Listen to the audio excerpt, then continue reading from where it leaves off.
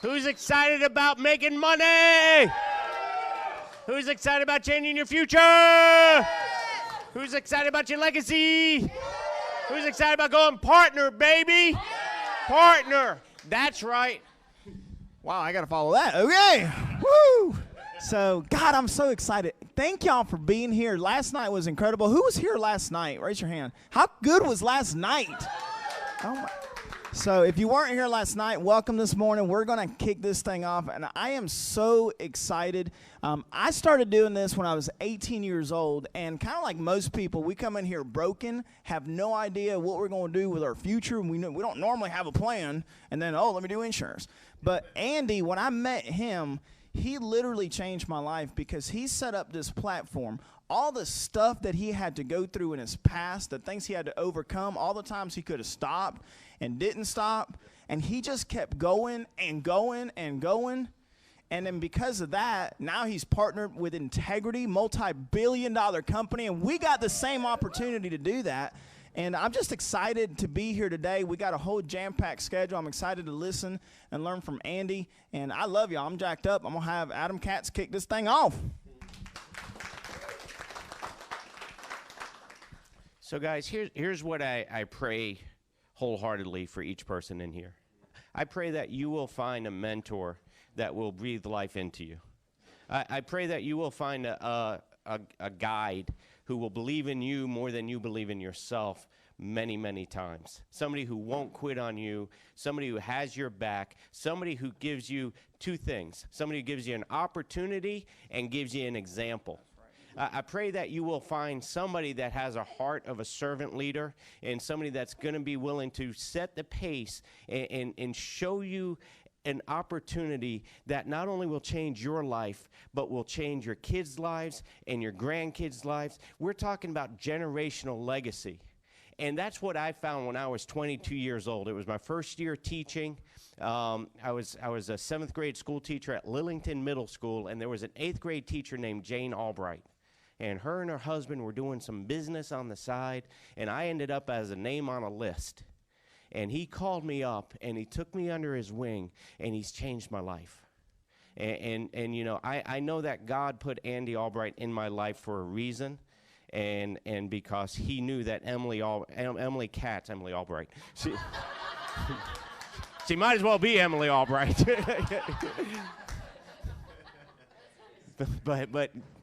But he has changed my family's lives. You know, me and my 3 kids and my wife, Beth, and it's just, I don't know how you repay that. I don't know how you give back, except my responsibility is to pay it forward and to grow. My responsibility is to go partner with Integrity and to show and to pay it back by showing that I have his back. And guys, I pray that you find a leader you have. That's the beauty of it. You found the leader. And I hope that you can get the relationship. And he's here to coach us and guide us and mentor us and help us get to the promised land of financial freedom. So get on your feet and help me welcome our CEO, Andy Albright.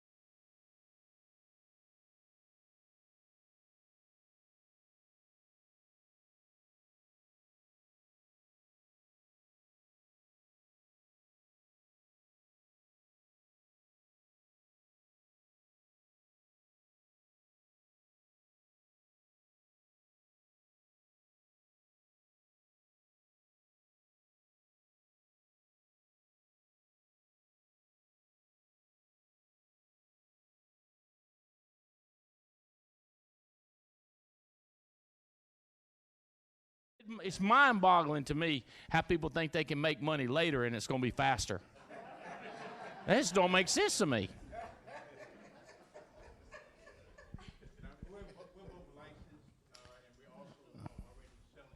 What? Ouch, ouch, ouch, ouch, ouch. How'd it go? Got the pipes back? All right, drink plenty of fluids. That's what I recommend. And stay the heck away from COVID. You do not want that right now. Have you had it? Don't get it. I ain't had it neither. I don't want it. What's your name, sir? AJ? Good to see you here, AJ. Who invited you, AJ? Maxim? I forget his name, too. Maxim. But somehow I got it. Maxim. What's up, Tim Sipe? How about you? Was you here last night? Yes. What's your name? Shirley. You ready to go make some money?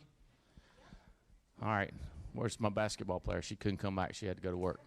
There she is. Did you get out of work? Oh, yeah, I took off today. You took off today. Woo! Oh, so everybody else, is there anybody else that was first time, like you were not here last night, but you're here today? And Josh, right? Where's the boss? Is she sleeping? Okay, bosses are allowed to do that. I've been 33 years. I finally figured it out. You can't do nothing about it. Mm-hmm.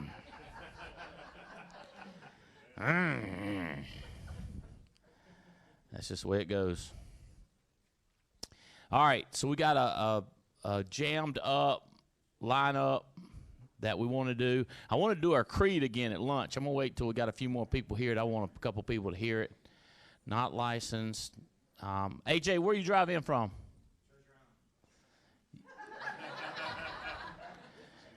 You live over there in the city, people over here in the Isle of Palm. Oh, you're on an island with me. Wow. You can share it with me. How long have you lived here? 91. My gosh. I just moved in December of 19. We bought it about 17 or something like that. But God, it's a mess. Thank you, Chris. All right, Thailand winners.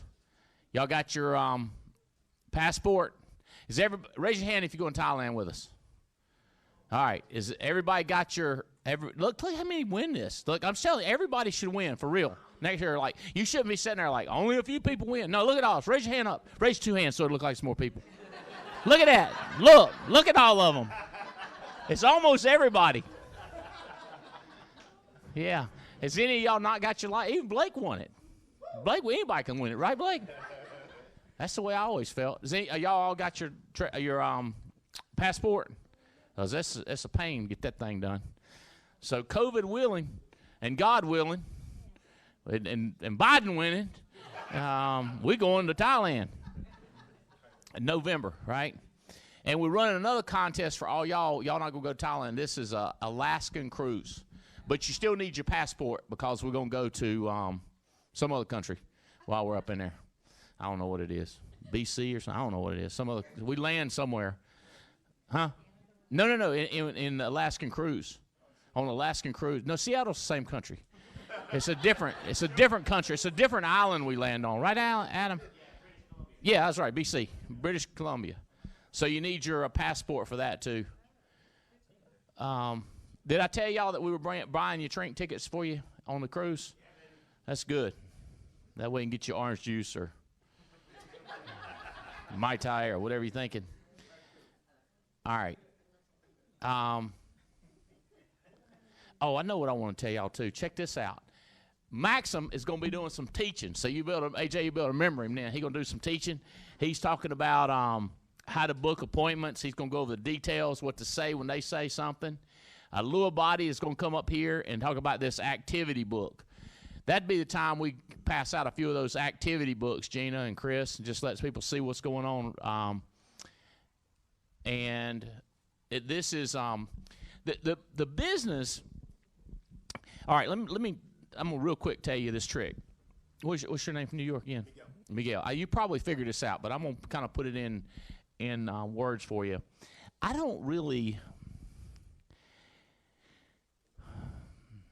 I'm not good at dieting or golf because those are two reduction items. Like don't eat. Does that make sense? Or don't hit the ball so many times. I'm thinking I'm gonna hit it again. You know what I mean? Like a buffet, right? So this business, if you're like that, like if you're the guy that goes like, I want one more bite, one more chocolate covered almond, one more putt, you know what I'm saying? Then you'll like this business. This is a business of do. So if you'll just start doing what you're supposed to do, it'll blow people's mind because they'll look at you and they'll go like, how is that redneck making money? How does he have a jet? And I love it because, and I don't tell people like that. Like these people, I don't tell them. But all I do is I just get up and do. And like I'll squeak it in, squeeze it in. I got a buddy, he'll sneak in a Snickers on you in a minute. You know what I'm talking about? He'll be done eat it and you ain't even seen him, you know? I'm the same way. I will sneak in a phone call. I'll sneak in a text. I'll sneak in an invite. I'll sneak in a handshake. I'll sneak in a hello. I'll sneak in an eye contact. Just one more person, one more contact, one more policy, one more premium, one more encouraging word. I'm more of a one more. So if you'll just think, if I can just get one more thing done, if I can just touch one more person, if I can make one more phone call, send one more text, it's a big trick to mine. Because a lot of people, like what Junior was saying, I tell Junior this a lot, and I tell some of these other people that have thinking situations like I have, Brantley, thinking situation is, it's not so much thinking as it is doing. The only thinking I'm doing is when I'm looking at my calendar and scheduling stuff to do. But thinking is a doing when you do it like that. Thinking is different than worrying. Worrying is sitting there when you're going like, man, I don't know if I got any good people. I can't figure out why my people won't do anything. And I'm going like, bro, this is not your project. Your project's how many did you do? So when a body covers the do on the book, the activity, pay attention. Is it Bill? It's not Bill. Ed.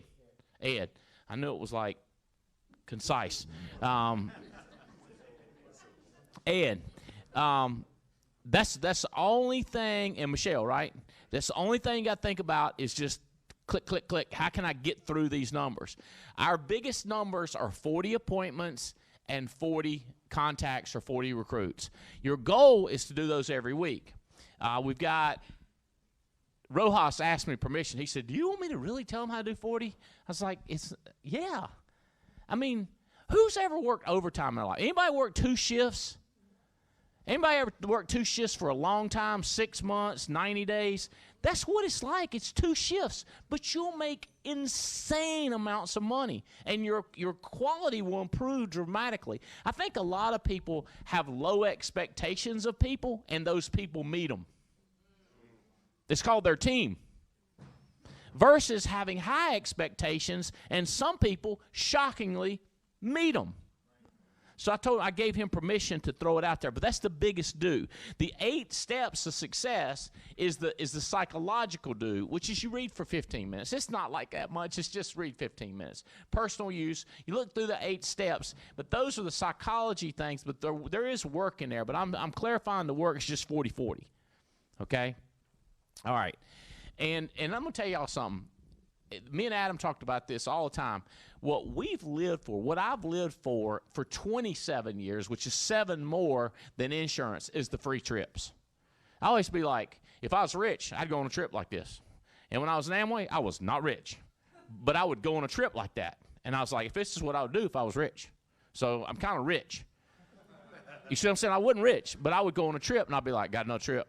And then I'd be thinking, all right, next year I'm going to go on them rich people's trip. I don't know if I'm going to get rich, but I'm going to do what the rich people do and go on these kind of all-expense-paid trips.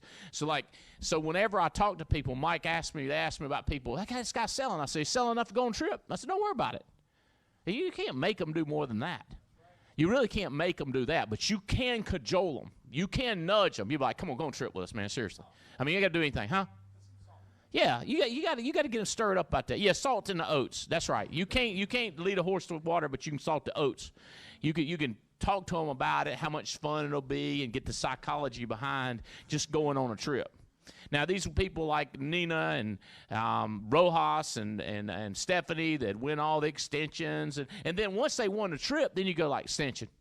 We're going to Chiang Mai. We're going to hang out in Seattle. We're going to hang out at that fish place, the fishmonger place. People throwing fish all over the place. And we're going to go to that famous coffee place, Starbucks. You start talking about all about the stuff with the extension. These people that win 4 trips, they're motivated on their own. That is not your job to do that. I mean, we'll encourage them, but that's on their own. So, all right. Who else we got on? We got some good ones. Terry Edwards, man, he's grinding. Nina will. Hey, is Nina what you want, or Janina? Both work. I like them both. I really do. What are like your favorite friends call you? Nina. Okay, that's what I'm going with. Nina, secrets. She's going to tell you the secrets. I want you to break the secrets. Not just the stuff everybody knows. I'm talking about the stuff people don't know. The stuff you never tell. You'd be like, this is only for night owl, but I want you to tell it during the day when they're wide awake. Sipe down here from Arizona. Robbie Kraft's predicting him to do $500,000 this year. Gina Hawks. We got some Medicare people. If y'all interested in Medicare, that's, oh my God, a government program that's free. The government pays us to sell a free program, and then we multi-tier it.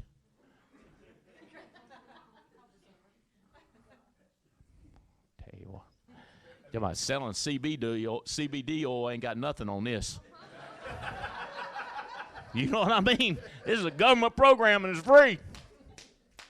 They're going to talk about Medicare. Junior's going to knock it out of the park, how to write $20,000 a month, and then Rojas is going to come up and write $30,000 a month. He's going to tell you how to do that. Chris Norris with the BAM. He's going to get y'all to say BAM again, and Tony Carey all in from Rancho Cucamonga's got 25 minutes talking about IULs, finding the money, and Gina Hawks on the CRM and the ARC. All right, let's get up. Let's get fired up for Mr. Steve Maxim. Bring it on in, baby. Let's light them up, Maxim. Here we go.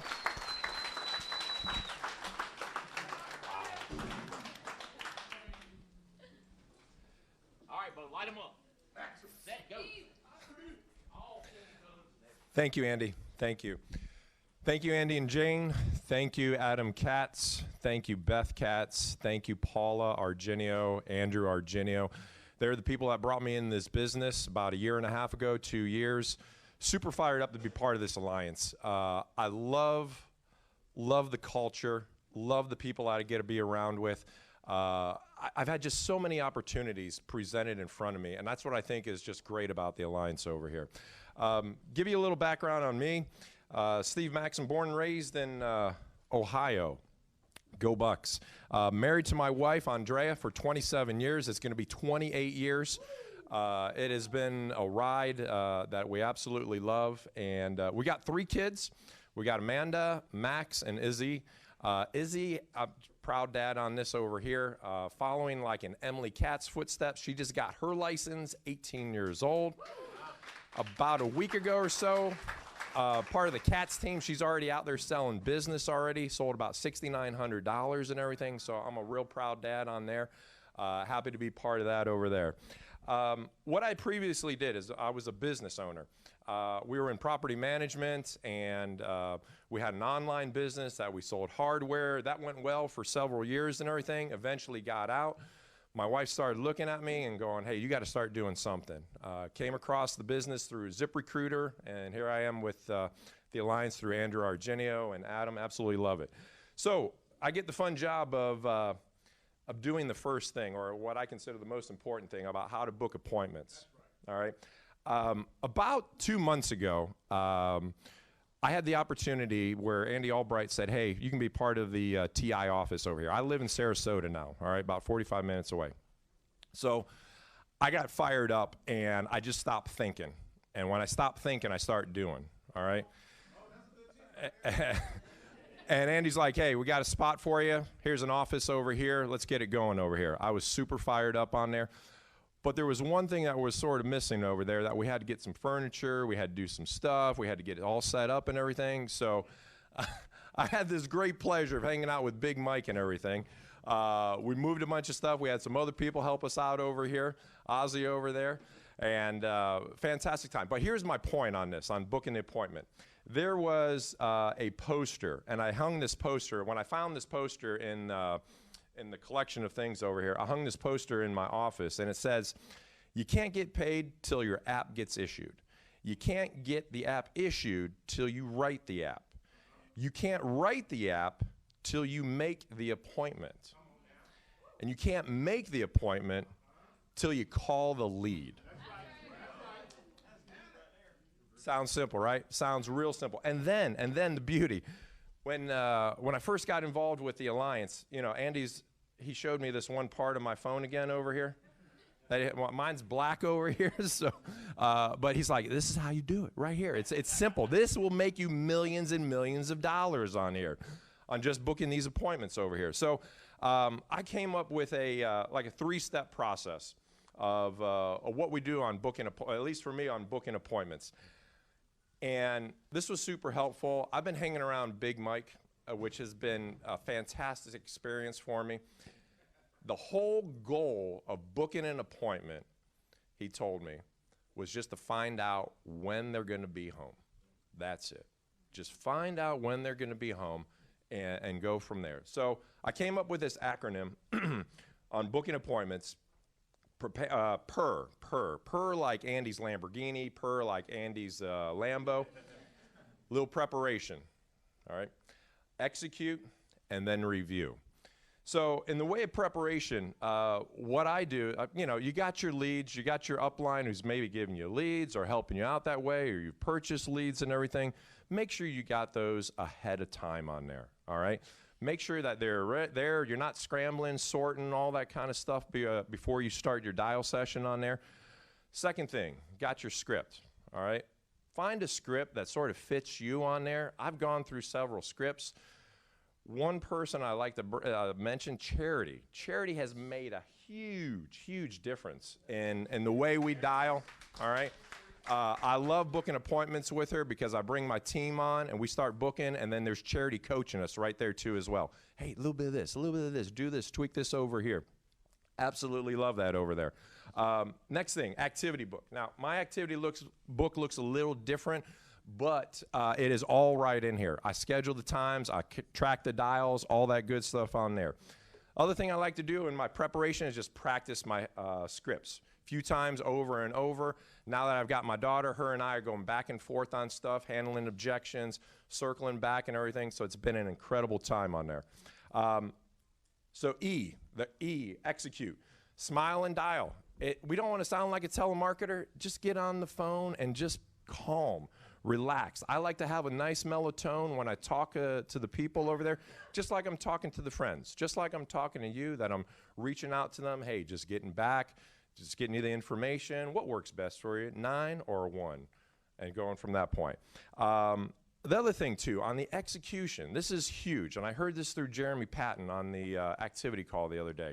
He mentioned that he would drink water, and he would have his set times, and he would sit there and just execute those dials over and over, getting 30 or 40 dials and just booking his times on there. Would not leave his seat, okay? Just stay really focused on there as well. The other thing, too, on the executing, make sure you have your time set up. If you're doing 8 to 10, stick to 8 to 10. If you're doing 1 to 3, do 1 to 3. Stick on those times over there over and over and just be very, very consistent on there. And the last thing on the execution, make it a game. Make it a game for yourself, where Brian Rojas had mentioned to me about, hey, just fill the spots, man. Look for a spot. Fill the spots on there. It's like a chess game on there that you're just filling the spots, filling in the people's names over there. Last thing on there, too, as well, on the R, on the review. This was a big thing for me that I didn't do in the beginning, because I remember sitting at my first dial session. When I moved down here from Ohio, we were renting an apartment at the time being, all right? And I remember Izzy and Max were in the apartment with me. I'm there by myself, and I'm just sort of hunched over trying to dial, and it just feels real frustrating and everything. And I was like, oh, God, this is killing me. And my kids are going, yeah, you're bad, Dad. you got to work on this you got to work on this a lot. And I was like, I know, I'm gonna get it. Well, I had booked 3 or 5 appointments and everything. But here's what I want to tell you. Get around the group session. Get around a dial session. This is when, I'll tell you what, in the last 90 days, my world has completely flipped on there. I was getting around Mike, getting around other agents. I mean, I have an opportunity to be around Big Mike, Stephanie, Rojas over here, in that office over there. They say, hey, those 5 people, that you hang around with, those are the ones that you're going to have your income around. Those are the people I'm looking to have my income around. So do that on there. Call your upline. Get coaching. I am in constant contact with my upline, with Adam Katz and everything, and touch in with other agents on what to do over there. So to give you an idea on just booking the appointments, why do we book the appointments? In the last 90 days, all right, I was telling Adam this the other night, last night actually. I told him, I said, I was about 10 grand in debt in the way of credit card debt, all right?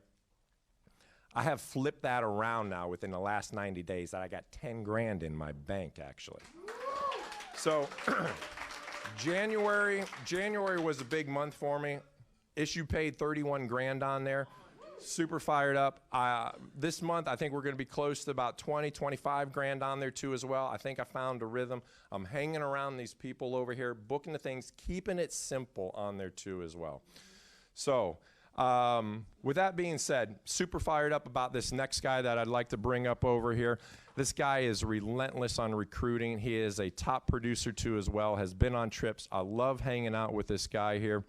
Would you please stand up for the next speaker here, Lou Albati.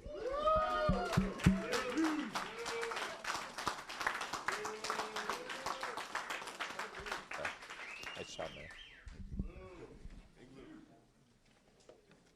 What's up, y'all? I know it's really hard to get up in this beautiful weather and get here and everything, but it's a beautiful day out there. And it's going to be even prettier after we're done here today, trust me. So, I get to talk about the activity book, one of the greatest tools I think Andy Albright put into effect here. Say it again. Hey, Andy. Got it? Okay, you got me now? Okay. This book, they're handing out some sheets that I have done here. This book, what it's doing for me is, first off, we have our own business. Nobody's here to tell us when to work, when not to work, or anything else. If you don't start putting it on a calendar, you don't start doing it, other things get in the way, pulling weeds, watching TV, playing games, whatever it is going to get in your way. Vacuuming, washing. I never wash dishes. I hate it, but all of a sudden when I want to dial, I start washing dishes. It's there. My wife goes, I guess you had a dial today. I go, yeah. The importance of this, I'm going to go through it, but another important part of this book is my family knows my schedule. So my wife doesn't have to, go, can you go pick this up? Can you go do this? Can you go do that? Just because I'm home doesn't mean I'm home. I'm working. Letting your family know your schedule is huge. Letting know you're dialing from 8 to 11, 1 to 4, 5 to 8, whatever times they are, is tremendous, not just for you, but for your family as well. They need to know your schedule. They need to know that you're actually working and doing something, and this is it. So, you all got a handout, I think? So, the first page looks a little bit like this one. This is what I call, Big Mike taught me this 5 years ago when I first started. This is making money. This is where you're depositing money in your bank account. This is where the Brian Rojas's, Stephanie Rodriguez, Junior Correa, this is where you do it right here. The next page, it's pretty much not much on there. It's pretty blank. You're broke. This is where you're broke. If you want to be broke, here it is.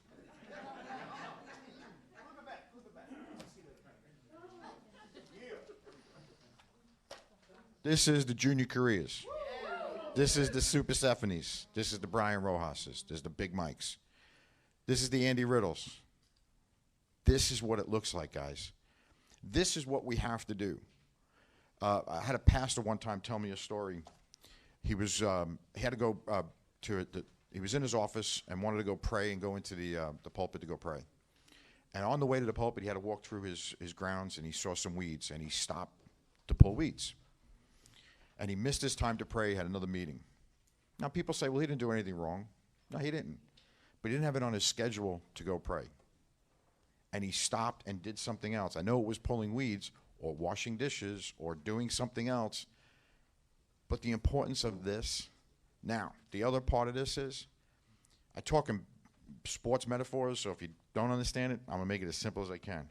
Your batting average, I can't get your batting average from a 0 to a 300 without knowing these numbers. These numbers is what tells us how to get you from a 100 batting average to a 150 to a 200 to a 250 to 300 batting average. The way we do that is this. When we talk about accountability, I send my numbers to Riddle. I try to send it to him every day. Sometimes I do, sometimes I don't, but I try to. What this does is, if you're dialing today and you made 100 dials, we're going to use numbers that are a little crazy. You made 100 dials today, you spoke to 100 people and only made one appointment. We have to work on your phone script. Without this, I can't tell you that. I can't tell you what to work on unless we have this. Right, Mr. Korea? The other part of this is, let's say you made 100 dials, you spoke to 100 people, you made 100 appointments, and you made one sale.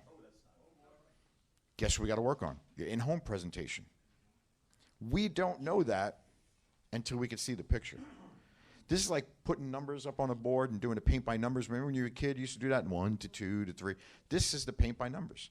This is your batting average. This tells us out your batting average and how to get it from A to B to C to D all the way through Z. This is what does it. This book, this is like, I love my Bible. My Bible's all marked up, and I love my Bible, writing it, underline it, write all over it. This is the next book. I sit with this book is everywhere. It's all worn out. It's only March 1st, but my book is already torn apart because I don't let go of it. I love my book. This tells me a lot. This tells me everything about my business. This also tells me about people that I'm hiring, what they're doing, what they're not doing, and how to get them to the next level. And that's all it is numbers. And people concentrate, well, I'm going to dial today. I'm going to make 200 dials today, and then I'm going to get up and I'm done. Great. You're going to be broke. It's about appointments also. I don't look at I look at all these numbers for me, but at the end of the day, dials don't just make me money. Appointments make me money. Brant Swindell taught me something one time, and I'll never forget this. He starts dialing at 8 o'clock in the morning, and he has his dial time from 8 o'clock until 6:30 at night. And he doesn't get up until he books X amount of appointments. He'll book 20 to 30 appointments. When he's done, that's when he gets up. Without these numbers, without these numbers, you can't find that out. This is the simplest form of keeping it, these hashtags. You can do different things to it, but keep it simple. Andy always talks about keeping it simple. Keep it simple, and I'm talking to me when I say this, stupid. Keep it simple, stupid. Very simple. Hashtags all the way around. That's all it is. It's easy to read, easy to count, and it's easy to show somebody. We use a lot of hashtags here. Just use them. Simple to do. Big Mike was one of my biggest. He taught me so much about this book when I first started. And at first I was like, this is crazy. This book? Now I love this book. This book is like, it's like sexy to me. I get excited when I look at my book. This also shows you, this also is going to show you when people don't look at their book and don't know their book and don't know their numbers, that means they ain't doing nothing. If we're going to get real, let's talk real. This is your book. You know when somebody's doing something, buy this book. Keep your numbers. Yes, sir.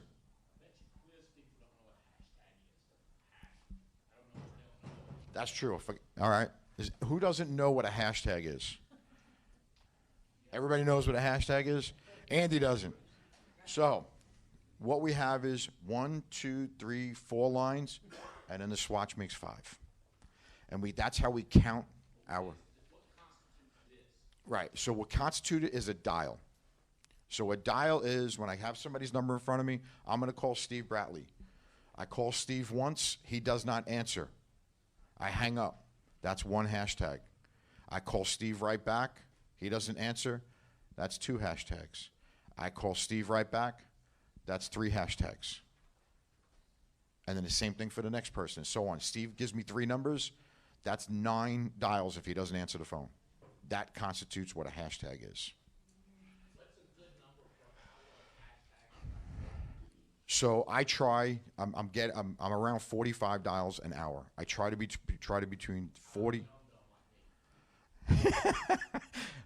35 to 40 when you're first starting.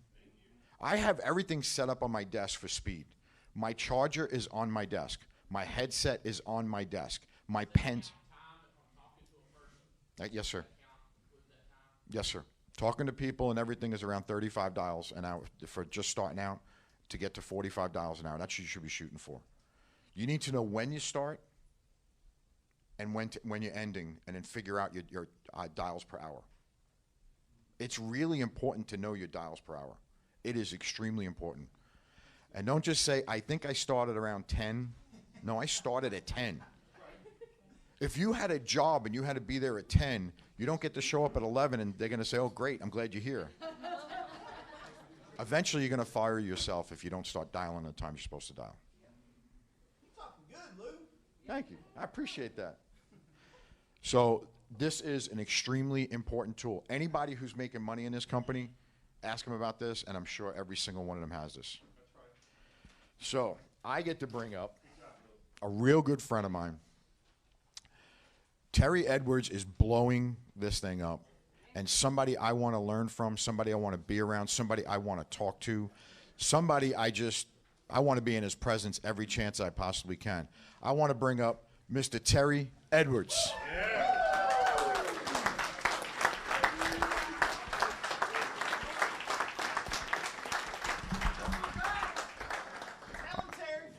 What up, what up? So I'm talking about, my name is Terry. I'm from a little small town called Kernersville, North Carolina. So we don't enunciate all our words, you know what I'm saying? So if y'all don't understand what I'm saying, I need y'all to hit me with the shaggy dog. No. But if you getting what I'm putting down, I need you to give me the chicken head nod. So we're going to talk about grinding. Now, I got teenagers, right? And they come up with words like, that's a cap. I be like, what does that mean? So Urban Dictionary has become my friend. UrbanDictionary.com, all right? So I looked up what is grinding in Urban Dictionary. Because if you look it up in Webster's dictionary, it's going to give you an old boring definition, all right? But this is what Urban Dictionary say grinding is. It's when you work your ass off to get shit done.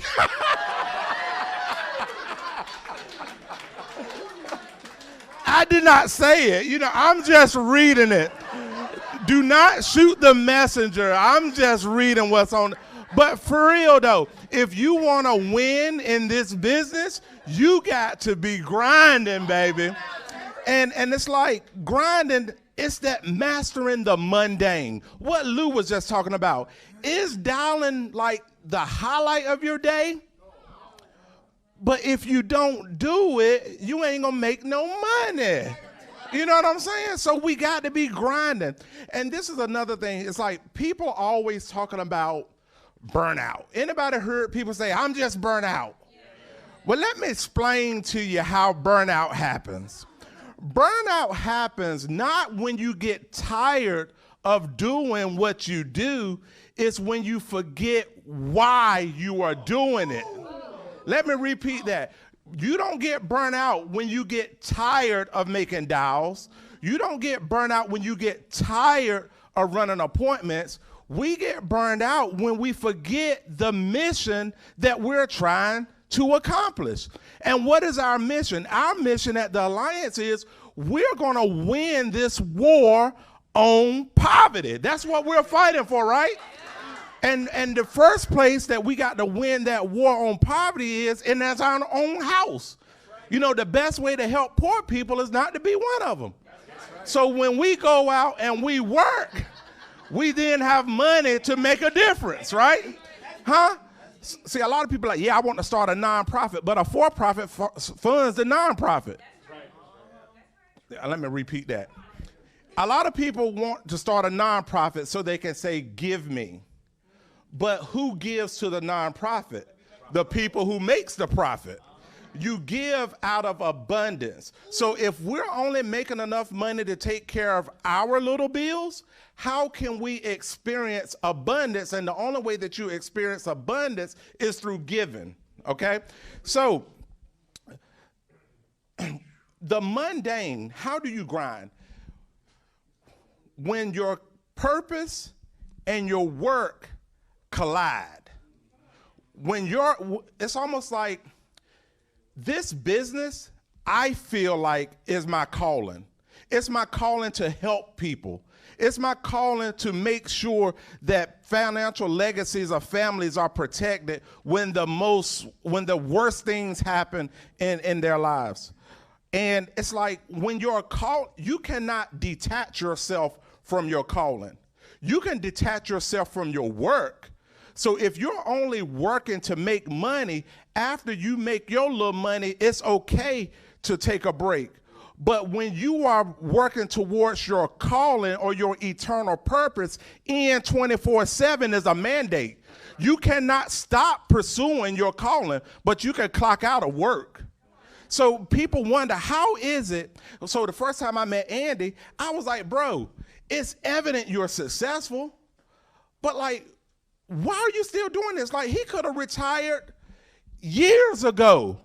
But how is it that you're still full of life, you're still full of energy, you're flying all across the country, you're making stuff happen, you go on a trip with them.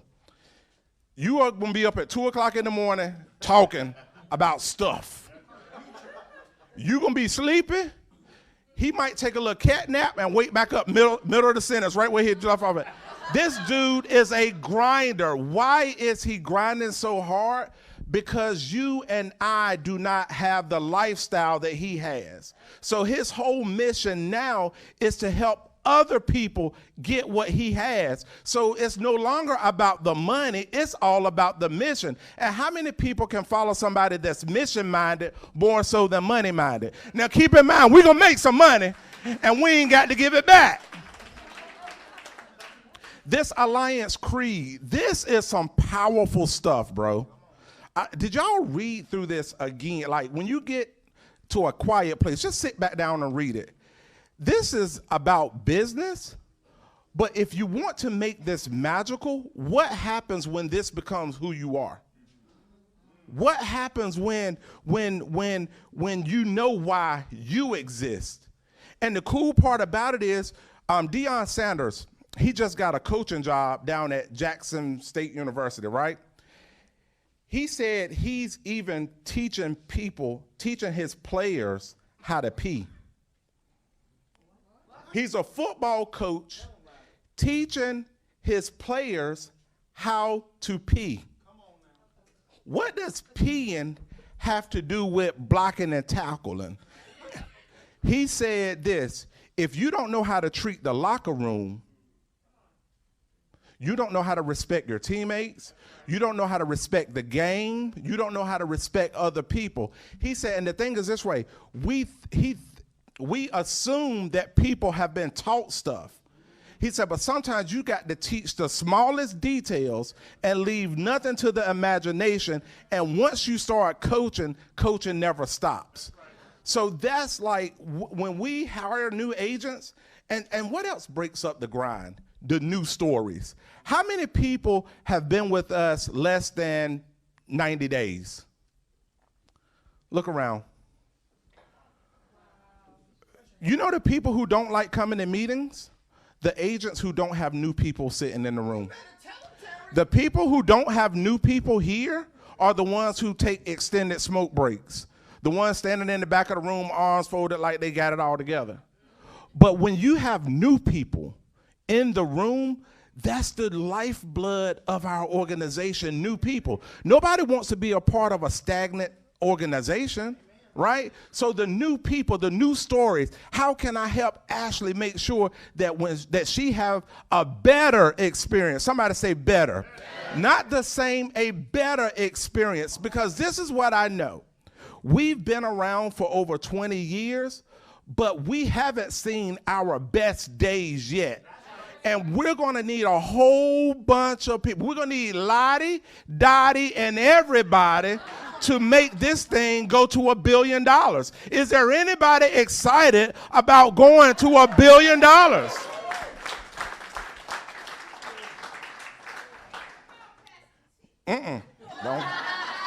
Don't put that. Last but not least, grinding is all about responsibility.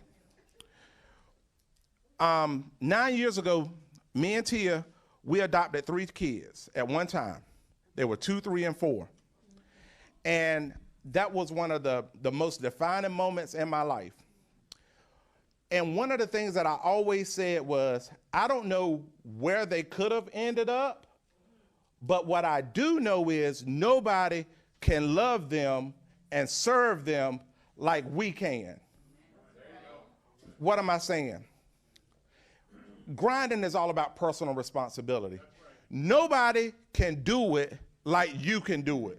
We got Adam Katz, we got Riddle, but everybody has something to contribute and bring to the table. So what we need is everybody bringing what you got. Not some of it, not holding it back, let the crazy out, and let's get after this thing, because May 8th is fastly approaching.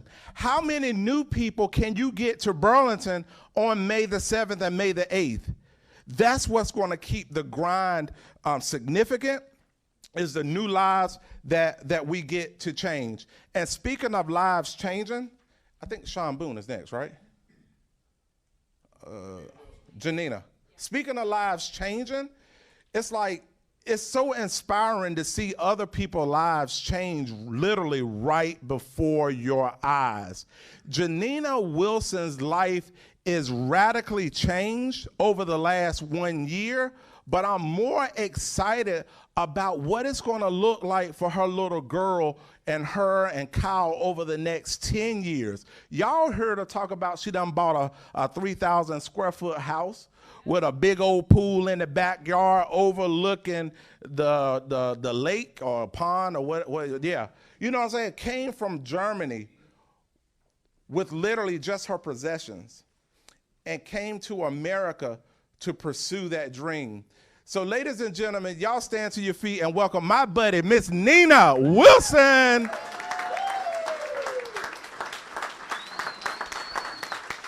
Thank you so much, Terry. Thank you so much. Hello, good morning, everyone. Good morning. Hello, thank you so much for coming today. Yes.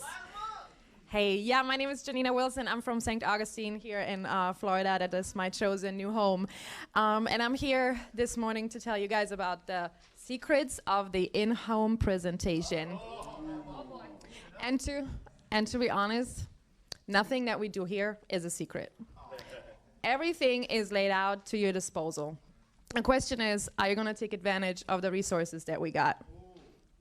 The last 20 years, what Andy Albright has built here is incredible. Now think about that would be just you starting out a company, having that drive, but having nothing else on your disposal, right? There was no NAA University. There was no Gina Hawks doing all these videos explaining us how we can do it and how we can help families. That wasn't there. So I'm super grateful that everything is right on my disposal, that I can do it whenever I want to, that I can call people, but I don't have to, right? It's right there in front of me and also for you. So I have my notes right here. I'm gonna look down. So yeah, I don't know much, right? But what I know is how I can work.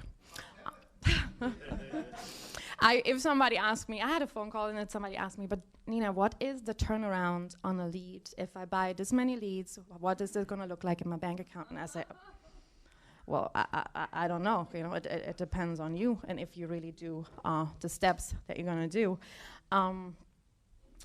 This system is just great. I love that Gina Hawks is here. And you know, everybody can have her number and just call her, and she picks up. It's beautiful. So let me talk about the 4 basics, really. So in the house, you either pick up the phone or pick up the check. So this is number 1. This is one thing. Pick up the phone or pick up the check. The second one would be fill out the green sheet. Number 3 is get referrals. And number 4 is recruit across the table. So what does that mean? Okay, pick up the phone or pick up the check is number 1. Okay, so let me give you an example. I had an agent, and I tell her, okay, so before you go in a house, let me know that you are having this appointment. So the time when you're going to call me, I know you're not chatting with me about the weather, to make sure I pick up the phone, right? And I'm gonna help you. So she calls me after. She says, oh man, Nina, I didn't make the sale. I couldn't help that family. You know, they had already a policy. Oh, okay, what did they have? Yeah, an AIG policy, graded. Okay, what was wrong with the client? Well, she just had a heart attack 6 years ago. And that was it? Yeah, that was all. Well, you could really have helped her, you know, if you would have called me. I could have told you. So now, you know, she went back and then she helped out that family, but we could have skipped that step, right? So that is really important. Like, why not call somebody? I mean, yeah, we try. What Terry said yesterday is we just have to be a little bit humble. You know, it doesn't matter where you come from, what you did in your past career. Just pick up the phone and call your product specialist. Gina Hawks is our product specialist, so if she's not available, let me be your product specialist, or Terry, or anybody, you know, that is a little bit longer in the business than you are. Pick up the phone or pick up the check. So the second would be the green sheet. Oh my God, the green sheet is wonderful. So you are now, okay, so you're in a house, you made a friend, right? So you built rapport, you made a friend, you're having your ATM out, and you're going through your presentation. Now there is one part that says your financial picture. And this form here, the green sheet says your financial picture. So it's really, really easy for you to know when you pull out this sheet. Okay. Your financial picture, you write down all of the client's information that is also asked on that financial picture. The name, the date of birth, height and weight, medication, and so on, which is also important because you can call people multiple times in a home, right? So you can call at the end of the presentation, but it would be really good if you call in this part also. And you're gonna call, and I'm going to be on the line. And I say, okay, love, tell me, what is the height and weight of the client? Hey, what's your height and weight? Do they smoke? Hold on, do you smoke? So you have to have that already on your list, okay? I would like to know exactly, this needs to be filled out before you call, right? Because otherwise we're both gathering, like you don't want to embarrass yourself, and it's already laid out for you, right? So you go over all of this information, you fill out the green sheet, and it has more on there also. So what we're trying to figure out is if the client has any debt, right? Because we also have a debt consolidation company, Empowering America, that we are working with. So if the client has money or don't have money, we can help everybody. You want to look if they have any savings, any current policies, anything really in place. We write down the medication, how many children they have.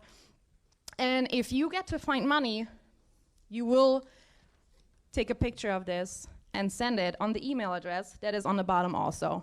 Greensheet at bacapitalmanagement.com. It's really easy. So that's that. Oh yeah, so here's how I trick myself, right? So yeah, but Nina, I'm in the house, and then, you know, I'm so nervous, and I'm scared that I forget something. Okay, cool. So what I do is I have the financial picture and my ERS on one page. So I don't have 5 different pages in the house. I have it right there. And then also, it looks like, you know, you fill this out and you're asking all these questions in case you get a pushback and they ask you, why do you need to know all of this? Well, it's part of the questions, you know. I didn't make that up, so we just have to have all that information. So Then we also, okay, so what is a lead, right? A lead is what the name already says. It's leading you into the house. But you don't want to be a lead junkie, right? The first 2 years in the company, I really only bought leads, and I didn't ask for referrals. You know, cutting myself in the foot. Is that English? Shooting! Shooting myself in the foot, you know?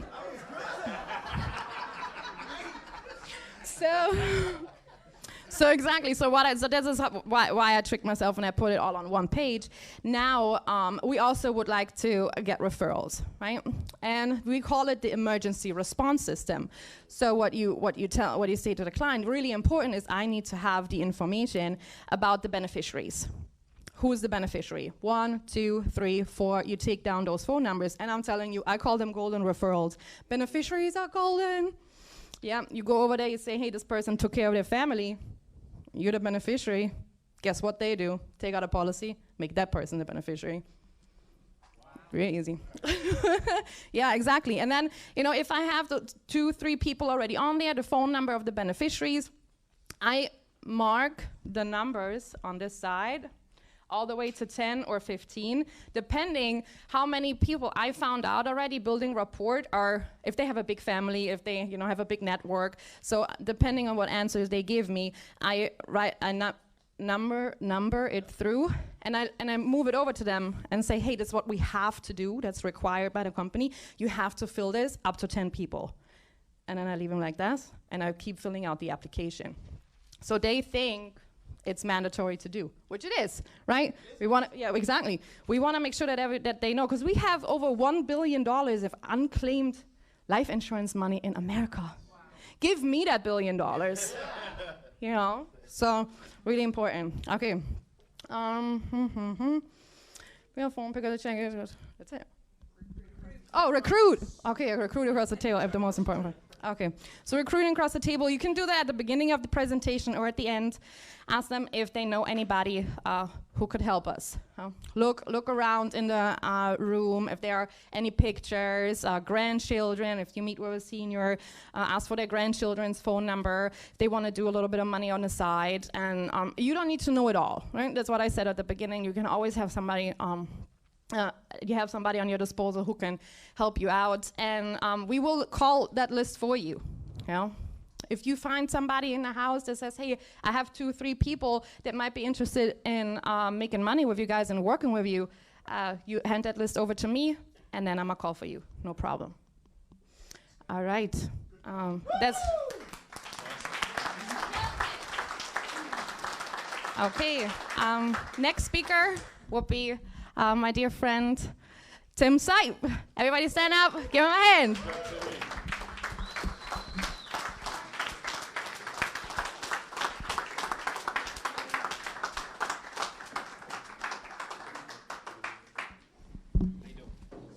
Killed it. Killed it, killed it, killed it. Hey, Tim, do that voice again.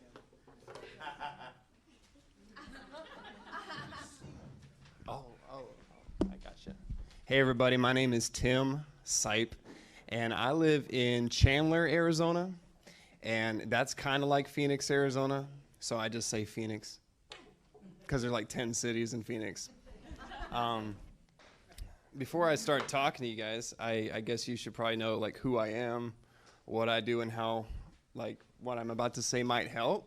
I'm not here to teach you anything, but I can share some experiences with you, and if that's helpful to you, take it. Awesome.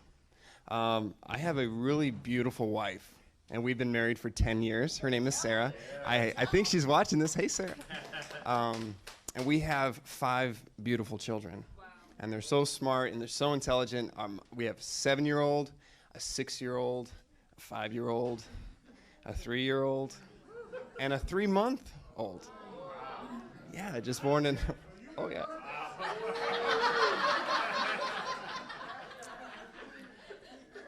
People are like, do you have a TV? I'm like, Andy told me to get rid of it. I'm just kidding.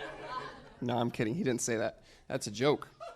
But But what's really cool is we have 4 boys and 1 girl, and she's like right there in the middle, and she's like tougher than all of them. Most of the time, the boys are coming crying to me about something that Rose is her name, but she did. I love them so much, and that's what makes it so worth what I do. It makes it worth what we do. We all have something that we're fighting for, right? In fact, it's so cool to be in a room full of winners. Can you, if this applies to you, can you just say, I'm a winner, not a loser? You can be as loud as you want in here. How about, I'm a winner, not a quitter? I'm a winner, not a quitter. I wish you could feel what that's like. You know, in fact, I invite you to feel what that's like. You know, you want to be the next example with the Alliance? Because we have lots of examples, but we don't have enough. Nope. So what I'm telling you today is how to sell in every house. Do I sell in every house? Oh, yeah. What? You think I'm crazy? Well, you're here, right? How'd you get here? Did you wake up this morning thinking about all the possible things that could happen to keep you from getting here? You probably weren't thinking about getting in a car accident. No, you were like, okay, I'm going to wake up this morning, and I'm going to go there. I'm going to be there at 8:50, and I'm going to meet, you know, you're thinking about that. You're not thinking about all the negative. So then why would you book an appointment and then be like, oh, they might not buy? Oh, my goodness. I got bills to pay. Oh, I gotta hit that premium number. I got to go on Alaska. True, you need all those things. But that person that filled out that lead, they need something too. And until you realize that you are that person filling out that form, you won't sell in every house. And the other thing is selling. My definition of selling might be different than yours. Selling is causing someone to feel, think, and act. I think Jesus was a great salesman, in my personal opinion. And in fact, what brings me to that is my God spoke and the world came into being. And so I know that from every word I speak comes from a thought. Okay? You got to think it before you can speak it. So you got to think it before you can do it.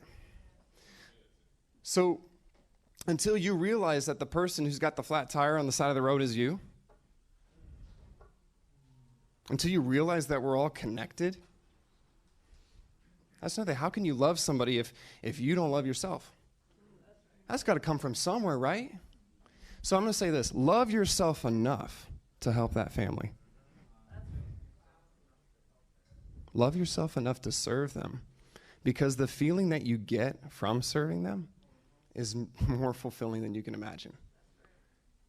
In fact, my wife, Sarah, got my mind right, because writing premiums, not a problem. I quote big numbers, and they do stay on the books, and you know, I believe that they will. And you know, you do play the budget game, right? I do write smaller ones, but premium's not a problem for me. So my wife makes me tell her how many families I've helped instead. So instead of writing 20,000 this week, she's like, how many families do you help? I'm like, 4. And then other people are helping 20, 40. And I'm like, yeah, I'm going to start focusing on how many families I'm helping. And then I'm pretty sure the premium's just going to be fine. Right? Okay. This is a book I'm just reading right now. I love it. If you don't have it, get a hold of it. It's called Inside the Circle of You. And I'm just stuck on this one chapter called 4 Ways to Grab a Heart. And on page 178 through, 180 something.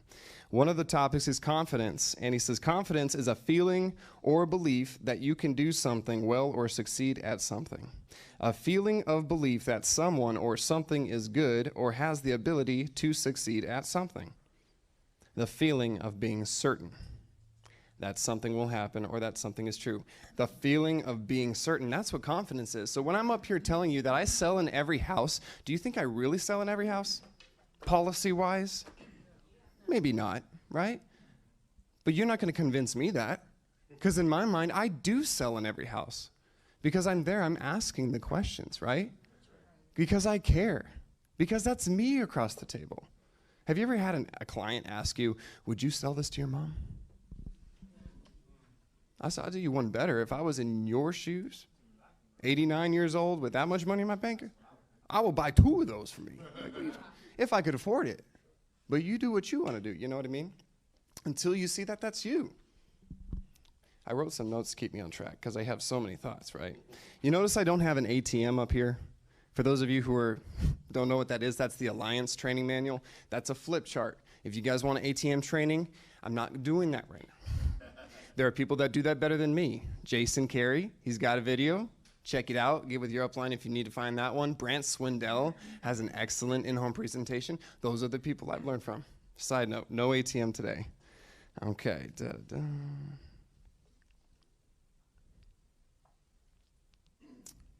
Oh, that's a good one.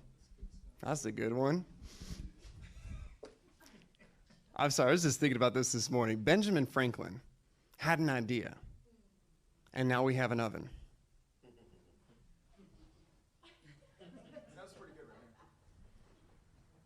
Did that come from his head? There's 6 inches between our ears.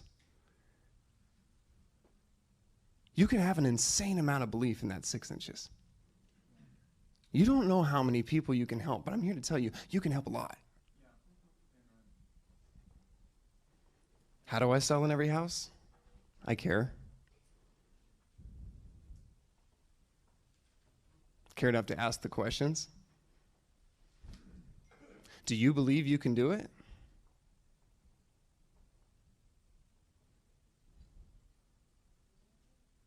Do you? You could be as loud as you want in here.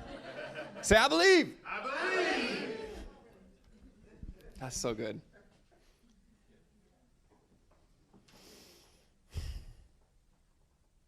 So live in the end. And what I mean by that is, imagine the wish fulfilled.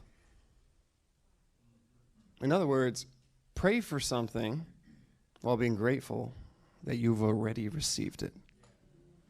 That's faith, right? Some people say it would be stupid, but Andy says confidence. It's the feeling of being certain, so you can't tell me I'm wrong. That's confidence, by definition. I'm not lying to myself when I say I can help everybody in every house. I can sell in every house. You're not lying, technically, right? So live in the end. Just like you imagined yourself being here today. By the way, you're here. Woohoo! You're here. And for those of you watching online, woohoo! You're watching. That's awesome.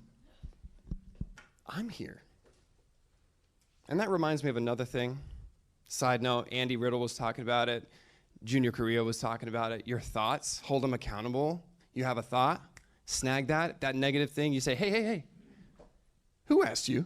You ever have the critic in the back of your head always has something to say, and you're like, who asked you? And if you're not silencing that voice, it's going to keep yakking. And you got to do that before you go to bed. Because the next thing you know, it uploads to your subconscious, becomes part of your personality, blah, blah, blah. Whoa, a lot of scientific stuff there. Best thing to just like forget all the science stuff. Just say, grab that thought. Say, no, thank you. Don't want you here. I'm going to think about this. I'm not going to worry about not selling to that family. Because all I'm thinking about is Bob and Mary. I'm pulling up to that house. Bob, Mary, Bob, and Mary. How can I help Bob and Mary today? What is Bob and Mary's story? Sometimes you need a Joe Dukes in your life to kind of say, hey, man, it's not about you. I complained to him before, and he's told me that in a very loving way. I'm here to say, bless you with it. It's not about you. But by helping them, you are helping you. It's about us. So when you walk into that house, I hope you see yourself. I hope you can feel connected with that person. In a world where there are masks, I pray to God you are making eye contact. You better be making eye contact. You're losing half of the faith. How are you going to understand what I'm saying? What do I want to see? You understand? No. You probably didn't even understand what I just said. What is it? 85% of communication is nonverbal, you know? So if the client wants you to wear a mask, that's cool.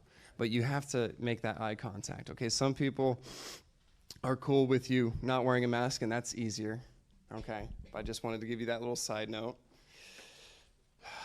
But what I want to leave you with is live in the end.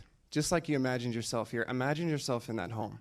Can you see yourself handing a tax-free death claim check to their son or daughter?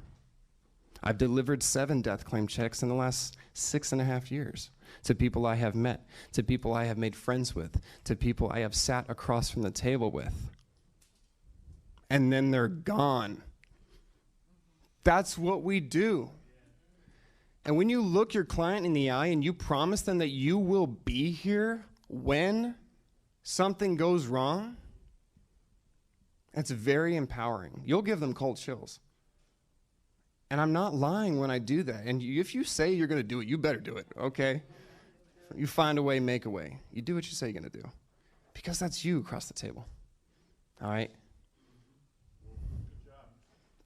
So live in the end. See yourself, when you're booking that appointment, see yourself already. You've helped that client. You've helped them. Now, sometimes I mess it up. And then I'll just give it to one of my other agents, and then they'll call it, and then they'll be like, yeah, that Tim guy, he's new. So. And then they'll go help him, right? That's another way. But until you see yourself across the table, and you can see yourself bringing a death claim check, you can see yourself coming back and delivering a policy, you can see yourself coming back and getting referrals, you can see yourself making a friend, transferring a feeling. Because that's what selling is, causing someone to feel, think, and act. And if I have sold you today, that's what you're going to go and do, right?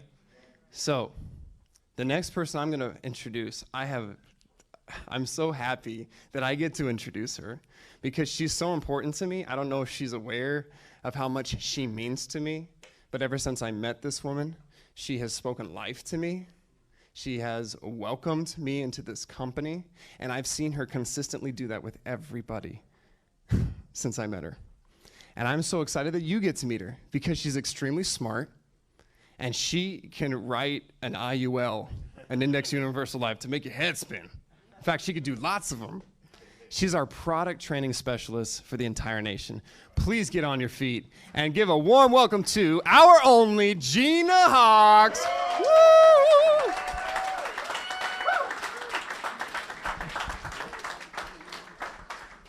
Thank you. Awesome introduction. And I'm not that smart. He got that part wrong. I am not that smart. Like walking over from the hotel this morning, I fell off my shoe. Like that's what I do. You know, I'm looking around like, did anybody see that? Like, how do you fall off your shoe? So yeah, you don't have to be that smart to do this. So I want to talk to you guys a little bit today. I know we've asked this before, but how many of you in here have been with us, say, less than 90 days? Okay. So how many of you have thought, or those of you who aren't brand new with us and are recruiting and hiring new agents, how many of you have thought, how am I going to know what product to write when I go and sit down with that client? So how many of you have thought that or had agents ask you, how on earth? Okay, so that's what we're going to talk about. So some of this has already been talked about this morning, and I want to reiterate that a lot of times we put a lot of focus on the picking a product part of you're in that house to help a family. That's a very, very small part of it. You know, what Nina was talking about, what Tim was talking about, you're there to impact a family's life. And that's what you're going to do. And so going in and making a friend and just getting them to like and trust you, that's your biggest job. The product part you can outsource. That's the really cool. There's certain things you can't outsource. Like Steve can't call me and be like, hey, I'm sitting here with Blake. Can you build rapport for me?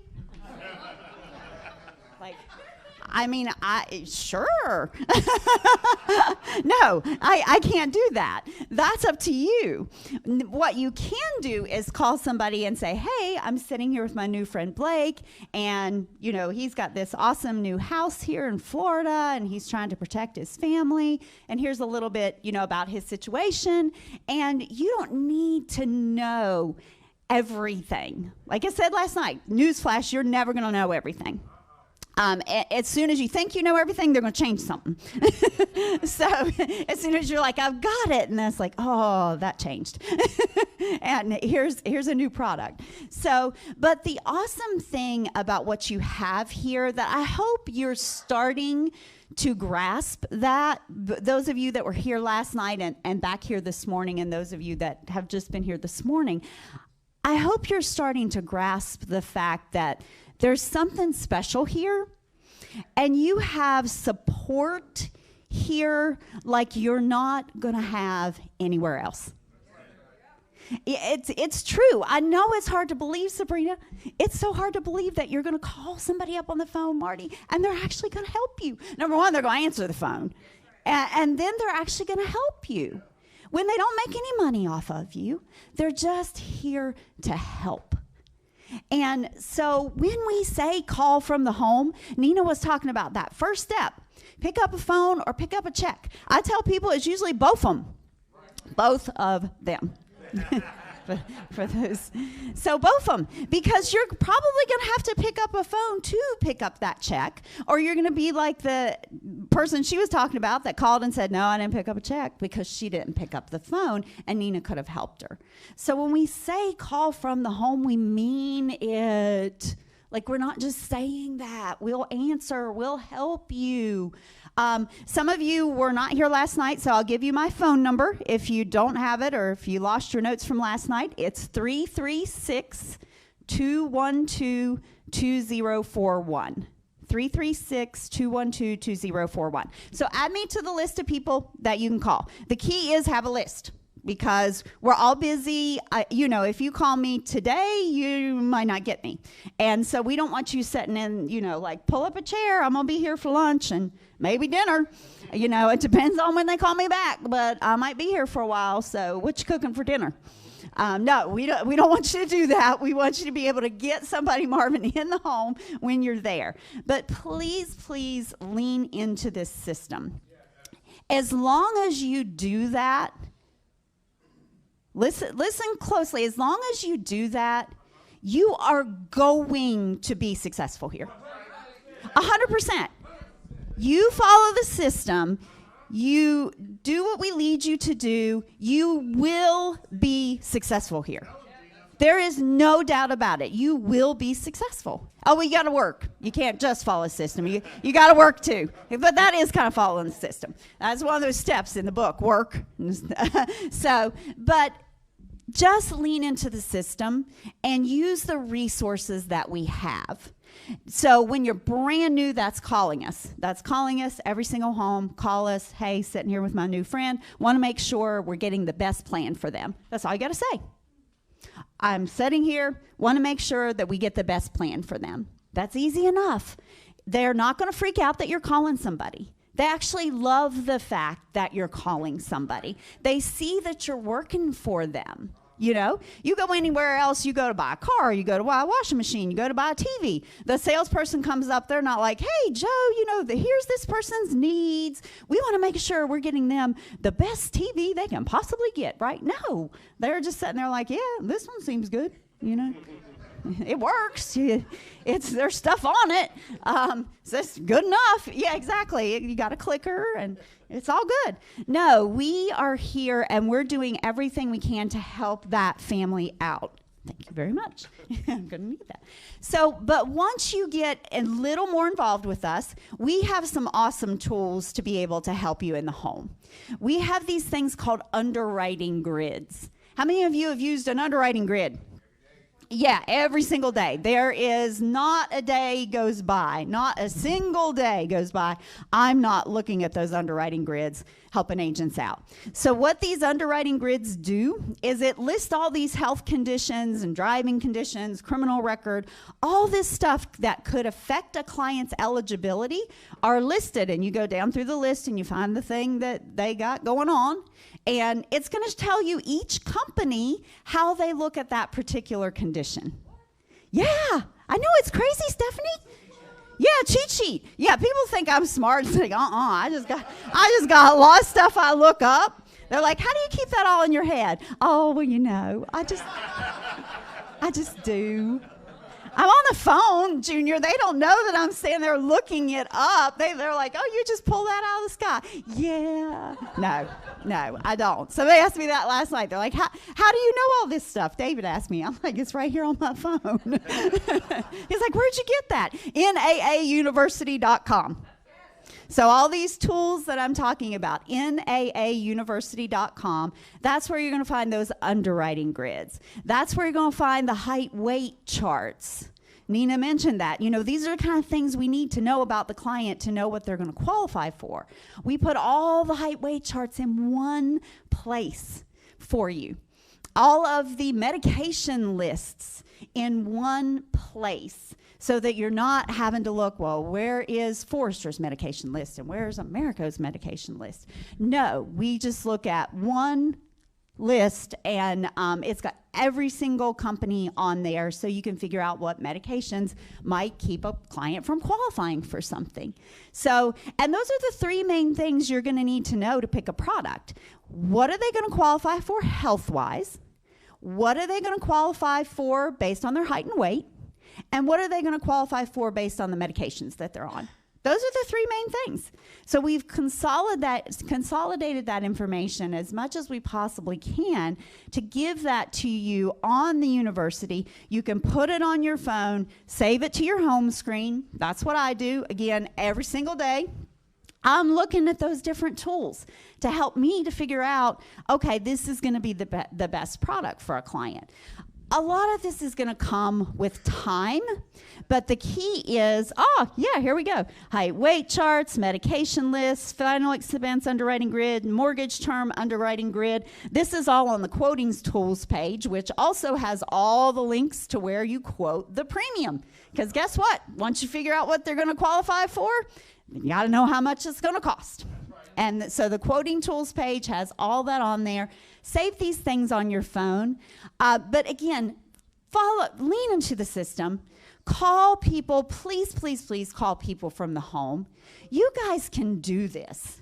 I mean, you have got, if you just look around the room and you just pay attention to the people that you're going to hear today, you're going to see so much diversity. You're going to see so many different people that are winning here. And that's you as well. That I love Marvin last night talking about, he just wanted to be up there on the stage when he came to National Convention and saw all these people. Now he's up on every stage and he is talking and he is teaching and he's inspiring people. And so see yourself succeeding here, because it will happen if you follow the system and work. You can do this. There's not a single person in here who can't do this. We've got the tools to help you. All you've got to know is who to call, how to use the tools. But I cannot stress enough in the beginning, don't worry about all the tools. Go in, make a friend, get them to like and trust you. The rest of it we can help you with. Now, I want to bring up some of my great friends that are helping people out in the Medicare market. So if you guys will welcome Mr. Steve Maxim, Miss Stephanie Rodriguez, and Miss Emily Katz.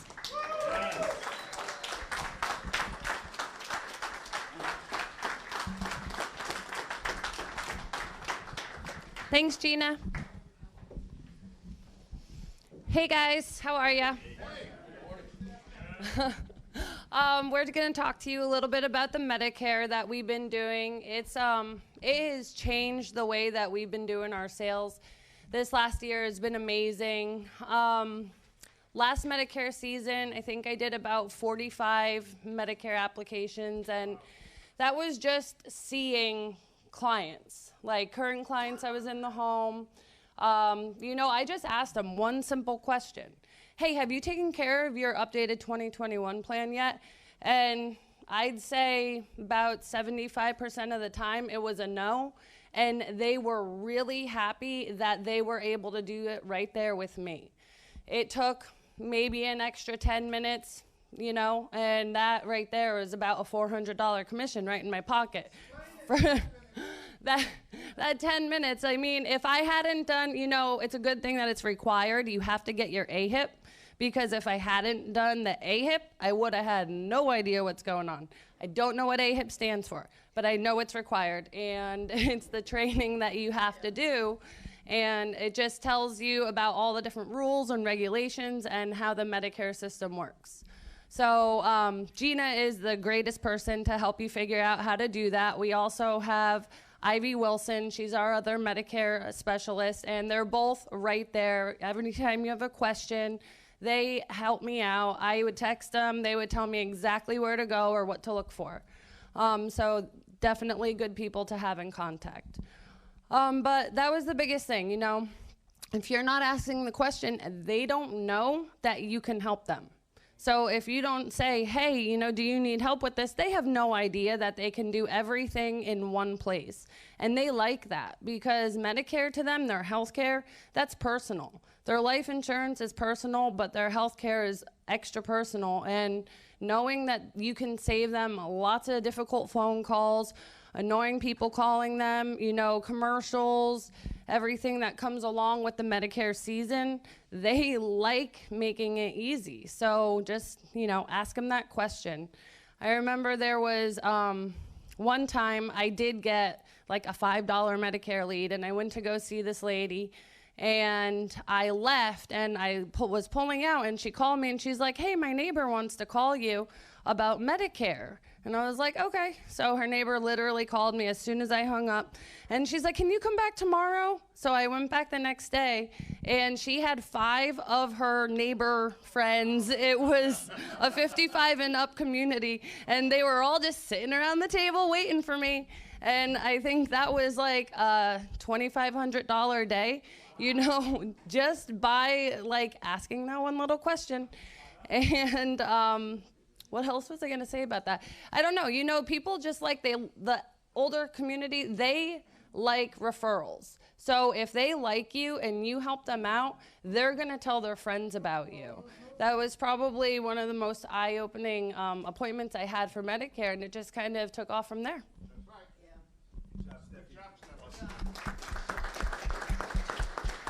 Hey y'all, I'm Emily Katz. First of all, Andy, thank you for creating a system where you keep adding new products, because now we can help our families in so many other ways. Because in case you guys didn't know it, the Medicare people out there who were doing Medicare before were trying to take your clients for insurance to do a whole package. Now we get to go be those people who can help our families with everything. They can only have one person, and that can be us. So yeah, like Stephanie said, we have awesome resources like Gina Hawks and Ivy Wilson to help you.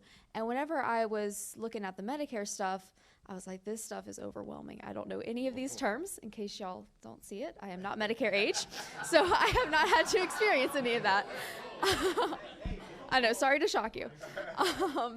But I was looking, I was like, Medicare supplements, they have all these letters to them. I'm like, how do I know any of this? Thankfully, I called Ivy Wilson, and she was able to explain it. But then whenever you look at the quoting systems that we have, they're so easy to use. You just plug in their medications, which you should already have that information because you've helped them with a life sale. And then you just give them the options that they have. You can show them the savings, and you can compare plans. So it's really easy to help your families. And they, like Stephanie said, are so thankful for it because they can save money on the plans. And sometimes people will just call them up and just put them in a random plan, and they don't know what they have. So you get the opportunity to explain it to them. And so, yeah, it's really amazing. And the commissions are nice. I started out the year whenever the Alaska leaderboards first came out. I went into my ARC and I checked them, and I was at like 27,000 points, and I had not issued paid 27,000, and it's because of all the Medicare work that I had done last year, and it just hits your Alaska points. So great way to boost Alaska, get great commissions, and help families. So my experience, if you remember Janina talking about, or Nina, about the green sheet. On that green sheet, there is just a little spot right below if they have current license, or if they have a life insurance policy. Who's your healthcare provider? At the beginning, when I started doing it, I forgot about asking that question on there. Find out that information on there, all right? Who's their healthcare provider? That started to make a difference for me because I like to say I like to carry an easy button with me. I just put it on the desk over there so they can just tap the easy button, make their life easy, get their life insurance with me, get their health insurance. So my past experience has been just this past week here that I was helping out a client of mine that he already had a life insurance policy, and I'm thinking, oh man, what can I do? So I'm going through my green sheet and I'm seeing what he has available, and I saw that he had a United Healthcare program or Humana program, and from that point over there, then I started to see. I went into the Sunfire, that is our resource, and started to see what he was available, because he didn't know his actual plan. A lot of these people, they just get a plan, they sign up, and they just think, oh yeah, I don't have to pay anything, this is great. Well, what I found out was just by asking more and more questions, he wanted to get hearing aids. And so I started to look, and I said, well, you know, you only have about $2,000 for, well, $1,000 for each ear and everything. And he's like, yeah. He's like, well, how much are the hearing aids? He's like, 10 grand. I said, 10 grand for hearing aids? And he's like, yeah, these are really good hearing aids and everything. They Bluetooth to the TV and all this kind of stuff. I was like, yeah, that's some pretty nice hearing aids. So what I did was I started to ask a few more questions. And this goes back to the system that we have in place, asking more questions. And so what happened was, and this is what's beauty about all of our products that we have, I started talking about the HMA. And that plan over there. So the HMA, I showed him how he was able to grow. I said, it's not a, you know, the HMA will grow for you, that he's only going to put in about $4,900 over a period of time, be able to get his 10 grand hearing aids, all right, at half price, still use the deductible on there too as well. And he's like, you just saved me 5 grand. I said, no, isn't it amazing right there? And that's the kind of things that we, you know, listening to Tim talk about the mission, all right? Are we listening to them carefully on what they want to do over there? It's so powerful on there. So every house that I go into, I'm just like absorbing, and the more that they're talking, the more I'm listening, taking notes, utilizing that green sheet over and over to make sure that I'm helping them get what they want to do. Like, I had another client too as well. He had for some odd reason, they put him with a plastic surgeon as his general practitioner. And I'm like, yeah, it was a crazy scenario. And what we started to do was look at doctors that he wanted. We found out that he had COPD on the thing. And so, excuse me, we actually got him a better plan. We got him a rebate because he was seeing all these things on TV that like rebate. And I said, well, let's do some more research here for you. We found out we had a plan, could get him a rebate on his plan on the Medicare and so on like that. Another great resource for us as well has been the CRM, all right? Andy has spent a ton of time and effort, and Robbie Kraft has spent a ton of time and effort on there. I don't know if you guys are seeing this, but there's they now have like, you have a 6 month, or what is it, 6 month before and 6 month after before they turn 65. So all of your clients, they are like red flagged right there immediately every single day that you're able to see. Go out, reach them, go out there and help them again in that process over there. So it's been super helpful that these resources are at our fingers, and it's just really up to us to be able to tap into those resources over and over and over, and you'll continue because, and then it'll just start to follow. You know, I love what Tim said was, hey, here's the mission on helping out people, and here we have this great product line to be able to do it with the Medicare, the HMAs, critical illness on here too as well. It's just been a fantastic opportunity for us. You guys want to add anything else? One more thing. I think it's very important to tell you guys because it simplified it for me. There's been multiple times that I've gone in the home and maybe the client didn't have enough money to get the life insurance that they were hoping to get. And then I've looked at their Medicare and found out that they did not have the plan that what Steve called it a rebate. They didn't have that. So when you look, Medicare takes $148 from Social Security, just like they don't even see it gone. It's just gone from their Social Security. But they have many plans now that give them $130 to $148 back. So they're quite literally getting their health care for free. Dental, vision, hearing, you know, some of it's free, some of them cost $18. Like, big whoop-de-doo. For what they've been going through their whole life, they're happy to pay that $18. But what that does is that frees up $130 for you to put towards their life insurance. And that has made a lot of the sales for me. So it's a double sale, you know? It's their Medicare, and then it's a big life policy.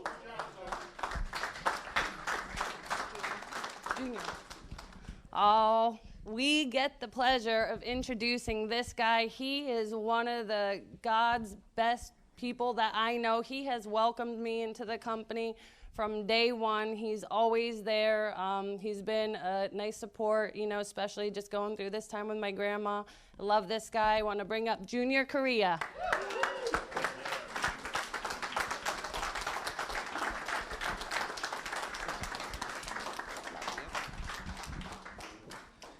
Woohoo! How's everybody doing? Still awake? Excited? Good? Good. Where's Sean Boone? Bro, like, you're not the only one that gets nervous when you get up here, just so you know. My heart's beating fast. I'm like, you know. So I am excited. It does not matter how many times I get up to speak. I still get nervous every time I get up here, and I think that's a good thing because that means you care. And I don't want to just come up here and say words. I really, really want not just me speaking, but our speakers. How incredible are our speakers? You know, to put an event like this together, I'm just sitting there thinking, gosh, I'm like, this is a lot of planning and thinking and preparing and money and bringing staff. This didn't just happen. So this is massive. So thank you, Andy, for putting this together. The reason, so my topic is how to write $20,000, and I just want everybody to know up front, the reason that Andy's got me doing this is because my life is perfect and I'm perfectly put together. Got no issues, yeah? No. I just background on me. I was born in Cuba, and I came to the United States when I was 8 years old, and didn't speak the language, and moved to Lakeland, Florida, and just basically grew up like everybody, just most people. Hey, go to college, get good grades, and when you get good grades in college, you're gonna get a good job. Had the same parents, you know. And fast forward. I got married a year and 5 months ago. My wife is here with no baby. Yay! And we got my wife's name is Giovanna, and our baby is 6 months almost. Her name is Evelyn. And if I was a girl, that's what my mom would have named me. So, and it's pretty cool. My mom passed away last year, so it was a good honoring thing for her. So it was awesome. But I mean, seriously, I'm so jacked up. And I know Brian's going to talk about riding 30 grand, so I'm excited. So, Brian, I don't even have to do my talk. We just skip to you. So, but really, like, I don't know how to explain how messed up I am. When I was 18 years old, I come from a broken family. My parents divorced, had low self-esteem. I didn't believe in myself. And Mike and Noel believed in me, and they poured into me. Over and over and over and over again, and I still go through stuff, and it blows me away that I can have a 30-minute conversation with them and not feel judged, not feel measured, not feel critiqued, and that's the stuff that will get you to write $20,000, because when people pour into you and believe in you, Miguel, long enough, then you'll start believing in yourself. It's weird. We tell you can write 20 grand, but you're like, no, not me. No, you can do it. And then you'll start telling yourself all the lies of why you can't do it. So just hang around whoever your leader is. Get real close to them, like Lou Abadi. Just get really close to him. Hang around with him for 2 days. You'll be like, oh, he's pretty jacked up. He is not perfect. And I'm not putting him down. Get around me. And you'll see how messed up I am and how imperfect and how much I mess up. And then you'll be like, God, if they could do it, I can do it too. So a lot of us think writing $20,000 in a month is this like mystical number, like it's just whoa, or 30 grand, whoa. And then Stephanie, you do it and you're like, oh, I did it. It's weird how that worked. So I'm gonna give you 3 points, and if y'all can write this down. By the way, have faith. All the stuff you're hearing, I'm just praying that you don't leave the same. I'm praying you just have faith and put stuff into practice. You may not understand why we say the things we do because we have a 10-minute talk. I can't give you all the psychology, you know, but I've got 10 years of Andy pouring into me and 10 years of Mike and Noel, so I'm just trying to give you a little bit. So writing $20,000 in a month, number one, speak it and write it down, or write it down and then speak it. I remember when Brian Rojas wasn't writing $20,000 down, and he fought me on this. He's like, I don't want to write this down or say it. And I'm not taking credit. I'm just telling you, like, that's what he did, so I'm kind of taking credit. No, but seriously, write it down. Put it on paper. Whatever you tell yourself over and over and over and over again, you're going to believe. That's why with kids, I was at church on Sunday, and there was a family that came in, and I love them, and they said, oh, this is my 3-year-old son. He's shy. I'm like, gosh, don't do that, because you're putting a label on somebody. Does that make sense? And whatever he hears the most, he's going to think that. So write down, I'm writing $20,000 a month. I am so happy. Here's how you do it. I am so happy and grateful that I am now writing $20,000 a month. Just write it down. And say it every morning. Say it in the morning. Say it at night. Just write it down. The number 2 is you have to schedule your work. I have to schedule it. You're not going to stumble upon 20 grand, you know. You got to really schedule it out. It's I mean, they said it earlier. I don't know who said it, but if you're going to dial from 8 to 12, dial from 8 to 12. Brent Swindell, if you're going to dial from 8 till 6, dial. Okay? And when you make a schedule, okay, Andy says to stick with it is called integrity. Not the $1 billion integrity. It's integrity within yourself. So I said I'm going to do this, and then when it comes time to do it, how many people sometimes don't feel like doing something they're supposed to do? Yeah. So it's called integrity. So you said you were going to do it, so then do it, which is easier said than done. Hope this is helping. And it doesn't matter how you're feeling. Like, I love you. I deal with anxiety. I've dealt with panic attacks. I've dealt with all kinds. I'm probably dealing with depression at times. There's stuff I'm dealing with. It really doesn't matter how you feel. You can work your way into a feeling easier than you can feel your way into an action. I didn't even feel like waking up this morning. Are you kidding me? I went to bed at 1 in the morning. People keeping me up the whole time. They did cook me breakfast. I was excited. Thank you, Heidi. Here's the 3rd point, is you need enough leads, okay? You can't sell $20,000 a month and get 3 leads. Does that make sense? It's a really, really, really simple formula. If you invest $100 in leads, you're going to sell and issue $1,000 in premium. If you're below that, you need coaching. If you're above that, good job. If you're right at it, you're average. Not average like that's a negative thing. That's just the numbers. So if you're not investing $2,000 a month in leads, $500 a week in leads, you're probably not going to issue $20,000 in a month. Well, Junior, I'm brand new. I don't have any money for leads. Anybody? Don't raise your hand. Anybody knows somebody that's like that? Anybody knows somebody that don't have enough money for leads? You can raise your hands. Okay.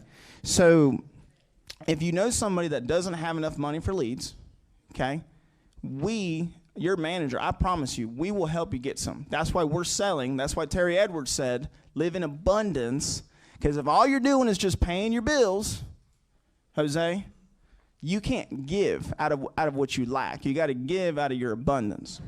Well, that's good right there. I'm going to write that down. It's good. So if you can't afford the leads, I bet you there's somebody in your upline that can. And if you're like the type of person, because I've had people, well, I don't want to take nothing from somebody, or how can you afford to invest in me, or I feel bad for taking leads, all these excuses. Okay, let me tell you something. They're not free, so let's get it out of the way. When I give you something, I'm expecting something back. So if you feel like you're just taking and not giving back, okay, you're no longer taking. But how do I pay you, Junior, or how do we pay your upline if I'm getting free leads? All right, here's how you repay them. Y'all ready? Can y'all say yes? Y'all ready? Yes. Woohoo. I'm learning this from like big time speakers, you know, get crowd interaction. Here's how you pay back your upline. Number one, gratitude. These leads are 3 years old, got mold in them. I ain't getting you no more leads, I guarantee you that. Talking like that. Gratitude. God, you gave me leads. Thank you. Are they 10 years old? Yes. Wherever. I'm just grateful I got something. Number two, work. Gratitude, work. Thanks for the leads. How many dollars did you make? 12? It's a formula. It's work. Okay. Gratitude, work. And then number three is communication. You get something, and then 2 days later, you'll text your upline back. Like, it's funny. I'll text people, and I'm wrapping up. I'll text people, and 3 days later, hey, I'm good. The dial session didn't go as I wanted it to go. Like, it's been 3 days. Like, what happened to get 3 connects and calls? So anyway, so I hope that helps. I am excited. I love y'all. Andy loves you. He believes in you. And he believes in you like most people don't believe in you. And I don't understand it, but God has given him this assignment. Him and Jane, I'm so grateful that they set this platform up for us. I have no idea who I'm bringing up, but I am excited. Oh, that's right.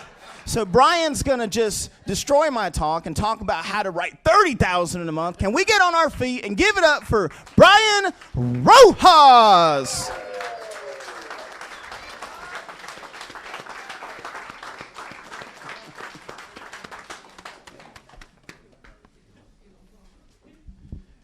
How y'all doing today? Y'all learning a lot? Woohoo! Y'all getting some good information? Awesome, awesome. I'm just gonna keep this very short, sweet, and simple. Cool? Junior Korea just killed that talk. All right, and I'm just gonna add a little bit to that because it's not much different writing going from 20,000 a month to 30,000 a month. You just gotta decide it. That's it. Who was here last night? Oh, shoot. Okay, so y'all heard it. It's a decision. That's all it is. You got to decide. So it's cool that you touched on that topic about that conversation we had, because I remember when I was just submitting $10,000 a month. $10,000 a month. And I'm hearing Junior Korea submitting $10,000 a week. And I'm just gonna tell you, I got pissed. I'm like, how did this joker go and multiply this? What I do in a week, he multiplies it by 10 or by 5. It's crazy. It's crazy. Right? And here's the cool thing. This is why you want to associate with people. This is why you want to build relationships with people. Get to know them before you need them. Because here's the thing. When I went to Junior and asked him, dude, how do I get from here to where you're at? Okay? I came in a sense of, we had a relationship already. He was my friend. And so he helped me. You know what he told me? Start by speaking it. I was expecting product knowledge. I was expecting sales training. Dude, all you got to do, he said, all you got to do is start saying it. Say it. I'm a $10,000 a week producer. People love me. People give me checks. These are things I didn't believe about myself. You see what I'm saying? So I want to give you a couple things that came to mind when they told me to make this talk. So how to sell $30,000 a month. Hitting 30,000, there's no guessing involved. There's no guessing involved. There's no hoping. you get $30,000. There's no luck, okay? You have to be intentional. You have to be intentional with your time, your money, and your energy, okay? I mean, if y'all been hearing everything that these speakers have been talking about today, they're intentional about the time, money, and energy. There's a cool scripture that I heard. Y'all help me with this. Habakkuk. There you go. There you go. Y'all know better. 2:2. Write the vision. Make it plain. Put it on tablets so that a 5-year-old can understand it. When you make things so simple where a 5-year-old can understand it, you know you got something there, okay? And here's the cool thing about this. When we write down the vision, I take that verse that's in the Bible and I use it in our business. Here's the tablet. All you got to do is write the vision, make it clear, make it simple for yourself. Set yourself up for success. Know what you're going to do that month, that week. Otherwise, you're just piddling around, hoping by the grace of God. Stop it. God ain't got nothing to do with that. He's empowered you. Free will. You got to be clear about this stuff, dude. Okay? The way you get from issue paying $10,000 a week to $30,000 a month. I'm sorry. The way you get from issue paying $10,000 a month to $30,000 a month is by making it clear, speaking it, and putting into work, activity. Eric Thomas says this right here, y'all. Everybody wants to be a beast until it's time to do what beast do. How about that? Everybody want $30,000 until you have to sit your little butt down from 9 o'clock in the morning to 9 o'clock at night. Okay, so you want the $30,000? Come join me. I'll be in that office Mondays and Thursdays, sitting my little butt down and putting into work. Why are you getting called by your wifey? Why you got to go pick up the kids? I'm sorry. It's a commitment. You got to be committed. This is your business. This is your life. This is you. You're the one that said that wanted a shot. It's a level of like, you got to hold yourself accountable to no excuses. We are in the position that we are right now because of the decisions that we've made. And you got to cut that crap out. Join us. Join our mindset. Join the people that are here that are killing it. And if you don't believe in yourself, borrow our faith because we believe in you, man. Somebody gave me hope when I needed it. He believed in me. He spoke life into me. Now we want to do that to you too. You are worthy. You are enough to do this stuff. Can I get an amen? That was good. Amen. Commitment. So here's a write it down. I got this from Albright, but I think Big Mike says this better. 5 P's. Proper preparation prevents poor performance. That's how Mike says it right there. That's good. Proper preparation prevents poor performance. 5 P's. This is serious stuff though, because I used to crack up at Mike and mock him, but like, hey, the weeks that I didn't have good weeks, he'd bring that up. You make fun of me, but this stuff is real, right, Mike? I mean, this is huge. Proper preparation prevents poor performance. Y'all with me? It's that dog in a hunt. It's that thing that Albright talks about in 8 steps. A dog in a hunt ain't got no fleas, baby. See what I'm saying?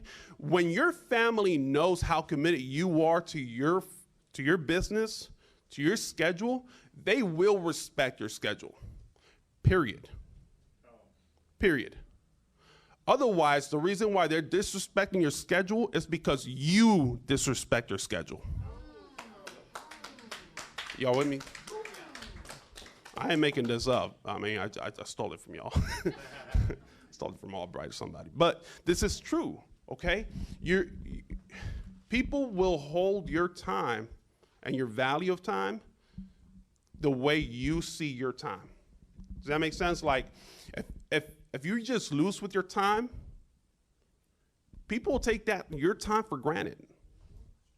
Does that make sense? Like, I'll tell you one thing. Like, and I don't want any birthdays or happy birthdays, but this weekend was my birthday. Saturday was my birthday, right? Woo, woo. I worked. And here's what I told my wife. So a week in advance, I texted my sister. My sister's very emotional. I love her. She's a sweetheart. But she's very emotional. She loves to do kind things for people. Got a brother and a wife. No kids. Put them all in the group chat.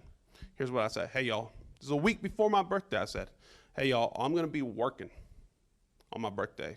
We can celebrate it after 8 o'clock. That's when I get done.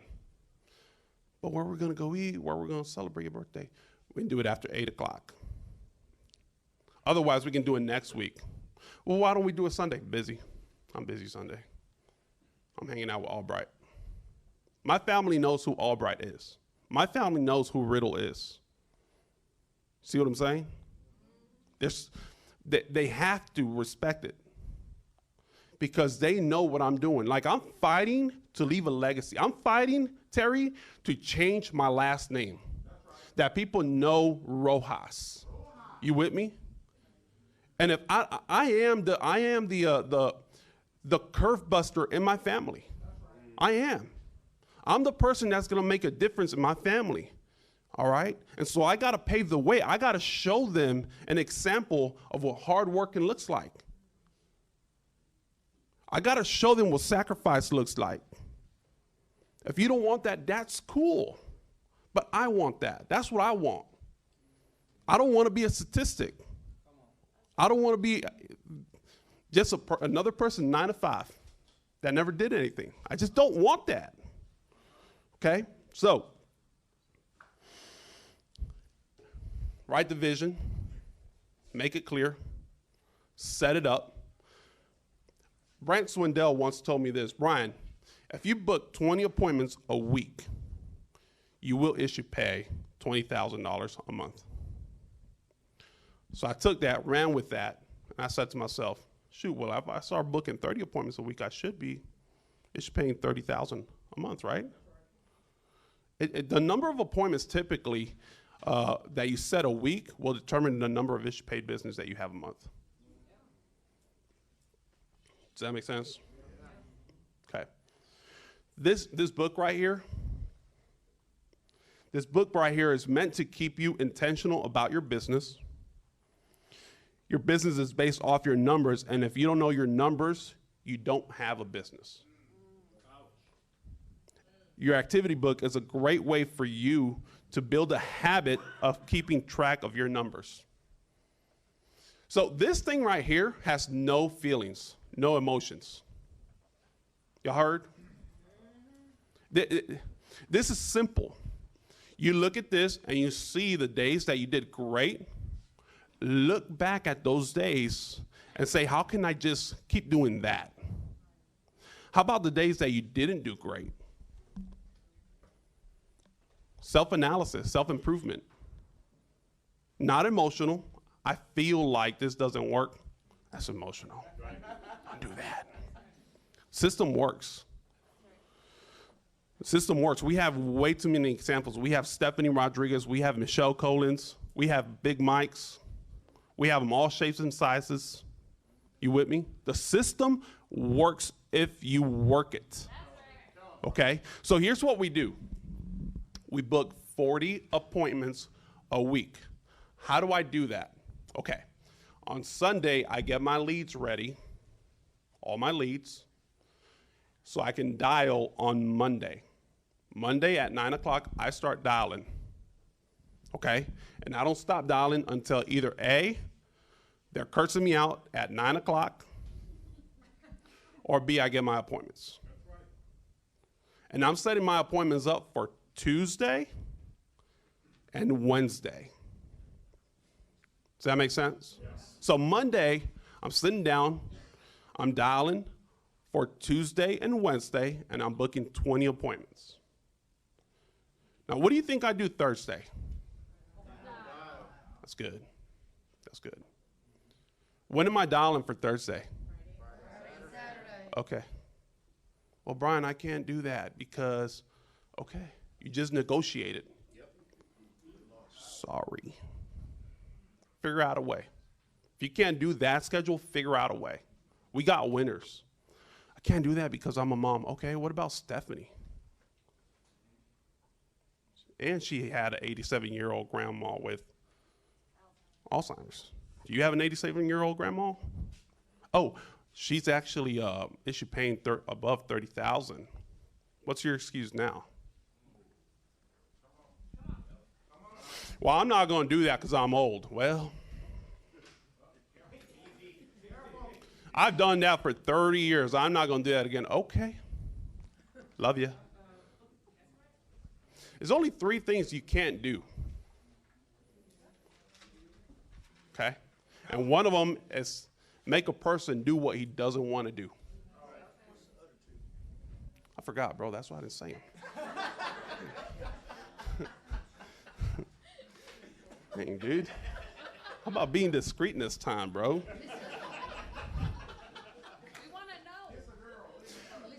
You got to put yourself in a position right here. You ready? Come hell or high water. If you want to be a winner, do what winners do. Come hell or high water. If you don't know how to do it, get around us. Associate. Invest your time, money, energy to associate the people that are doing it. That's the way I got it. I started hanging out around Big Mike when I first started. And I learned all his funny stuff. Shut the front door. Shiggity diggity. You know? You just start learning things. This business is more caught than it is taught. And it doesn't have to be boring. If it's boring, it's because you make it boring. I don't make it boring. I do not make it boring. I set games for myself. I plot myself before I start dialing. And I already know my main job is to make them laugh while they hear me on the phone because they need to know my personality. Okay? And I do 30 of those, 30 times. That's all I do. Make it very simple, very clear. Get me one of these. If y'all don't know where to get one of these, go online. We have them online. It's $10. Great investment. Best investment you can make for yourself starting off, okay? And just go out there and kill it, guys. Communication is key, too. How much time do I got? Thank you. Communication is key. All right, up next. I want to bring this guy up. He's helped me so much. He step number 3 of the 4 basics. He's really good at it. He's helped us uncover just found money savings. It's my pleasure. Y'all stand up, get your hands together for Chris Norris. Woo! I forgot your name, buddy. Oh, let me turn this on. Good morning. How is everybody? All right. So again, my name is Chris Norris. I run Burlington Alliance Capital Management. That is all right. Does everybody need to stretch? Everybody need to stand up a little bit, get excited? Everybody stand up, stretch out a little bit. Yeah. Bam. I like it. All right. That's right. The C is silent. We pronounce it BAM. So I'm going to talk a little bit about what we do. I know we've been passing stuff around. You know, Gina talked a lot about, resources this morning. We've heard lots of people talk about keeping it simple. and, trying to make it easy. Everybody raise your hand again if you're here less than 90 days. All right. So when I talk about annuities, how many of you know what an annuity is? Okay. So really simple. An annuity is nothing more than a savings account with an insurance company, right? Everybody's got that. Pretty easy definition. When I talk about a green sheet, how many people know what that is? All right. So who doesn't know what a green sheet is? How about that? Okay. So this is a green sheet. So when you walk into a house and you are going through the ATM, I talked about that last night, and you're going through the ATM, the Alliance Training Manual, and you're sitting with your clients, and you are selling life insurance, mortgage protection, final expenses. The ATM walks through that section on My Financial Picture, and you need all that information as far as height and weight, where they worked, are they a smoker, non-smoker, all their health information. You're filling all that information out here on the green sheet. That's where it goes. And in that ATM, there's some questions in there. What other assets do you have that would offset the mortgage if something happened to you? And you're putting that in there. And then it asks you, where's your savings account? Where's your 401k? It doesn't say, do you have those things, right? It's very important that you ask it that way. Where? Right? Because if you say do you have a 401k, what are they going to say? Yes. That's a yes or no question, right? I don't have one. Right? So you're never going to get to know if they have a savings account or if they have any of those things. So we're gonna ask, where's your 401k? Where's your savings account? We want to know those things. And it doesn't matter if they tell you it's $10,000, it's $1 million. Our response is going to be the same. Great, thank you for that information. We're going to come back to that later. We want you to finish the sale that you were there for, right? Finish the final expense, finish the mortgage protection, right? Pick up the check or pick up the phone. Call your upline, call Gina. Make sure you finish that sale. When you get done, that's when the next steps start. That's when the green sheet really kicks in. At that point, you're going to ask some questions. You're going to come back and say, Mr. and Mrs. Prospect, I know you told me that you had this savings over here, this 401k. If you don't mind me asking, what are your goals for that money? If you've ever been on the phone with me, and I know a lot of you in the room have been on the phone, you hear me say this a lot. Marty, I know you've heard me say this. I'm a big goal-oriented guy, right? When I talk to clients, what do you want to try to accomplish? What are your goals for this money? The reason I ask that question is I want your clients, which I want them to become our clients. I want them to talk, right? As salespeople, and everybody in this room, if you don't know that, we're in sales, okay? Right? If you're sitting in this seat and you don't know we're in sales, surprise. Okay, that's what we do. So, but I want your clients to start talking, because the more I talk, the more I lose. Okay? We want them to start talking, and so if I ask them what they're trying to accomplish, they're telling me, right? And they're helping sell themselves, right? And they're letting us know how we can help them more. Because at the end of the day, it's not my plan. Gina talked about this earlier, and if you didn't pick up on this, it's a really important point. Product selection is really easy, right? Once they tell us what they're looking for, right? But until we figure out what they tell us that they're looking for, there's no real reason for us to talk about it. So we have to get them to tell us what they're looking for. So if we can ask really easy questions such as what they're trying to accomplish, what are your goals for this money, right? What do you need it to do for you? How much of it can you afford to lose? All right? If you noticed, none of those questions said, hey, do you want to buy an annuity? Right? Do you guys watch TV at all? Yeah, not a lot, right? We don't watch a lot of TV, but if you're watching TV, commercials come on, right? You guys ever see a commercial for like Outback? Right? Right? They always show that steak. It's sizzling on the grill, right? They don't ever show you butcher the cow, right? You think there's a reason for that? I mean, dead animal flesh doesn't sell. I'm just saying that hanging by the meat hooks and them carving up, that's not very profitable. They like showing it on the grill, cooking, and then the butter melting on it. That's advertising. Again, us talking about buying an annuity, that's not really sexy.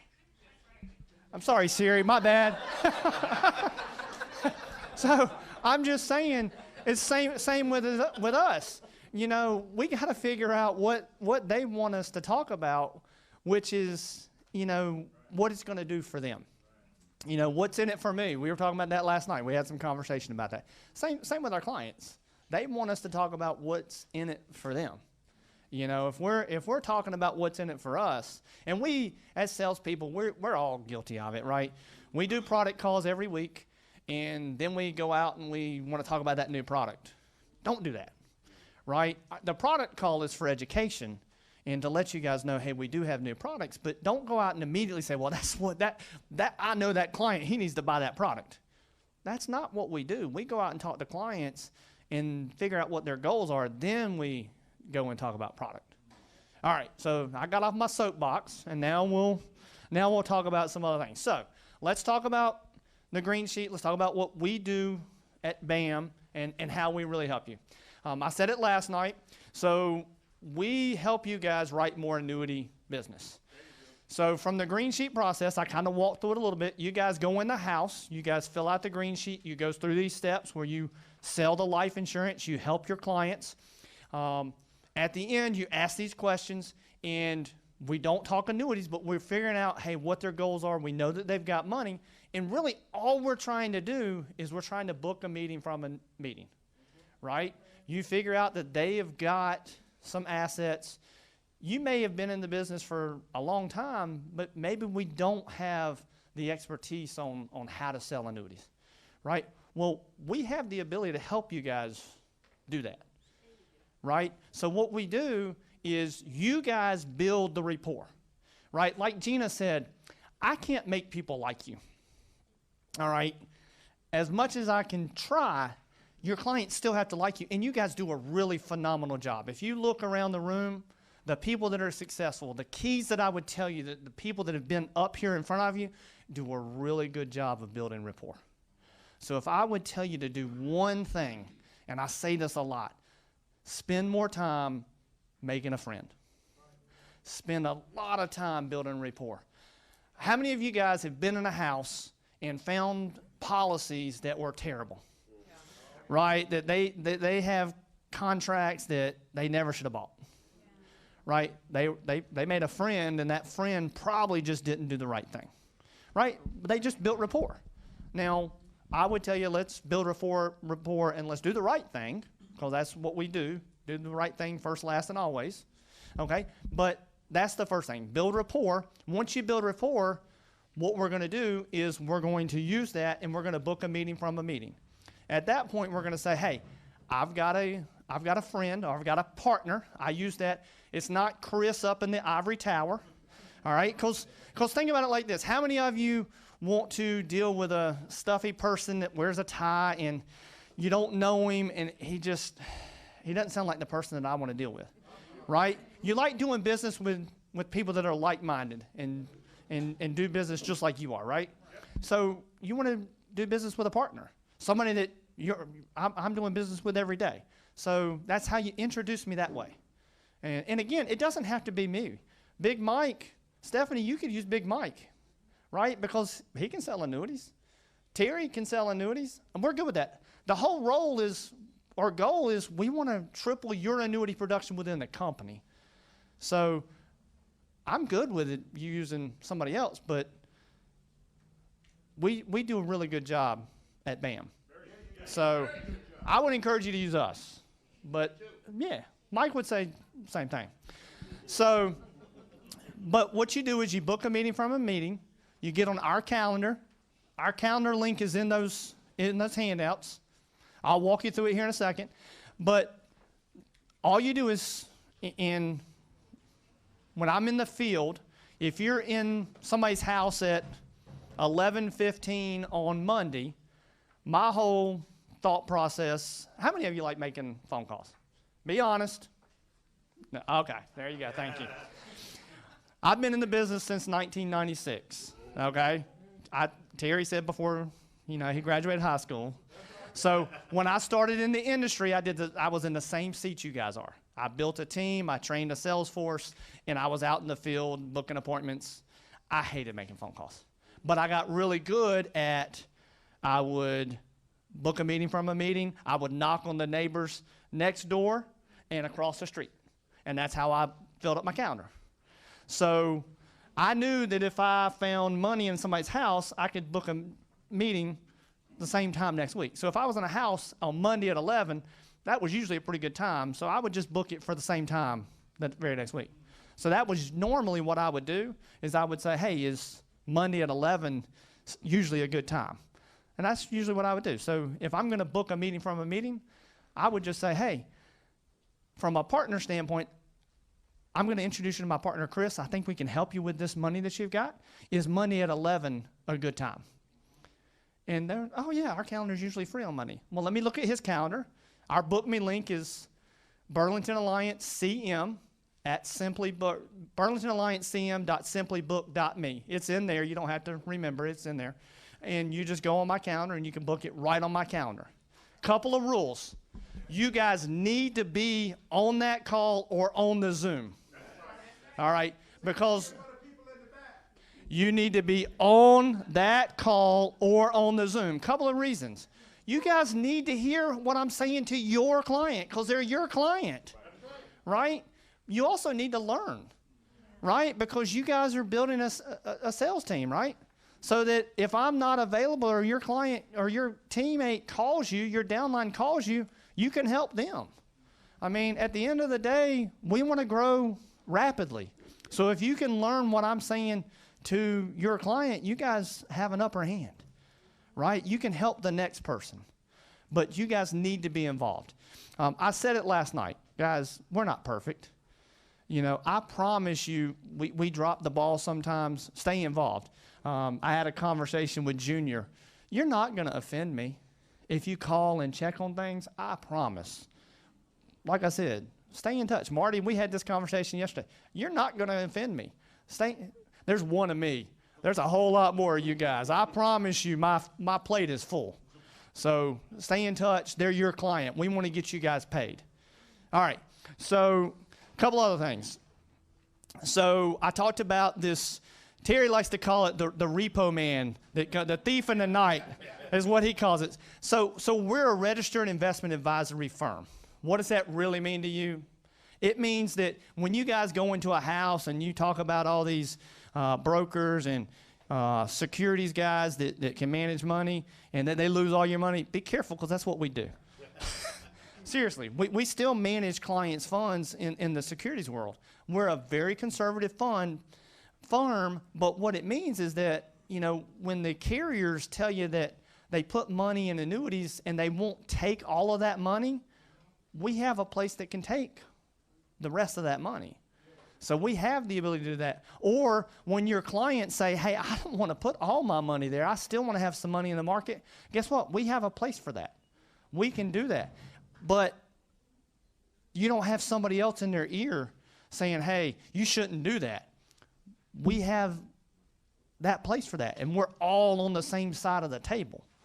So now they've got one place, they've got one team that's helping manage for their retirement. That's the other thing. We're a team. I talk about partnership. It's a partnership that we're helping build a plan for your clients. That's the biggest thing. We're all a team. The other thing is, did you guys realize we could pay you for that? Let me say that again. Yeah, for the people in the back that might not have heard that. We can pay you for those funds that actually come into BAM. We can pay you a solicitor's fee for that. So everybody that's listening at home, we can pay you for the money that comes into BAM. We can pay you a solicitor's fee for those funds. It's a referral fee. So, and the reason that we keep those funds is, you know, again, it may not be right to put everything into an annuity from a liquidity standpoint. You know, people need to have access to funds. You know, again, we believe in safety. We believe in protecting assets, but we still know people need to live. So again, there's lots of reasons for different things, but we also understand you guys need to get paid, and that's our priority too. We're going to make sure the clients are taken care of. We're going to make sure you guys are taken care of. So again, lots of different things that we can do. So from a green sheet process, you know, priorities to client, we're making sure that you guys are taken care of. We're making sure that we are on the phone with the client. We're making recommendations. You guys are going to know kind of from the beginning to the end. You know, the process goes from there. When we're on the phone with the client, we want you guys on there. I would recommend setting up a Zoom so that they can see us. I talked about it last night. They want to know that we're real, right? We work across the country. So again, if you're not, you know, in North Carolina and they can't see me, they want to make sure I'm real. They want to make sure I'm not a Nigerian prince in, you know, Africa. They want to make sure I'm real because again, they're trusting us with their money. Well, Lou, you know how I feel, man. But I mean, they're broadcasting this, so come on. But but again, we want to make sure that everybody's comfortable in the transaction from that standpoint, agents included. That's the other thing is I want you guys to understand everything that we're doing from a transparency standpoint. So that's why I want you guys to be involved so that you guys see it. All right, I got about 2 minutes. We covered a lot of material. I do want to open it up. What kind of questions? Because I don't know that I covered everything in the slides. I really didn't go to them. Yes, Marty. Can you say that again, that you are a registered? So we're a registered investment advisory firm. That means I'm a fiduciary. I have to do everything. Yeah, that's a big F word. That means I have to do anything that I do. I have to do it in the best interest of the client. So we can hire people. Oh yes, I'm going to talk about that later. I'll come back up later. Yes. But Question or no? I want your question. Well, can they make the trades and get paid then as well, or is that all coming through you? People that we hire that are securities licensed? Yes. So Mike asked a question, can we hire people that have securities licenses? So if you guys are recruiting somebody that has a securities license, you need to have a conversation with us. The answer to that question is yes. So, and I'll talk about that later. I'm going to talk about recruiting and things like that later. So I am going to talk about that. Yes, ma'am. What type of money are you typically looking at to do an annuity? I know there's like, you can go high, but what is the bottom level of what we're Yeah. So her question was, you know, what are we looking for? Typical client from an annuity standpoint that realistically you should look at. I'll give you two different realms. So you can do a startup annuity, $100 a month. If you're doing like an IRA and doing a startup IRA, we have a couple of carriers you can start up with $100 a month. So you can start with $100 a month. If you're doing a lump sum, you've got some carriers that can start for $5,000, but they're going to have some other requirements. So I would tell you about $20,000. They need to have about $20,000 on hand. That's a great question, though. So two different parameters there, about $100 or somebody that has about $20,000 on hand. Yes, Jim. Yeah, you got a friend out of state. Do you have to do a green sheet for them? Just talk to them on the phone? Or how do we do that? So are you asking me whether they need a signature on that? I would like to have a green sheet so I have more information. It doesn't have to be signed. So, but yes, green sheet just so that I have the information. Yes, please. Is that it? One last question. Yes, sir. So when you introduce an annuity, how do you present that to the client? How would you say, like, are you interested in a way to protect your savings? Or How do you open the conversation? Yeah, how do you open that? That's a longer conversation than I have right this second. Will you guys find me at lunch? We have an hour break at lunch. Let's have that conversation, and I will talk more at lunch. Kind of, you guys find me. I'll have a detailed conversation on starting that conversation at lunch. Guys, I appreciate it. Good job, Chris. Thank you. Good job. It is my privilege and honor to bring my great friend Tawny Carey. Everybody stand up. Tawny Carey.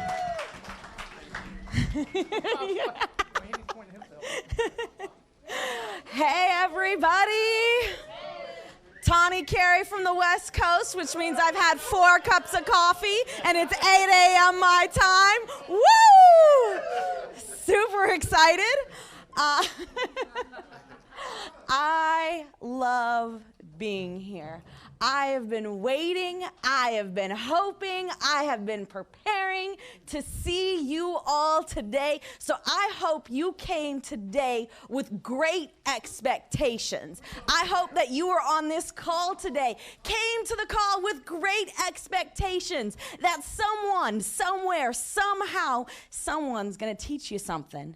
That you're going to be able to walk out these doors, hop off this call, and put an extra $100,000, $250,000, $500,000 in your pocket this year. Because what I want to say to each one of you is, why not now? Why not you? Why not now?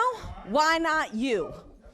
And so we're going to be talking about some technical stuff. So if you've been like, okay, we're getting warmer, we're talking about some technical stuff, but you may be just getting on the live stream and going, but when am I going to get to the nuts and bolts? That's me. I get to be nuts and bolts today. But we're going to have a good time doing that. Is that okay? Because we believe in having fun. Doing what? Making money and doing what? Making difference. We believe in all 3 of those things. Having fun. So if you're like, I'm up for some fun, okay, we can do this. Like she's like, we can have some fun. I promise you, we're going to have some fun. And we're definitely going to talk about making money. Because like, I'm okay with making money. If you're like, I am not okay with making money, I will give you my bank account after this meeting, and we will put that in, and any future commissions can be deposited to me if you are like, I do not want to make money. We can make that possible. But I think we came here initially because we just wanted to make some cotton picking money, and we're okay with that. We're okay with making some ridiculous money. And that is my goal. That is my dream. This is what I want for you, is to make some ridiculous money come 2021. Okay, so we're a couple months into the year, which means if you're sitting here and you're like, I'm not on track for Alaska, I'm not on track to make 6 figures, here's what I want to tell you. You're like, Donnie, I just got started today, and I get to meet you. Don't worry, it'll get way better. And if you're like, I'm not sure of that, just go, she's from the West Coast. It explains everything. So let's talk about making some money. Where's all our green sheets, okay? Yeah, raise them in the air like you really care, okay? Because our green sheets, or your financial picture, is the key to you making some crazy money. Can I have you help me and just like slide this? Because at some point in time, I could take a tumble by running into it, and then that would be really funny for you guys, but incredibly embarrassing for me. So we got our green sheets, okay? And there are 5 ways, so if you're writing stuff down, there are 5 ways that we make money here at the Alliance. Okay, so the first one is, okay, what's our first way that we make money? It's our basic, it's our simple, it's our mortgage protection, it's our term insurance. That's the first way that we make money. Okay, our second way that we make money is what I call our add-on sales. That's our accidental death, our children whole life. These are our Medicare supplements. These are our, what I just call, just a little extra something, something. Okay, it's some pocket change that we add on top of it. The third way that we make money is our retirement. That's our IULs and our annuities. And if you're like, we're going to talk about IULs, this is where we're going to come back to, but we're going to also talk about the fourth way as well, which is our referrals. And you're like, but Tawny, how does referrals make me money? Well, we have a saying in our organization, our leads don't die, they multiply. So it helps you make more money. And then the fifth way is by growing your organization, building your legacy, creating something that is bigger than you. Because we talk about PIE here at the Alliance, Terry, and PIE stands for prosperity, AKA making some money, okay? The second one is inspiration. We're here to inspire people to become their very best Big Mike. We can't, it's hard. We got to inspire people to stretch further. We've got to inspire people to become who they right now may not even see who they are, but one day they can start to imagine what it would look like.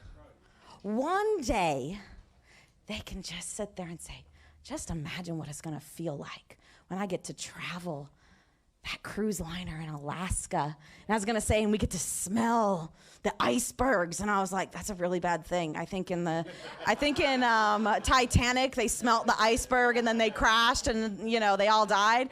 So I think they've put in safeguards against that when it comes to Alaska. But I want you to be able to just imagine what that's going to be being on a boat with 300, 400, 500 of us running around. I'm telling you, this is the best, craziest crew of people that you're going to want to hang out with.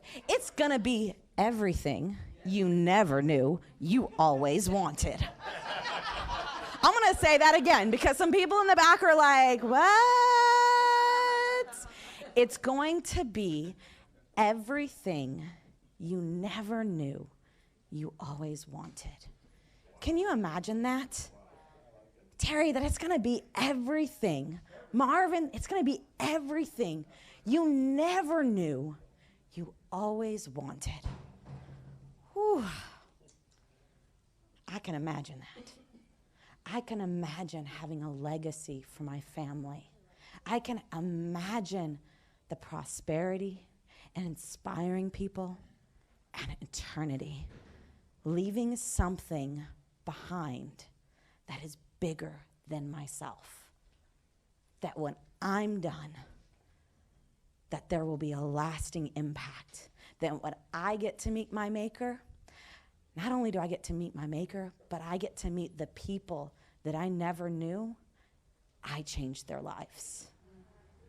That's massive. So we talk about these 5 ways that we make money in the Alliance.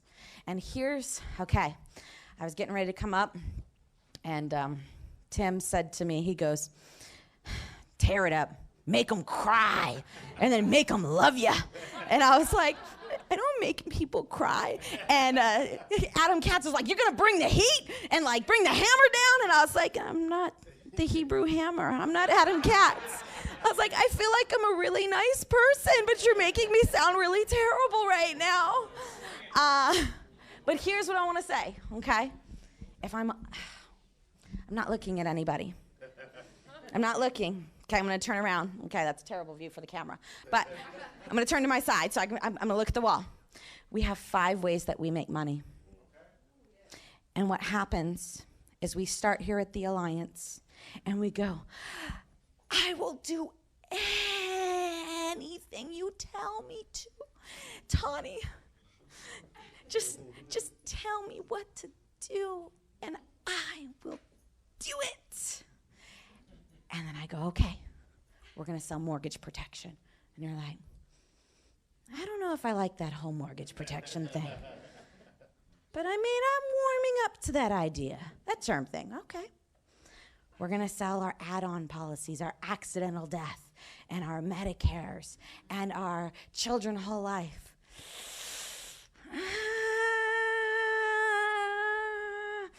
I'm like, okay. So we're going to talk about annuities and IULs. And you're like, that's the problem.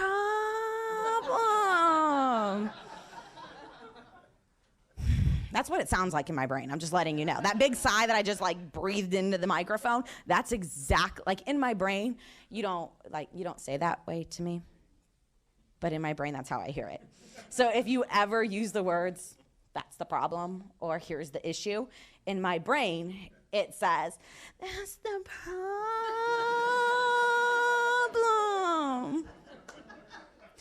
I only want to do, okay.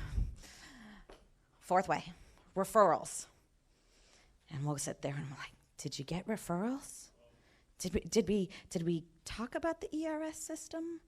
Did we go through that second page after you did the quotes? Not like the very, very last page, because that would be a lot, but like the page right after the quote page, which is our ERS page.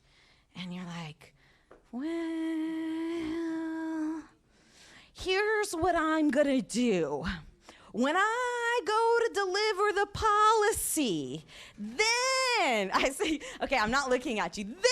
Then I will do the ERS system, and it will be beautiful. My clients will thank me so much for serving their family. Did you deliver the policy? No. Have you delivered any of their policies? No. Have you called them since you wrote the application? I've been thinking about calling them. Did we recruit across the kitchen table? Well, Tawny, I just need to see if I can succeed doing this before I ask anyone who's probably been on their knees wishing, hoping, praying for a shot to change their lives.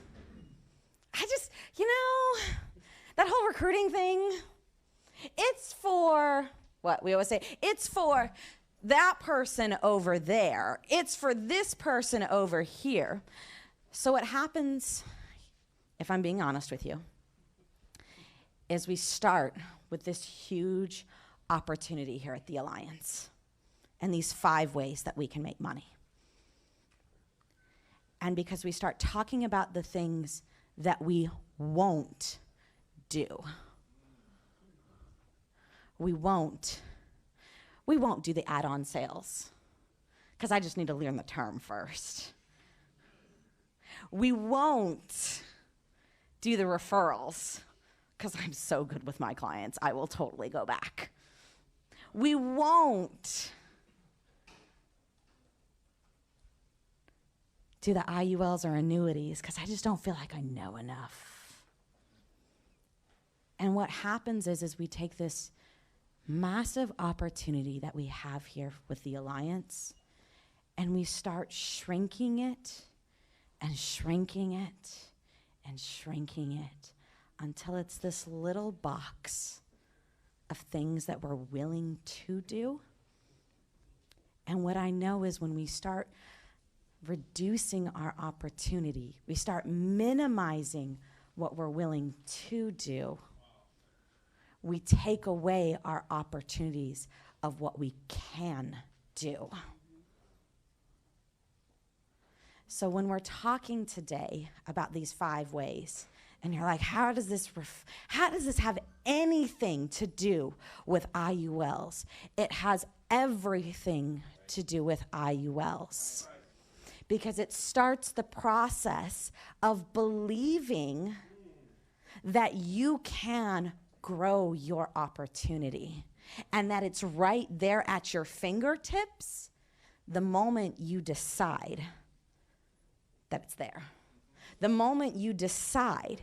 And that's usually what takes an agent from making $20,000, $30,000, $40,000 a year to now we're starting to talk about $100,000, $200,000, $300,000, $500,000 a year plus. in sales because they stop picking and choosing the things that they're willing to do, and they start using everything at their disposal. Can I get a hello? Can I get like an amen? Okay. So we've got our green sheets, and this is my favorite thing, okay? Because everything that you need is already at your fingertips. Most of the time when I talk with agents, they're sitting there and they're trying to figure out, what else do I need to learn? Like there's something magical out there that I can like sprinkle over or you can absorb that's gonna give you like everything that you need. But the reality is you have everything at your fingertips. And it's not, do you have enough? It is, what do you have? That's the biggest thing. So a lot of times agents are always telling me, I need to learn more. I need to understand more. I need this. I need this. And I'm not so worried about what you don't have. I want to talk about what do you have, and are you using that to the best of your ability? Because that's really what it comes down to. Whether we're in a home and we're talking about IULs, or you're growing your organization, or you're becoming a better parent, it's not what you don't have, it's what you do have and what you do with what you have that makes the difference. So now as we sit here and we're talking about the green sheets, okay, I have a line, and here's the line. If you don't develop the why, your client's not gonna buy. And it boils down to like that. If you don't develop the why, your client's not going to buy. And as we move forward through the ATM, it really starts with, so how do we find annuities? It starts with your rapport building. And here's what I love. I love this. I have a teenage daughter. She's not watching, so I can totally talk about her, because it's West Coast time and she's probably still in bed. She's 18, and she swears she's a good driver. Does anyone else swear they're a good driver? Yeah, Riddle's like, I'm a good driver. Uh-huh.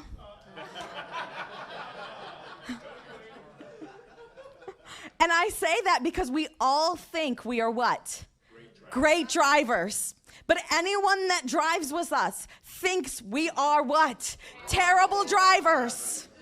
Terrible drivers. Okay? So, every agent that I speak with, everyone, you're like, that's an absolute statement. I know. Every agent, Jason would be so upset if I said that word. He's like, you cannot say absolutes, not every agent. Most agents that I meet with believe they are great at building rapport. And some of you are like, like this is the first time someone's ever said that to you. Like, you were so great. Like, I was like, do you connect well with your clients? And you'd be like, yeah, of course. My clients just love me. They say if they're ever going to buy, it's going to be from who? Me. Because my clients love me so much.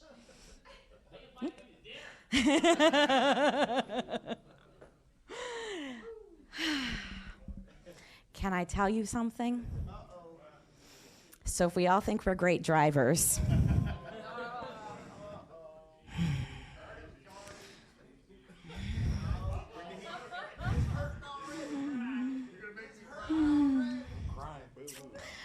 we may need to upgrade our rapport skills, because what you think is rapport is just chatter that leads us to nowhere. See, great rapport in the home takes us one step closer to where we need to be, which is getting the answers to developing the why, because if we don't develop the why, what's going to happen?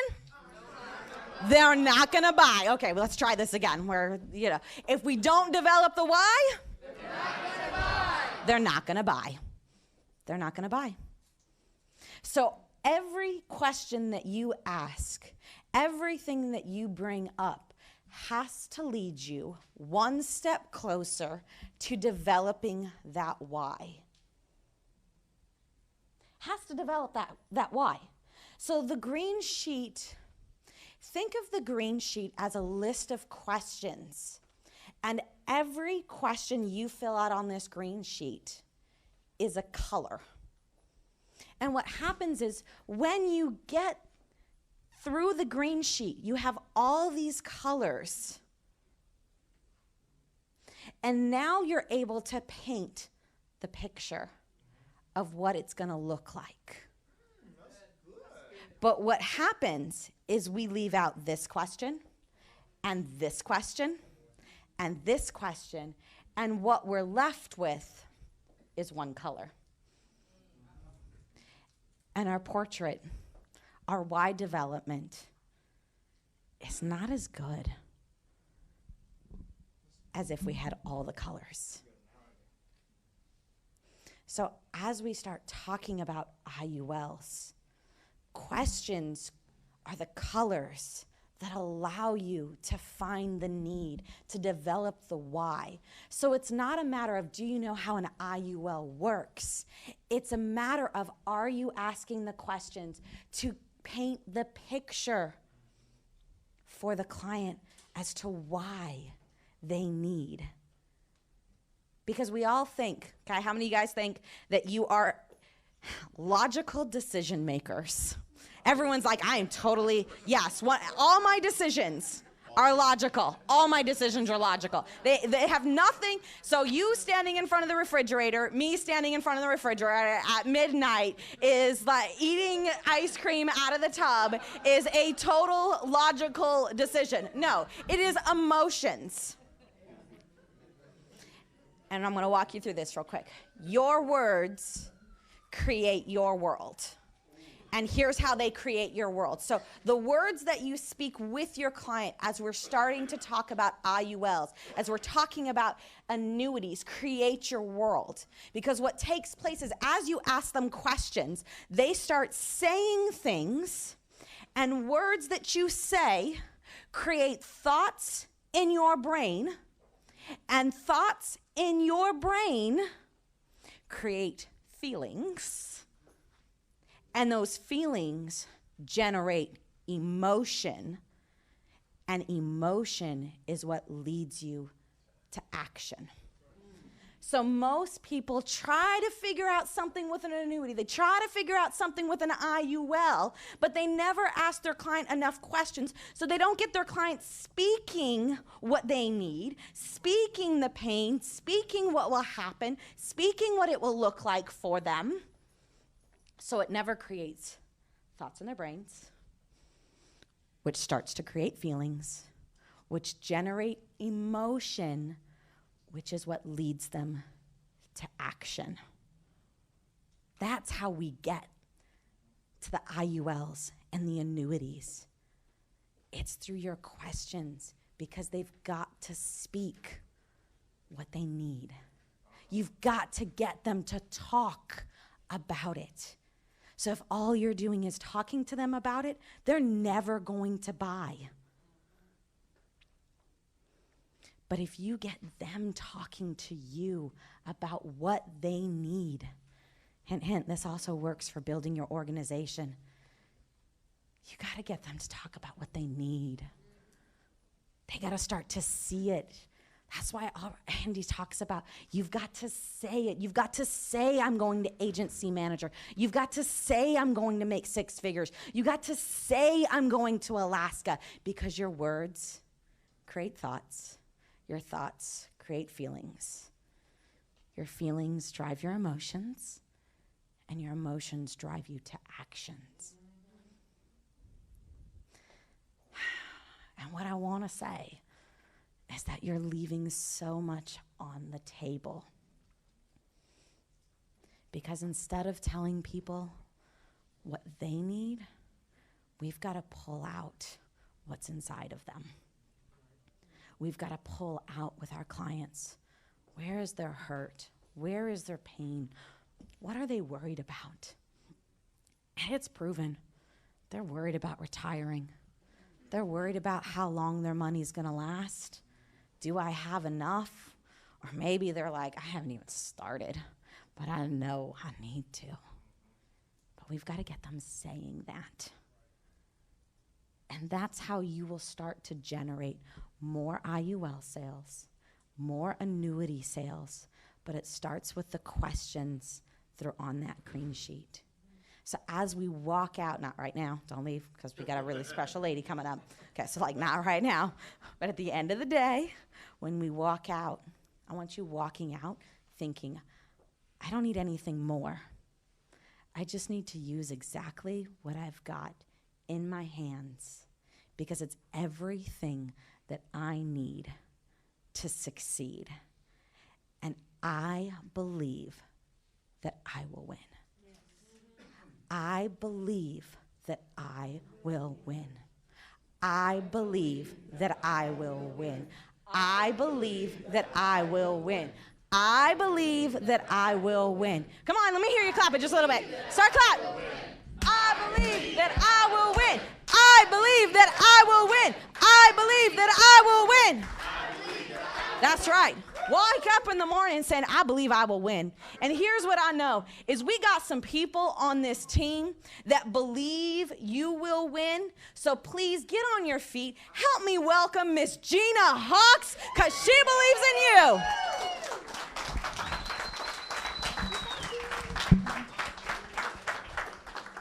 All right. So how many of you in here have heard of the ARC? The ARC. How many of you have not heard of the ARC? And I'm not talking about, okay, I was going to say, I was not talking about Noah's Ark. But that's a great analogy, because Noah's Ark kind of raised people up and got them through a bunch of mess that was going on. And our ARC will raise your business up to another level if you use it. So there are tons of resources out on the ARC. So if you've not, I know a few people not familiar with the ARC. It's one of our amazing websites that's going to give you lots of resources that we're going to talk about. It's arc.naaleads.com. arc.naaleads.com.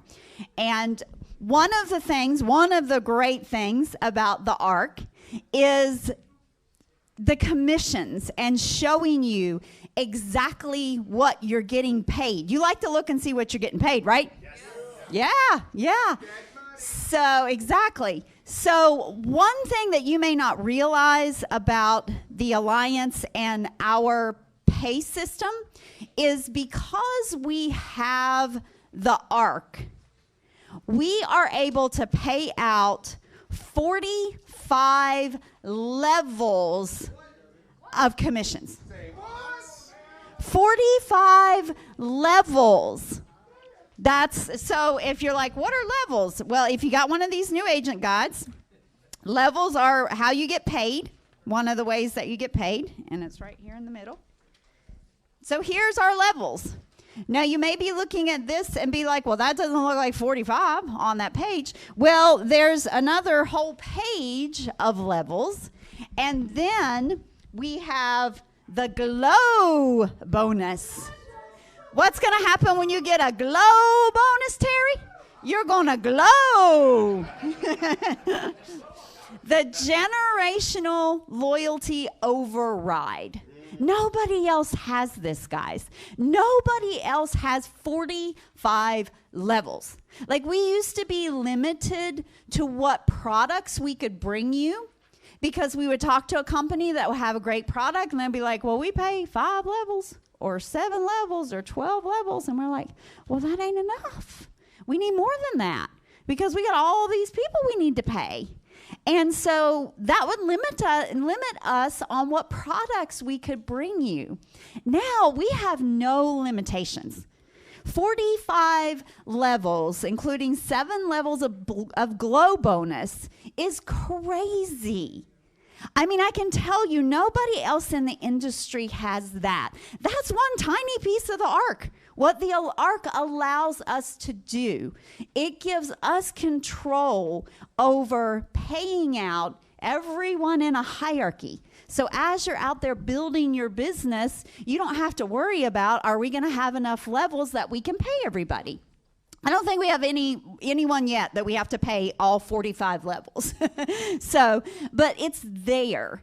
And it's the flexibility that we have, that Andy Albright and Robbie Kraft have brought to this system, that allows us to be the most flexible out there when it comes to paying commissions and give you so many opportunities that you're not going to see other places. I can tell you, no one else has 45 levels. No one else has glow. Well, what is glow exactly? What the heck does that mean? So I get paid a glow bonus. So here's how overrides work here. If, I'm sorry, tell me your name. Miguel. If Miguel hires me and I start at a 55% contract and he's at an 85% contract, then when I sell something, he's going to get 30%. We all tracking on the math? That's the override. Now, what happens if I hire Miguel and I'm at 85% contract and Miguel is so much better than me, he shoots up to 100% contract? Uh-oh is right. Because what is 85 minus 100? Yeah, does that mean I got to start paying Miguel? No. See, there's where the glow kicks in. You don't have to worry about hiring somebody that comes in and just lights the world on fire and they get up to your contract level and you lose their override and you're like wanting to kind of slow them down. Like subconsciously, we never do that consciously, but subconsciously our minds start thinking, I ain't gonna make no more money on Miguel. He keeps on moving up and getting promoted like this. Well, that's where the glow comes in, because now I'm not making a 5% override on Miguel. I'm getting an 8% glow bonus. He's past me in contract level, but he's on my team, and because he's at least 85%, I'm getting 8% on everything that Miguel sells. So am I fired up that Miguel's out there selling stuff? Absolutely. So that's what, go Miguel, go. He's ready to kill it. He's going to kill it. So that's what the glow can do for you. And that's what you're not going to find somewhere else. If somebody else passes you, you're just SOL. I won't say what my grandma used to tell me that meant. You're out of luck. And not here. Here you're not out of luck. You're going to get a glow bonus. So it encourages you to just continue to build and find people better than you.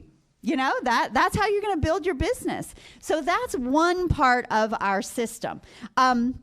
So the main thing I want to focus on when it comes to the ARC is the CRM. If you've been around us 5 minutes, we like some acronyms. So the CRM, your customer relations management system. So this is all part of our ARC as well. So not only is the ARC an amazing system to pay out commissions, it is the most incredible CRM I have ever seen. And by the way, all this stuff is free. Yeah, free 99. So free, completely free, Heidi. You don't have to pay some third party to do your CRM for you. That is not going to be anywhere as awesome as our CRM is. So it comes as part of the system. So when you go into the ARC, 2x2, 4x4, however, just keep putting them in the ARC. When you go into the ARC, when you go under resources, you're going to see the CRM. So you go into your CRM. What is the most important thing in that CRM? That very first page that you bring up, there's a Today tab. And I remember Tawny Carey calling it a To-Do tab, because those are the things you need to do today. Got that? What's the Today tab tell you to do? to do today. Yes, that's right. Because guess what? Tomorrow is going to be not the tomorrow tab. It's going to be the today tab tomorrow. And you're going to have more things to do tomorrow.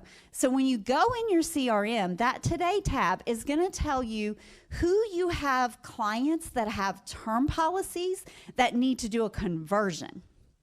Now, I know, big fancy word, big fancy insurance term, but conversion simply means you sold somebody a term policy, you can go back and convert that to a permanent policy that's going to last the rest of their life. Even if they have health challenges, doesn't matter, you can convert them. Guess what happens when you do that conversion? You get paid. That's right. You get paid. So it's telling you, hey, here's people you need to go see so we can pay you more. Isn't that awesome? I mean, a system that's automatically going to tell you, hey, you need to go see these people today. These are people you need to be calling. So it's going to tell you your conversions. It's going to tell you your policy reviews. Who bought a policy 6 months ago? Who bought a policy a year ago? That it's time to go out and do their annual reviews.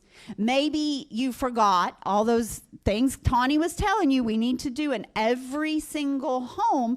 Maybe you forgot part of it, or maybe you didn't do some of it as well as a year ago. You were brand new. Now you've learned a lot more since then. So it's time to go do that annual review and maybe get into some other things with the clients that you didn't get into on that first appointment. So people that you need to go see to keep building that relationship. You've heard us talking about how important the relationship is with your clients. We're not a one and done here. That is not, it's not, we're going in, Mike, and we're selling them something, and we're never going to see that person again. We ain't never going to talk to them again. You know, just like, hey, I got a commission. Thank you. Have a good day. That is not what we are about here at the Alliance. We are about clients for life. I remember an agent saying, he tells his clients, well, you better like me because you're stuck with me. Like, just get used to it because I am now your agent. And I am going to help you. So those annual reviews to stay up with your clients. Medicare, huge opportunity, you guys, in Medicare. You got a sheet of paper that was passed out to you. We're not going to go over this in detail, but I want you guys to realize one thing. You may not understand how the numbers work. It's real simple, but just know this. We offer the best compensation, hands down, for Medicare. No one else compares to what we can pay people in Medicare. Why? Because of the ARC. Again, it comes back to the compensation system. So we are offering the best compensation out there for Medicare. So if you know people that have been selling Medicare, bring them on, get them on the ARC, you know?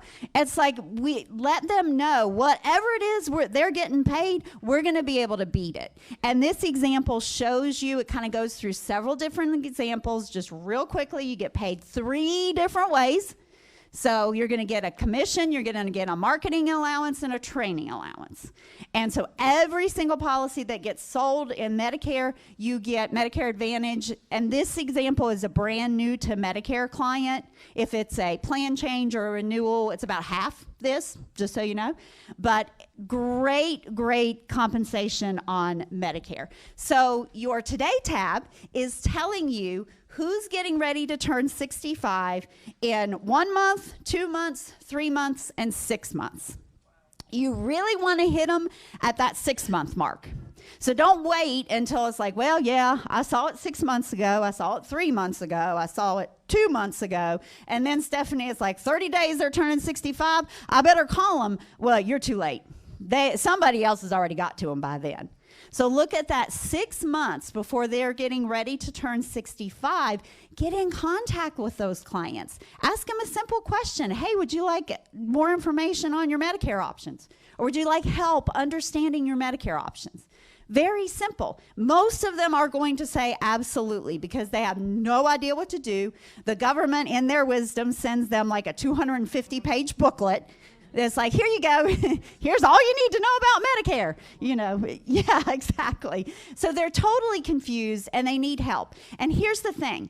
When people turn 65 or retire, if it's after 65, they're going to go on Medicare. They need a Medicare Advantage or a Medicare supplement policy.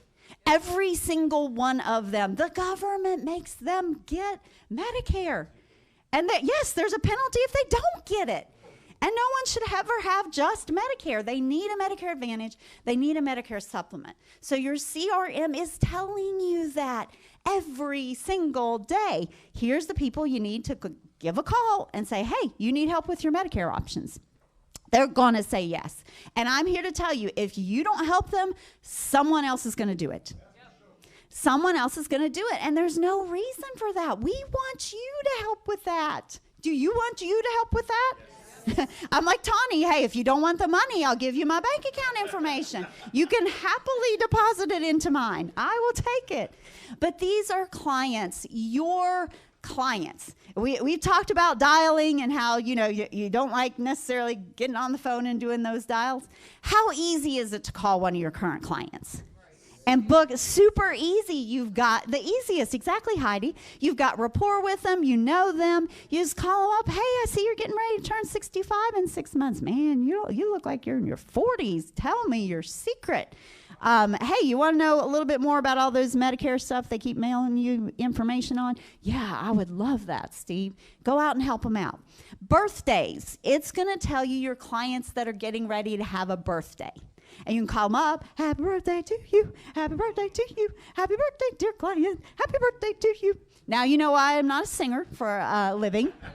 But call them up, sing them happy birthday, say, hey, you don't know what that means to a client. That you're doing something that sometimes their family isn't even doing for them. And you're calling them and wishing them a happy birthday. That goes a long ways. And the more times that client can see your pretty faces in their mind when they think about their Medicare options, their retirement options, their life insurance options, anything that has to do with finances and insurance. We want your image popping up so that you start having clients calling you, Jim, asking, hey, can you help me with that? I remember you say you work with Medicare. I need help with some of this Medicare stuff. So it's a way, a free way. These are like free leads. You want free leads? Well, they're in your daggum CMR. Open it up and look at it and utilize it. Don't just look at it.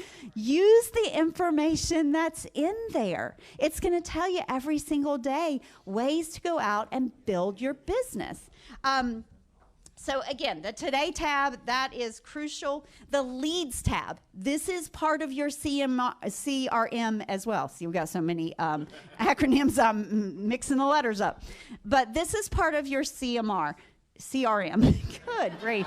CRM, this is part of your CRM. So you've got your Today tab, you have a Leads tab in there.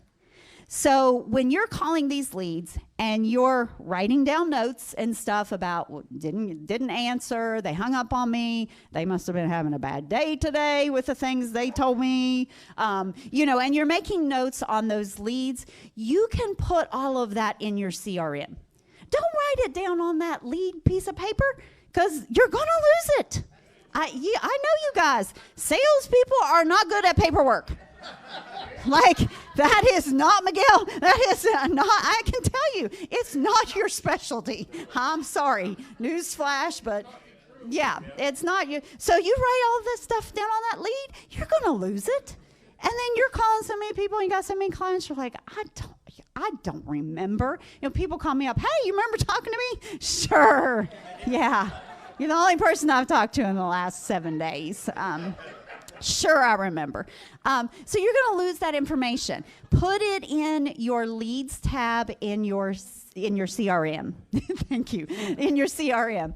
That information is going to stay in there for 6 months.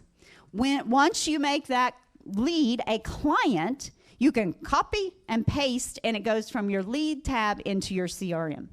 CRM. Okay, CRM.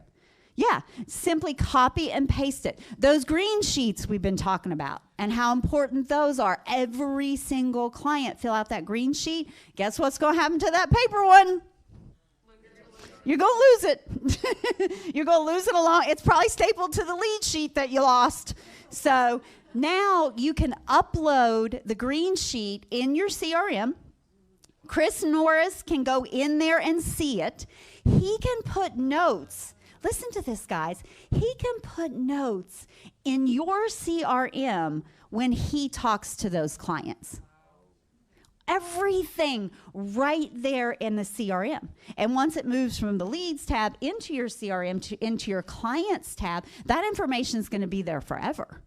So you utilize that leads tab. You can filter your leads. You can go through and filter all the ones that you didn't get in touch with, all the ones that you need to go door knock. There's all these different filters: sold, not sold, didn't answer, need to follow up. And then you can go in, if they're in your leads tab, then you can go in and filter those. And it makes it really, really simple to be able to go back and talk to these clients and, call ones that you need to call back. So make sure you're putting all that information. Instead of writing it down on the lead, just have it open. All your leads are going to automatically go into the ARC. On that leads tab, go in there and put your notes and your green sheets and everything in the CRM so it's there. You don't have to worry about losing it. You guys might be better than me, but I'm going to lose it in a second. All of this helps improve communication as well. Like I said, Chris can pull up that green sheet. He can put notes in there. You can put notes in there. It just makes it so much easier. And that improved communication is huge through the whole system. Again, any notes that you have, you can upload those into your CRM as well. Under another tab that you're going to use, the one you're going to use the most is probably the My Business tab. That very first tab is My Business. That's where you're going to see your commissions. That's where you're going to see your CRM. That's where e-applications are. So all of our electronic applications, instead of having to go from one carrier to the next, they're all right there on that one page. You just click on My Business e-apps and boom, there's all your links to your electronic applications. So there's a new tab on the My Business called My Dashboard. So those of you that are building a business, Terry, now you are able to see the money that you're making by leg. Wow. Yeah. Now you might be, some people are new, they're probably like, what's a leg? I don't see this leg making any money. That's your different organizations that you're working with. So Miguel hires me, that's one leg. He hires Steve, that's another leg. He hires Lou, that's another leg. So you can see by leg, by leg, the money that you're making. You're going to be able to see right now you can see by agent, your agent's deposits month to date and year to date for the last 3 deposits. Yeah. So you're seeing your overrides. You're also able to see what they're getting paid. Helps you see who's working and who's not, right? Not working, not getting paid. So, coming probably this week, you're going to see even more information out there. You're going to see your personal production charts. You're going to be able to see your team recruiting. Who on your team is out there doing recruiting? You're going to be able to see your team unique writers. Who out there has the most people writing insurance applications every single week. Team sales. It's just going to get better and better. That's one thing. If you stick around the Alliance, you find out it just gets gooder and gooder and gooder and gooder. Just got to stick around and see it. I mean, this CRM, you would not believe how different it is now from just like 6 months ago. I mean, Robbie Kraft has done a phenomenal job at just putting so much information into the ARC to help you guys out and make it easier to do business and track your business and follow your team and all of that. All of that is so important. And it's, again, one of those tools that you're getting here that you're not going to get anywhere else. I'm telling you, I've never seen anything like it. Been in the insurance business a long time. Never seen anything like this. And it just keeps getting better. And it will continue to keep getting better. So you utilize this tool. I can tell you, if you will use it, it is 100% going to increase your sales.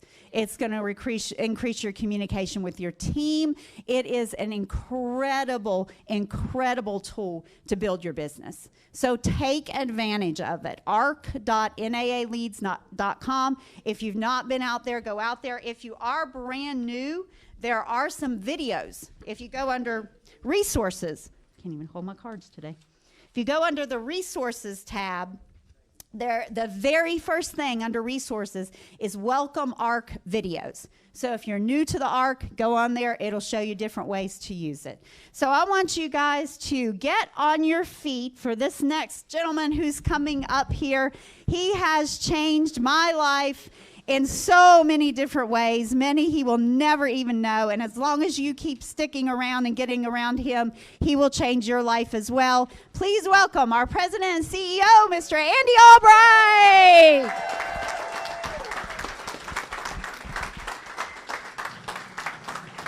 I want this table over here.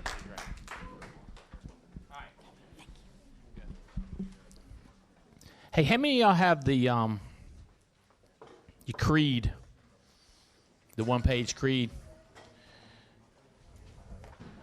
Hey, Gina, help me hand those out to the people that don't have one towards the front. Raise your hand if you don't have one. Okay.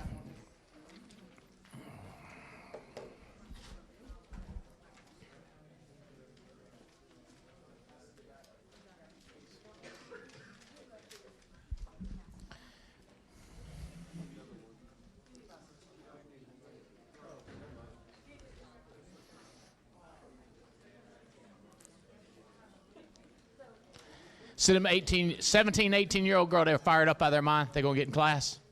The daughters? Your daughters? Good to go? Did you get them signed up yet? All right, let me tell you something. I have found that incentives work. My wife says I'm a briber. First books my kids gave, I gave them $20. Then it was $100. I'd pay them. I'd be like, all right, now here's the deal. You get through this class, you get. And short-term incentives are better. Yes, sir. You bought them new cars? Oh, trust me, they want something else. By the way, I don't know what you were thinking when you bought them new cars. I'm a $100 millionaire, and I got them used trucks. 4-door used trucks. Somebody gonna get hurt. It ain't my kids. You know what I'm talking about? Seriously, they want something. What is it? Is it ice cream? The payments for the cars. Oh, hello. Yeah, okay, so skip a payment, or here's $200 or whatever. They can't pay the car 17, 18 years old. They are? How are they going to do that? Are they trust fund babies? No. Oh, this business. Yeah, but I'm saying you got to get them. You got to see. It's like this. You got to get them in. Does that make sense? You got to get them through class. So something, if they finish in a week. How about this? Are they competitors? Okay. So first one to finish gets $200. Second one to finish gets $100. You know, just something simple like that. I'm telling you, and then put it. Put the $200 and $100, 200 stapled up, and then a 100. Does that make sense? People go crazy for stuff like. You do that to me, I'll be like, all right, I'm in. How many else that trick you? You'd be like, I'm in. I'm tricked. I was telling insurance companies, they say, how do we get y'all to do more? I said, trick us. they're like, what? I said, give us some money. Like, have you seen the incentives AmAm's putting out, American Amicable? Have anybody seen those? Tia, let's post those up on that Facebook. Who's on a private Facebook? Okay, anybody that's not on private Facebook, hold your hand up if you own it. Just punch one of them and say, hey, invite me on that thing. I like to be on that private Facebook thing. That sounds good. But it's crazy. I think was the #1 producer for April and May for AmAm gets $2,000 cash. Extra. I think it's $2,000. It's crazy. I was like, you guys got more money, y'all got sense. But I mean, don't tell them that because they got good sense. They got good sense. They good sense people. But they're going to trick us. You should get that $2,000. What would you do with that $2,000? That's what you need to start thinking about. You got it? All right. All right. How about this? What's that? How many of you are thinking like I used to think when I got to these meetings, like, God, I wish I'd have got 3 more people here. Ooh, I wish I would have tried harder. I wish I would have tricked them. I wish I'd have gave them $20 to show up. I wish I gave them 5 free leads. I wish I'd have gave them a ride. I wish I would have tried harder. I hated that feeling when I came to meetings. I hated it. I used to show up these Coliseum meetings and be like, oh my God, this would have changed their life, which would have changed my upline life. You know what I'm talking about? Because they'd be downline, I'd be upline, it'd change their life, change my life. Because if I get them off of ground zero and get them start doing something and go crazy, then I would have made so much more money. I'd be like, I'd be trying to kick myself, and then walking around the Coliseum looking for them. And, it's funny because I see some people, or I don't see some people that I was like, I almost had this guy. All right, so here's what I did. I made my mind up that every event that was an important event, I was going to go all out. And when I got there, I wasn't going to kick myself because I had done everything I could. I had pushed them until they cried, until they said uncle, until I bribed them. And it just, and you got to learn how to promote these things. I start by, basketball player. What's your name? Adrian? Jasmine. See, I got the end part right. Okay. You got to be more positive about yourself.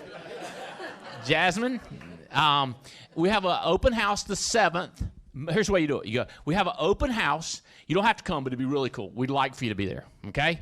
Now, the next day it's training, which is Saturday from 9 to 5, okay? And it's going to be 1,000 people. This is pretty cool with 150 people. Can you imagine what 1,000 people, how nuts that's going to be? And we're going to have the Goats there, and we're going to have people coming in from all over the country. Megan Wood, #1 United States of America last year, she's going to be there. It's going to be crazy. Open house. We're going to have lunch there. We're going to have food. That's good important right there. You'd be surprised how many people, oh, wait, they got food? What's that, 9 hours? I'm there. You'd be surprised. Hey, Mykonos. We got it. Have you ever been to Mykonos? You hang around, you go Mykonos. We got this food. It tastes just like it's from Mykonos. In a store called Mykonos in Burlington. That stuff's good stuff right there. Right. We have it. It's good. We're going to have that there. We're going to have some Hershey's barbecue. Woo! Best barbecue in North Carolina, Mo. I'm going to tell you what.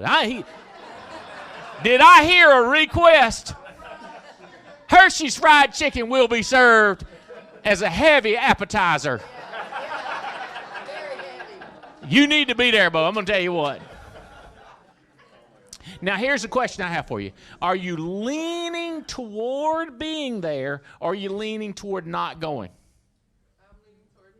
You're leaning towards being there. Is there any way we could just go ahead and lock you down and say, I will be there come hell, come high water. I don't care if it floods. I don't care if it hair lips the governor. Yes. I got a yes. That's the way it starts. So let's say somebody says we're leaning toward. I go, what's holding you back? And they say, well, transportation. Well, I got to work. And I'll be like, where you work? How many days off? Do y'all got those, what do you call them, Terry? PTOs? Do you got any PTOs? Are you sick of them PTOs? I'm going to show you how to get rid of your PTOs where you don't have to do whatever you want to do. Would you be interested in getting rid of your PTOs? You see what I'm saying? If they're leaning against it, see, you can't argue with nobody unless they give you something to argue. That's why you say, are you lean? If you say, you want to go? No. Well, then, see, now you're terrible. But if you're leaning away is not a no. Leaning away means you can get converted. You see the difference? Are you leaning toward going or leaning not? Where you leaning? And if they lean away, you're like, what's the reason? Now they give you reasons, and you become an excuse eliminator or a solution-oriented person. Is this making sense? Okay, so then what you do individual. I told Marty to tell Steven to tell Sheila to be there. But by the time it gets to her, it'll be so, Albright didn't want you to come. That's the way those things work. You got to go right down 3 in depth and say, Sheila, I've been thinking about you. I really want you to be there. It's really important. Michelle, I don't know if I told you, I really want y'all to be there. Have y'all been to our home office? You haven't been to our home office? Oh, we want y'all to come there. It's awesome. You see all our friends there and our hometown. And Mykonos good. Let me tell you what, bro. They got stuff called tiki, tacky. What do you call that stuff? Mykonos. Tzatziki. Oh, my God. You come up there and try the tzatziki in Burlington. Yeah, we'll have it there. Get there by noon on Friday. Yeah. You say we'll try. We're going to be there. Whatever. So you're looking for the try, you're looking for transportation, babysitting issues, whatever the deal is. So then when you're there, you'll be like, I've done everything I could to get every single person there. This is going to be a mind-blowing, life-changing event in Burlington, May 7th and 8th. No, March, April. What are we in now? March, April, May 7th and 8th. Now, March and April, we've got a contest for cash going on, okay? Speaking of that, Tim or Sean Boone, look in my bag and see if there ain't a hat and some T-shirts in there. Somebody needs a hat and a T-shirt. Everybody feels better about a hat and T-shirt. Is there any golf fanatics in here? Anybody big-time golf fanatics? Are y'all really? Huh? I'm not good at it. What's your favorite place to play? Next time you play, I want you to mark your ball with this right here and see if he's there. So you ever seen something like that? You don't get those. This is from Augusta National. I played there 2 weeks ago. And I was like, I went to the store, and I was like, this stuff's cool. It's overpriced. And the guy said, it's impossible to get. I said, impossible to get? He said, yeah, you can't. It says Masters on it if you come during the tournament time, which is impossible to get to the tournament. And I've been to the tournament twice, and I was playing the course for the second time. And he said, the only time you can get it is if you're playing golf here, which you can't play during Masters. And if you notice, it don't have Masters on there. It says Augusta National. So the only way you can get that is if you buy it then. I was like, all right, I'll buy some. He said, your friends will be impressed because they can't get them. And I was like, all right, if I can't get them, I'll give them one. All right. This one right here has a thing that drops out. Y'all stand up. Which one of y'all sold more from next month? Give me that one back. You got to decide which one gets. And then whoever sold the most. Who sold the most? Huh? Did you hit 40-40? Well, you get to pick. So you gave it back, but see, this one right here, that pops out. Will you prefer that one? Yeah. All right, here we go. Awesome. All right. Is there T-shirts in there? Oh, yeah, okay. All right. All right, I need somebody that started this year. Okay, this year. Female, preferably. What are we in, 2021? We're just starting 2021. We're in February, right? So we're 2 months in. Let's think about something. How about this? This is dumb stuff. Like people say, I don't know what questions to ask you. Why don't you ask me about my wife and my kids, or what kind of where I went to school, or what work did I do before? I'm more interested in that than I am insurance. Does that make sense? Because that's about me. So my question is, how about this? Does anybody know any of you girls know my children's names? You know? And? How about this? You got one of them. She close. What's your name? Are you Donna? I had never seen you pick. Is it Donna? Okay. All right. Well, you got close. How about the dogs' names?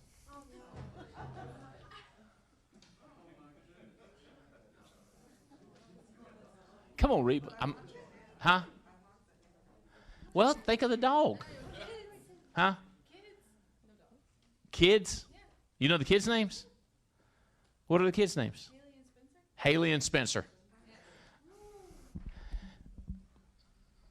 So, what do you prefer? Get one more, find one more, do one more. And Donna gets the runner-up. Because she got one of them. Pick, quick. Hat. You were close, Donna. You got a T-shirt. You don't want a T-shirt? I can't help it. Spencer. My middle name's Spencer, Donna. Good to see you. I'm glad you're here. Did you get the Medicare situation taken out? Figured out? This can't be, this is extra large. But I wanted to have it for somebody. All right, brand new. Or this year, brand new this year. What's another question? What city is my hometown?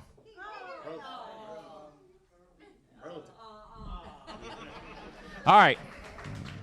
Okay. I'm just saying it's just good to know little stuff that you can ask questions, you know. All right. So promoting the event is a big deal. All right. I have a short time to hammer something that's really big to me, okay? All right. First of all, your circumstances does not define who you are. A lot of people come at me or Jeff Bright, or they come at Robbie Kraft, or they come and they tell me their situation or their circumstances. We're more interested in your destiny and your dream than we are your situation, okay? Your circumstances that you're under. Now get out from under that. Something's going to drop on you. What's your dream? What's your destiny? That defines you. Now, oftentimes I want to understand your circumstances, and I want to lay them out. Like you said, I got a job, and I got, how many PTO do you have? And what's the situation? So I'm trying to get you coming to the meeting, or if I'm trying to get you rich, so I got babysitter situation. Do you have a mama situation? Do you have a daddy situation? Do you have a neighbor situation? Let's lay it all out. A lot of times people say to me, well, when you lay it all like that, the answers are obvious. And I go, well, that's why I lay them out like that, so the answer will be obvious. All right, would you like to sort out a different way? See, I need to know where you need to go. What was that? What's that rabbit that says in Mary Poppins or one of those things, or Mary Poppins, huh? Alice in Wonderland. It says, which way do I go? And the other one says, where are you going? See, because that makes all the difference in the world. What is your dream and destiny? And then tell me where you are, your situation. Then I will point you in the right directions. I will aim you in the direction. But I'll help sort it out. Does that make sense? Okay. All the drama is very interesting, but it's just not that much for us. It's just facts. I'm this old, I'm this sick, I'm this crippled, I'm this blind, I can't drive at night, I don't have anybody drive me, I don't have anybody to babysit, I'm not educated, I can't read, I don't speak English good, I don't speak Spanish good, I live here, I live, just facts. Now what do you want? Where are we going? What's the situation? Boom. Does that make sense? Okay, what defines you is where you want to go. The Bible says seek first understanding. So all I want to do is understand it. And then we'll come up with a game plan. Okay, 40 appointments. That ain't hard. 40 new contacts. That's not hard, except for the situations around it and circumstances. So let's look at the situation, then let's go after the dream, and let's go after the destiny. Because you're going to find somebody good, Blake, if you talk to enough people. There's Uber drivers out there driving Uber. Hello, this is not their dream job. This is their situation. This is their circumstances. Lyft, waitresses, waiters, bar, that's their situation. That's not their dream, unless that's their dream. If that's their dream, then that defines them. But if it's their situation, we got to ask them if they're interested in getting out of the situation, the circumstances, and getting on top of the situation, on top of the circumstances.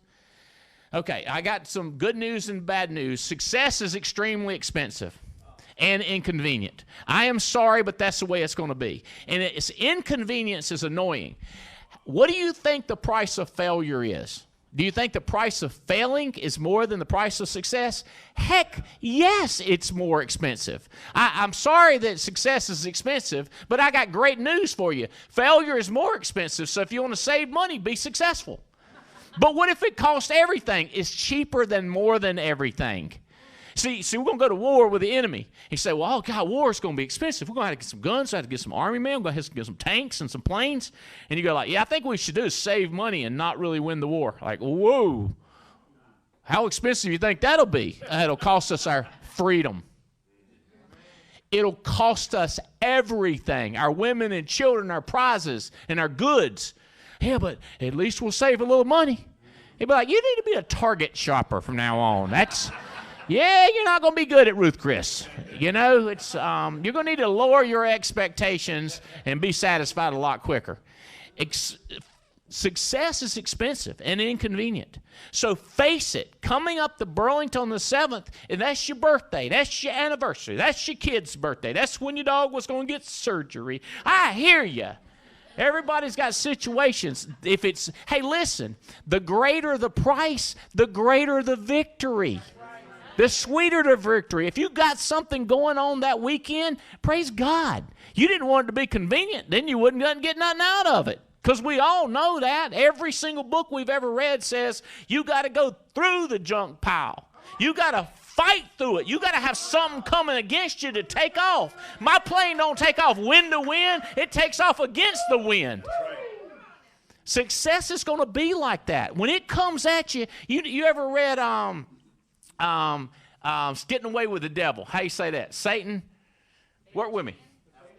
The bait. Oh, outwitting the devil. Outwitting the devil. Let me assure you something. He's not going to bring good things at you to trick you. He's going to get bad things at you to deviate, to make you go away from. As soon as you see that coming, you're like, ha, Albright told me this is coming. I got to get ready to go through it. I got to make like a buffalo and go into the storm. Storm comes, buffalo go into them.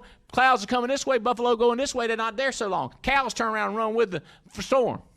Then the storm stayed over them. See, the more you run with the storm like that, the more it's going to stay with you. The more you go into it, it's going in the opposite direction. It's not going to stay there so long. I read this morning. Most men fear more that which might happen than the calamity that has already struck them. The calamity that's already struck them, they ain't bother them too much. It's the one they say, Chicago or Cleveland. Chicago on Wednesday. Cleveland on Thursday, and Indianapolis on Friday, 9 a.m. to 5. And all these details are on our ARC, on our commission system on the ARC. You can click on them and you can register. All these events are free, okay? And we'll probably be doing lunch everywhere. You know that'll get them right there. Yeah, I think it's going to be free lunch. Take some home to your wife, too. You'd be surprised how many of them show up.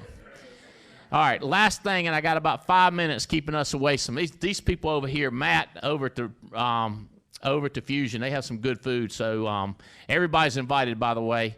Integrity is picking up this. Integrity Marketing, massive organization, fastest growing agency in the world, is picking up your lunch. So if you see something good about them, here's the 3 things I want to talk to you about, and we've got to wrap this thing up.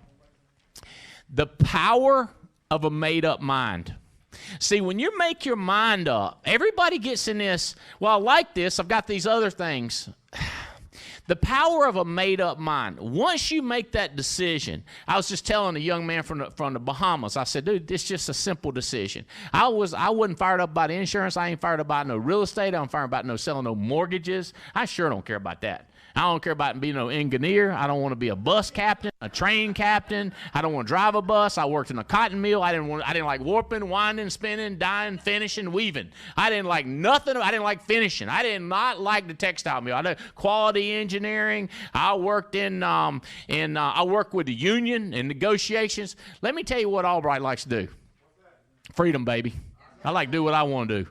Fly around, go to ball games, buy stuff, invest stuff. I just got a thank you from the head of the Wolfpack Club. I'll show you that. The check we sent. And he said, thank you, Albright, and had a picture of the check. I said, that's right. I leaned over and showed it to Gary. I was like, check that out. He said, that's what I like to do, write checks. Does that make sense? I like to make a difference. I see my name on the board. I like seeing my name on the building. I like seeing my wife come running at me and show me what she done ordered. Every day is Google Day at my house. Is that what you call it? Amazon Day. Google Day and Amazon Day. Whatever she can Google, she Amazons. Bringing it to the house, baby. Every day, opening package. It looks like Christmas, but they ain't wrapped in pretty paper, which I always felt like that's a waste of money anyway. This has been a cardboard box. It's one of my favorite sounds. I was packing to go away, put some brand new tennis shoes. They ain't even never even worn them yet. I'm so fired up. I can't wait to put them on. I might even exercise since I brought them. You know what I'm saying? I'm wearing them shoes. Okay.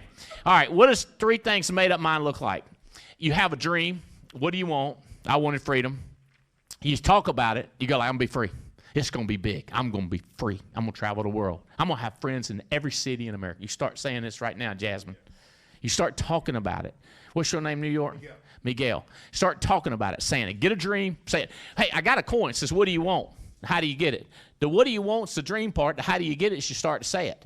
First of all, people say, he talks junk. He brags a lot. I go, that's a start. It's hard for a fool that's talking down and whining about it going to do it. But the man that's talking trash about it, I can work with him.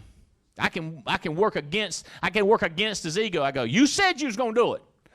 Don't be talking that stuff and not doing it. I need to hear something besides your gums popping up and down. You know what I'm saying? And then the third thing, I think this is the third thing. I'm going to do it or I'm going to die. If you say I'm going to do it or I'm going to die, what they going to do then, Lou? You with me? Yeah, you're going to do it because we're going to die. People say, if I do it, my wife's going to kill me. I go, you're going to die anyway. You said you're going to die. That's just a different way. So she probably won't kill you, especially if you're going and you're producing. Does that make sense? You say, well, I'm going to get fired from my job. Well, it's better than dying. I'm going to do it. When you say I'm going to do it or die, hey, Rojas, that becomes the ultimate right there. Like I'm not kidding you. When I had pneumonia and the doctor said, you're going to die, I said, are you sure? Because I really seriously need to be free or die. She says, well, you're going to die and you're not going to get free. I was like, how long will I have to take a break? She was like a couple weeks. I was like, how about one? She's like, I don't know, maybe. And I said, can I make phone calls laying down? She was like, no. I was like, I bet I can.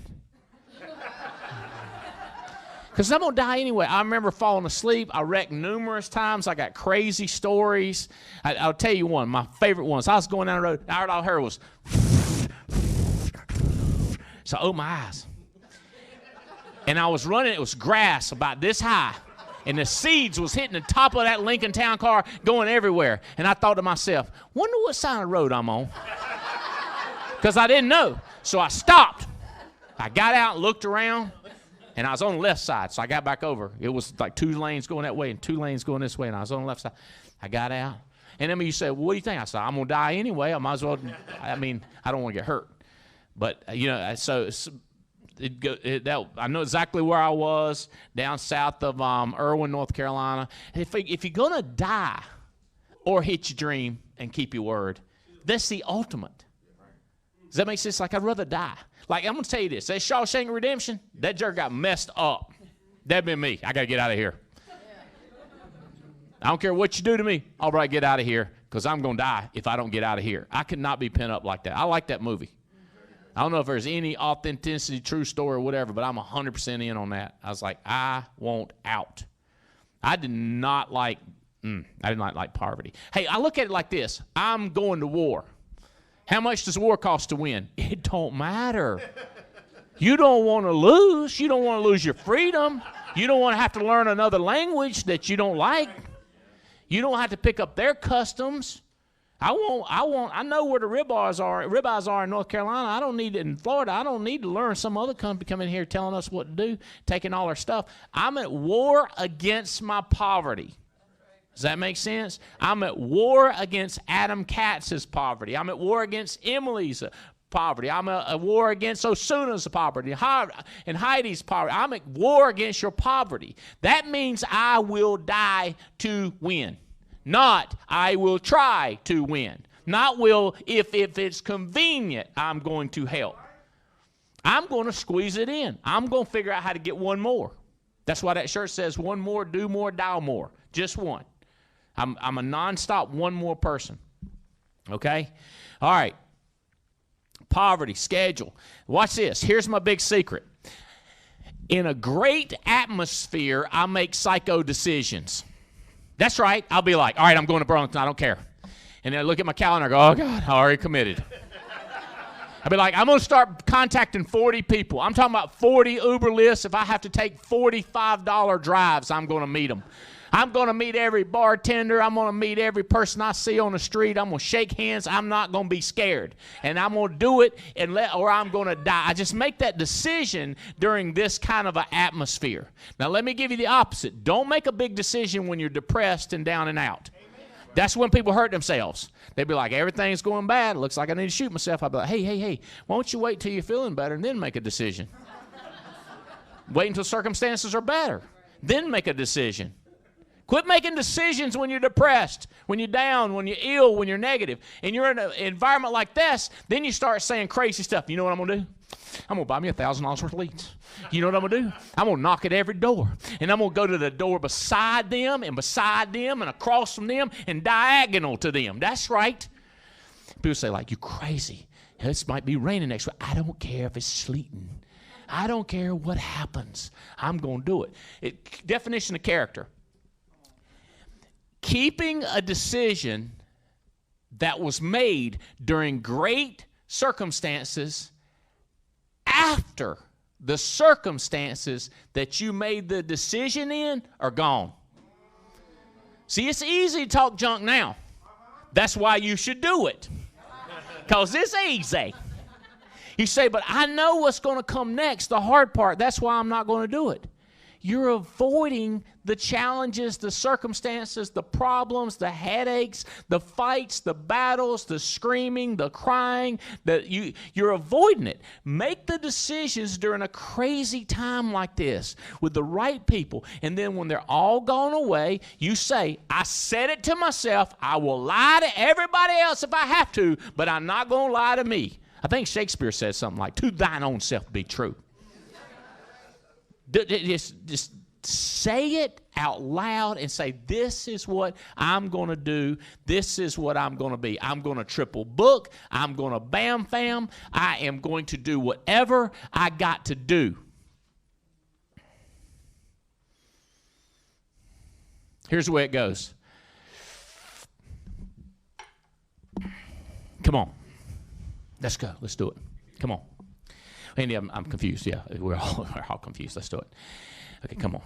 Say, I got a situation. Yeah, me too. Come on. Come on, let's go. Come on, let's go for it. Can y'all come on with me? Just come on. I'm going. Well, my family. Yeah, close family. Wife, husband, uncle, aunt, children. I get it. Come on, let's go. Now's the time. Come on. Come on. Come on. When anything comes at you and you're outside of here and you done made those crazy big decisions, I want you to hear, come on. I just want you to hear me saying, I want you to hear Junior Correa saying, come on. I want you to hear Noel saying, come on. I want you to hear Megan Wood saying, come on. She enunciates real well. Come on, Miguel. Come on, Brantley. Is it Brant? Say your last name. Bratley. Come on, Bratley. Come on, Bratley. Come on, Carlos. Come on. Y'all can do this thing. What's your name again? Joanna. Come on, Joanna. Come on, Nina. Let's meet every single person we can. Come on. Well, some people don't want to do it. I know. Come on. Some people don't understand. Come on. This guy, he turns back on. I can't. Yeah, come on. You just like Jesus. Say people turn back on him too. I tell you another thing. Don't expect gratitude. Because you'll be disappointed. Jesus healed him from lepers and nobody come back. No, one guy come back. He said, yeah, I'll just tell him I appreciate that. When it happens and somebody's appreciative, be amazed. Don't expect it. Come on. But I'm doing pretty good work. Come on. I'm doing pretty, come on. Well, my children, they got it. Come on, set an example. We need another example setter. We need one more person to come on.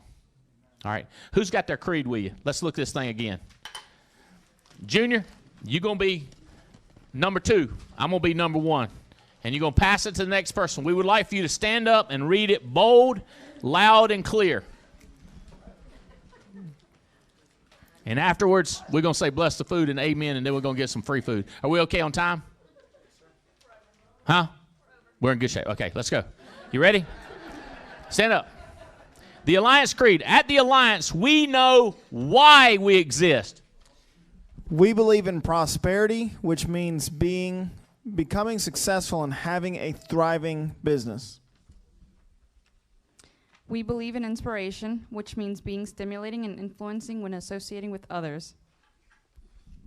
We believe in eternity, which means achieving endless life after death and hearing, "Well done, good and faithful son." At the Alliance, we know how to behave. We have 8 core values that we follow. The first is excellence, where we pledge to surpass ordinary expectations. The second is service, where we guarantee to go the extra mile. The third is integrity, where we mandate being honest, ethical, and transparent. The fourth is accountability. We encourage each other, standing behind our performance. The fifth is respect, where we promote being courteous, helpful, and valuing diversity. The sixth is compassion, where we advocate displaying empathy and sympathy. The seventh is community, where we foster sharing and emotional connection. The eighth is gratitude, where we remember where we came from by appreciating the gifts bestowed upon us. At the Alliance, we know what we do. We have fun through association. We have fun. We make money through premium. We make a difference through helping families. At the Alliance, we succeed in what we do with our expectations. We sell with expectation of 40 appointment. We recruit with the expectation of 40 approaches. We build with the expectation of creating width and driving depth. At the Alliance, we maintain what we do with our habits. We have 8 habitual steps that we follow. The first is personal use, which is believing in what you are selling by buying what you are selling. The second is work, which is having strong work ethic on both sides of the equation by producing and building. The third is listen, which is leaning toward all information put out by the Alliance. The fourth is read, which is using Andy's book list and reading daily. The fifth is attending all meetings, which is setting the example, serving the team, showing up to learn, and sharing your experiences. The sixth is being teachable through hearing, through learning our system.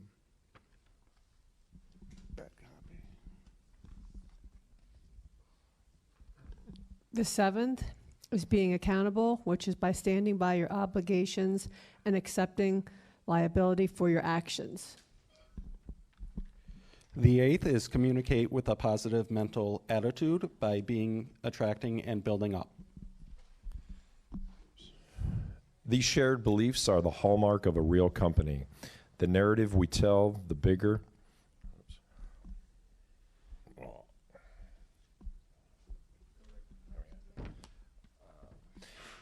The narrative we tell is bigger collectively than one person could ever tell on their own. Culture is made from the same circumstances, the same wants, the same desires, and from a need for heart to conquer over hurt.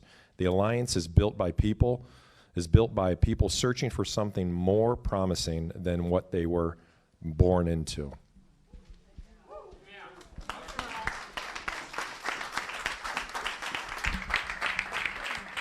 Y'all bow your heads. Heavenly Father, if you will, we appreciate you so much and we love you so much. Thank you for this food you've provided and the hands that prepared it. Please bless it to the hand, bless it to those of us that are eating here. We appreciate it so much and help us to mingle, make friends, and make a difference in each other's life. In Jesus' name I pray, amen.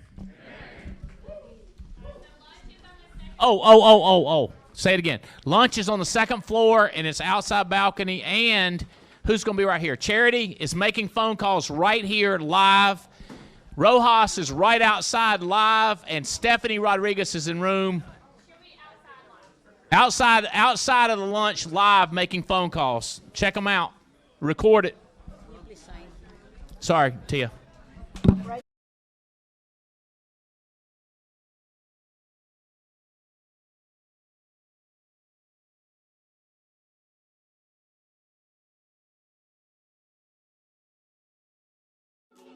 Many leads can make your pennies. I don't care if the lead is 4. Yeah, I don't care.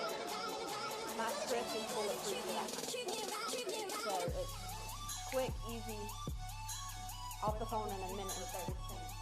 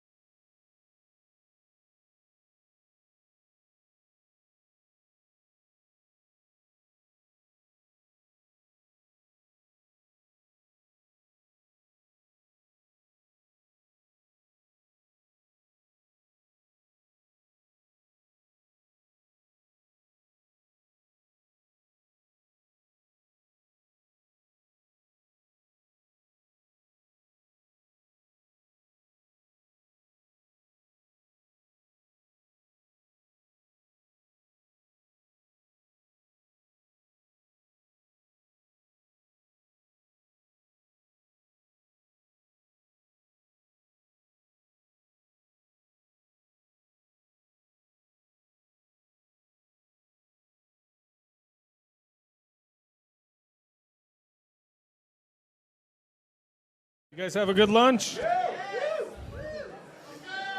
You all carved up?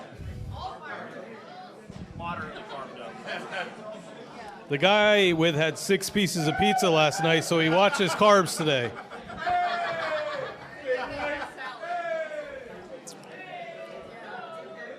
I always find it funny he has 6 pieces of pizza, then watches his carbs today, you know?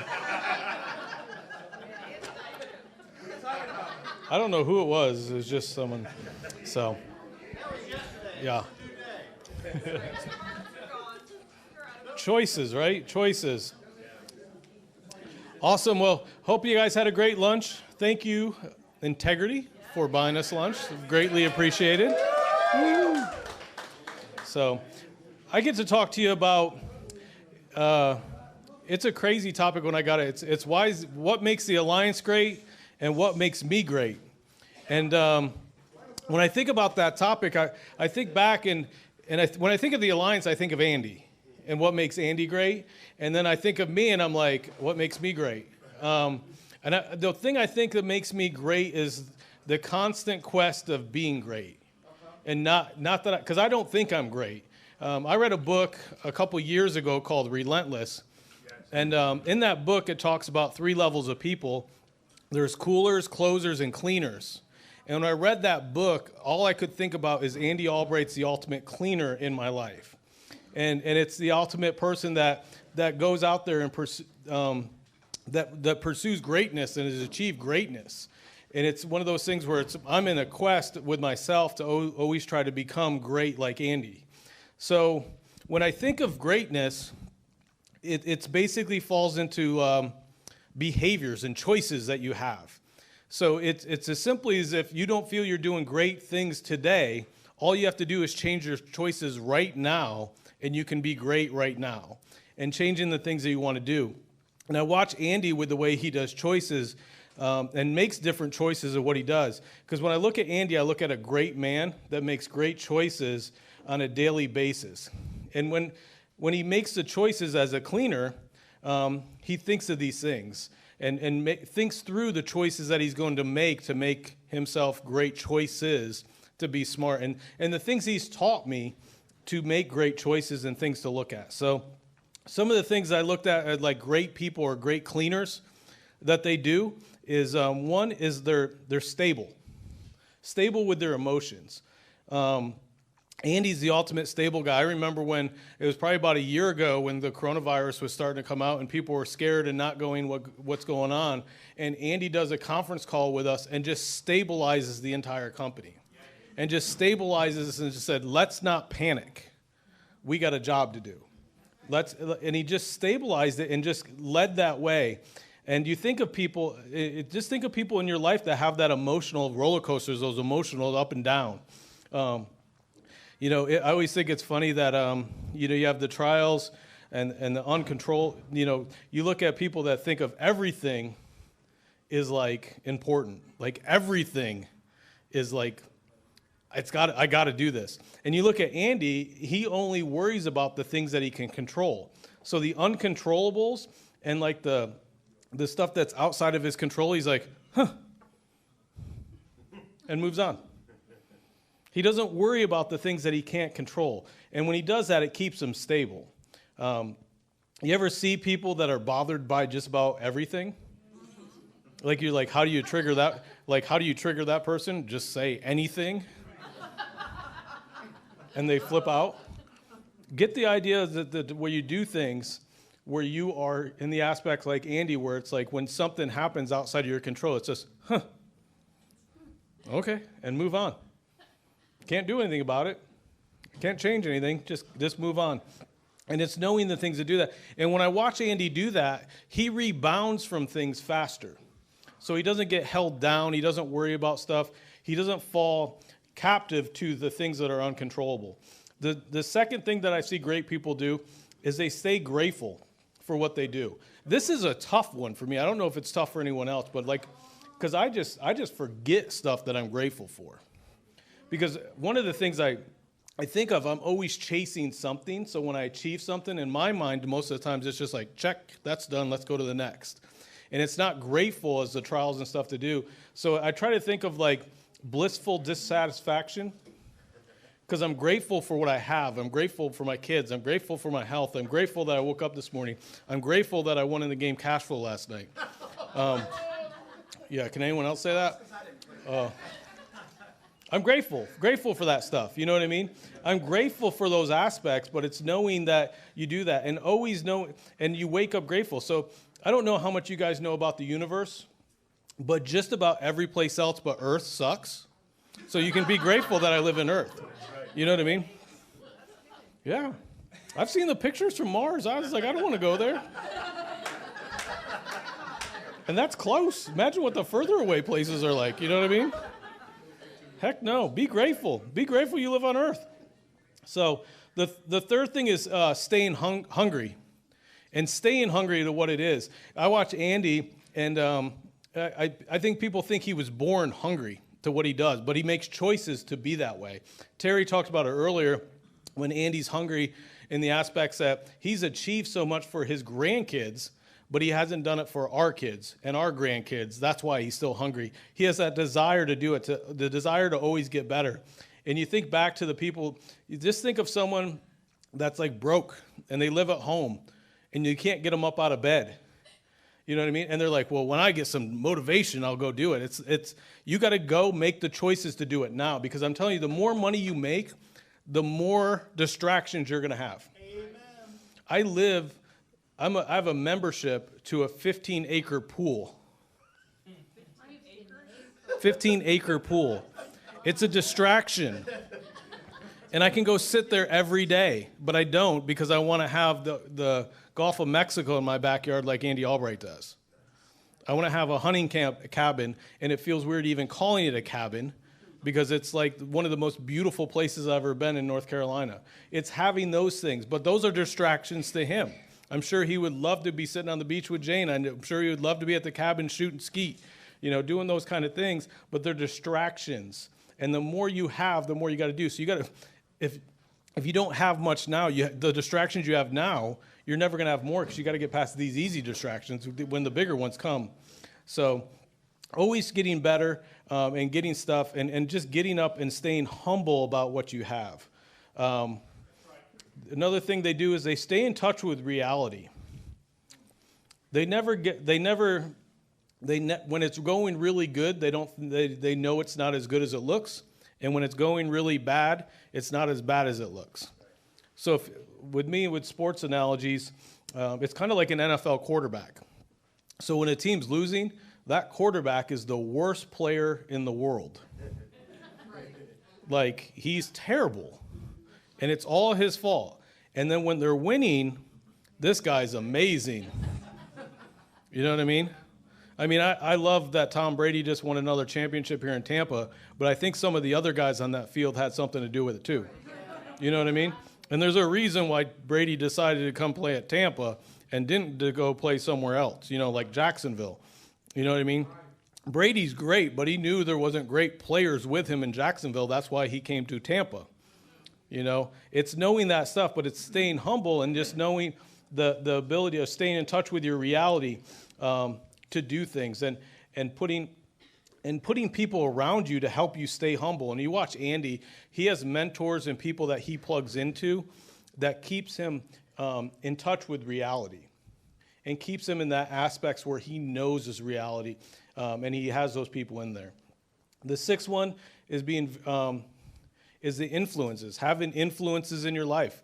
Great people have mentors and coaches in their life. Now, one thing to watch out for, it's great to have mentors and coaches in your life, but great people have a very small circle of mentors in their life. So you think of broke people, their mentors are usually their broke spouse, their broke parents, the internet, Twitter. Hey, I got a question on this. Anyone got any advice? Not good influences. Find influences or coaches that you can put yourself with and follow. In this business, you have great coaches.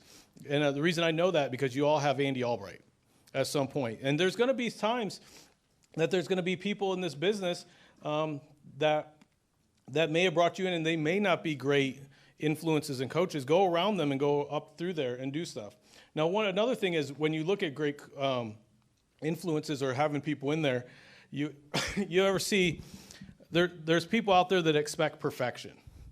They want grace about the way they are, but they expect perfection out of you. We have great leaders here in the Alliance, but don't expect perfection out of them just because they're great leaders. Give grace.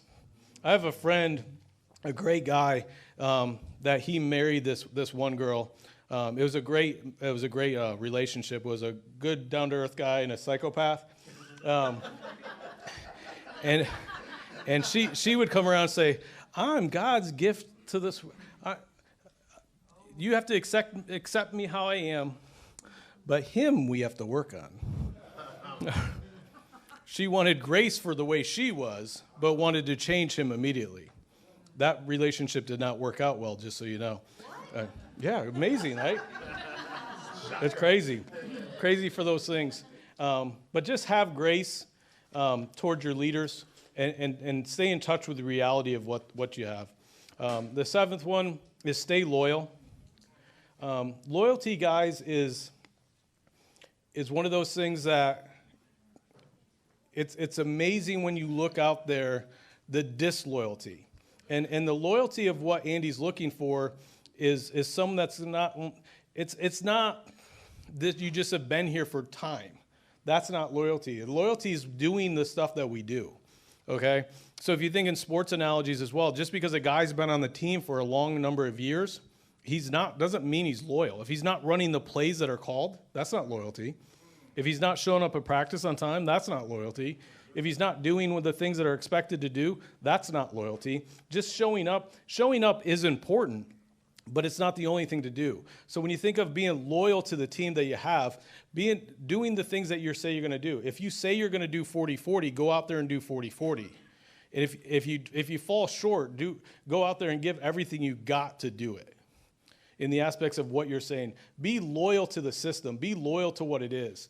Andy does so much for me and my family, and I always want to thank him for it. And the greatest thanking that you can ever give back to anybody in this business is to grow. That's the thankful enough. Just grow. You can say, gifts are nice, flowers are great, brownies are better, all these kind of things that you can send to people, but growing is the ultimate thing, because what he's pouring into us is to wanting us to grow. And the way to pay him back that stuff and being loyal to Andy for what he's doing for us and chasing the greatness what he has set the pace for is to go out there and grow and continue to do things. And the eighth one is live life to leave people better than you found them. And that's Andy's ultimate thing. I've never met anyone like an Andy Albright that just goes out there to leave people better than he found them. And in the aspects of all the things, I think of just all the life lessons that he's taught me to make me a better man and make me a better person. But he also pours into my daughters and makes them better as well. He's always looking to make people better and help them grow faster and move further apart.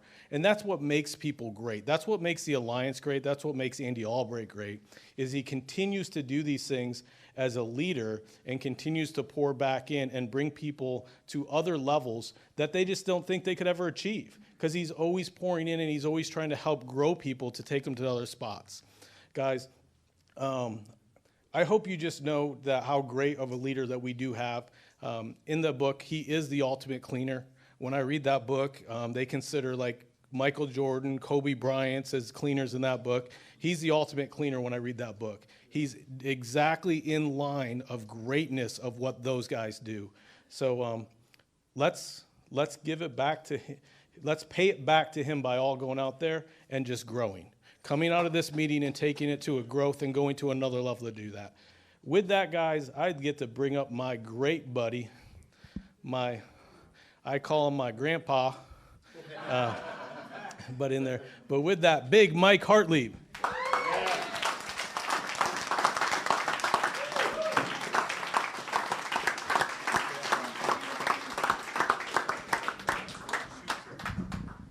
Whoa. Well, thank you. Good job, Riddle. Give it up for Andy Riddle, please. And why do I tell you to give it up for Andy Riddle? Well, my name is Mike Hartley. They call me Big Mike, and I am mentored by Andy Riddle. And Treasure Island's my home hotspot. And you see, if it wasn't for Andy Riddle, I wouldn't be where I'm at now. Because of Andy Albright, Andy Riddle. There's a fine thread right there. So my topic is, I got a different topic. I'm 6'4", 270 pounds, and they want me to talk how to appear to be humble because agents love you when you are. And yeah, well, it used to be twisted steel. Now it's a molten lava. So why do I want to be humble? I want to appear approachable to people so people can ask for my help. People will listen with more intent. People will not be afraid. They won't fear coming to you for help because they know you won't be judgmental. If I'm trying to help somebody or change them, I'm not going to tell them what to do. Hey, I don't know if you ever heard of feel, felt, found. I know how you feel. I felt the same way. This is what I found. It's huge when people know that you care about them and they're not looked at as a dollar bill. Because Brian Tracy said it the best. You help enough people get what they want, you'll get what you want. Humility is not tooting your own horn. It's not letting people know how good you are. It's not being a one-upper. It's not being a topper. It's not being that I sold more premium than you. I had a worst-case scenario. It's not trying to up everybody. It's not trying to treat people like a boss. There's a difference between a leader and a boss. A leader will ask you a question. A boss will tell you what to do. It's never about me. It's always about them. Tim Goad told me this a long time ago. It's not the words that I say, it's how I make them feel when they walk away. How do you feel when you walk away? Did you make that person feel important? Humility is huge. A lack of humility projects that I have arrived. It shows a spirit of arrogance. Trust me, nobody will follow arrogance. Nobody. Having humility promotes a teachable spirit within me and in the team. It allows me and the team to hear with new set of ears every day. Taking notes, even though I've heard the same thing over and over and over and over. I'm still taking notes. I've had my Florida insurance license since 1989, yet I don't miss events. I still try to learn. I'm not too good not to learn it again or hear it again. Let me give you an example. After 32 years of having my insurance license, God's sake, some of you haven't even had your freaking driver's license that long. I'm still taking notes. We had an event, and I'm taking notes to a person who's only had their license for 2 years, maybe 3. Why? Because I'm humble enough to be able to know that I don't know it all. That person happened to be named Megan Wood. So,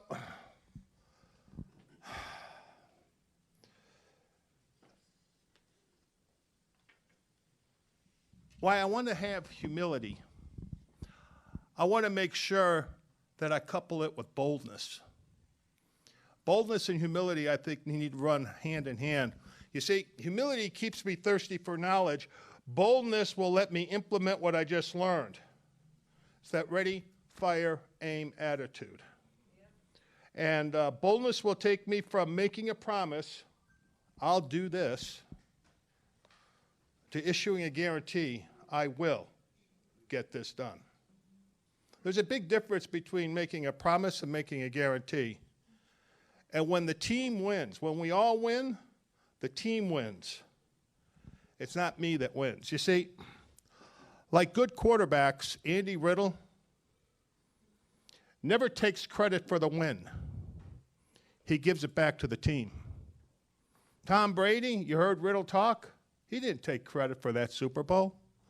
He said the team did it. What did that do for the team? It strengthened the team. It made his relationship with the team better. And guess what? That same quarterback will take the blame for the loss. So it's his fault that they lost, and it's their fault that they won.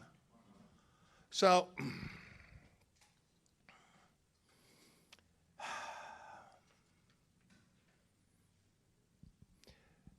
being humble is not about being right. Being humble is about doing what's right. When I'm humble and bold, I'm fighting for the respect and credibility of the people who help me. Now, I've got a quick video. I want you guys to read the words, the lyrics to this, and I'm going to close it out after that. Billy?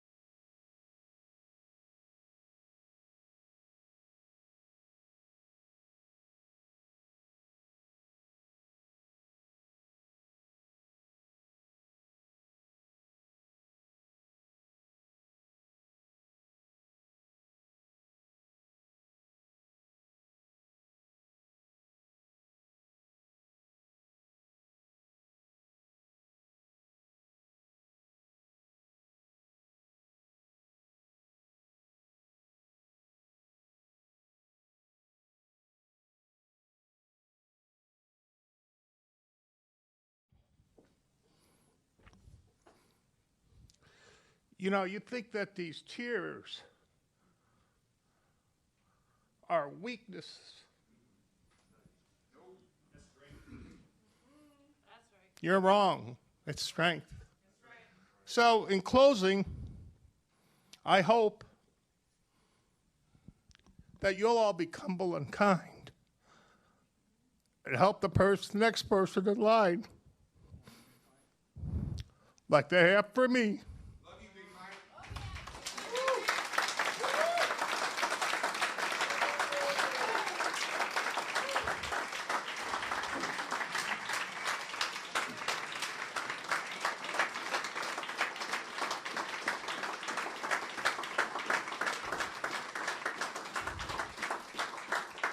Now I have the privilege bringing up this stud. I hear his name all the time. And stay on your feet and give this guy a warm welcome. Tim Long.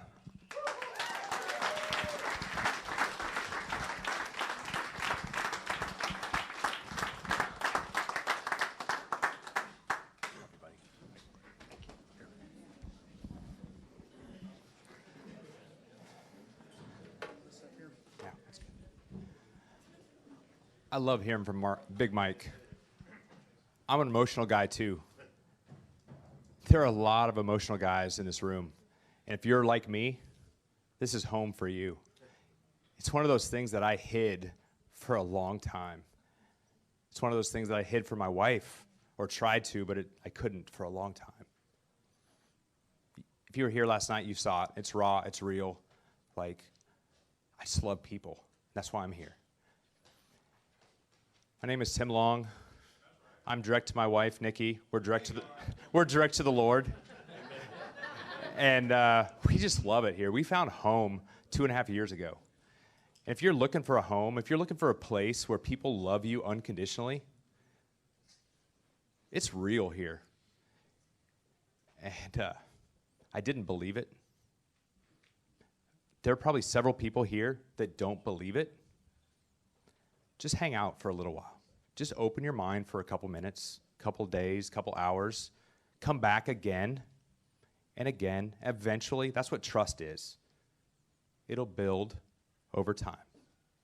Okay? We're all human. We're all going to let you down. Andy's going to let you down.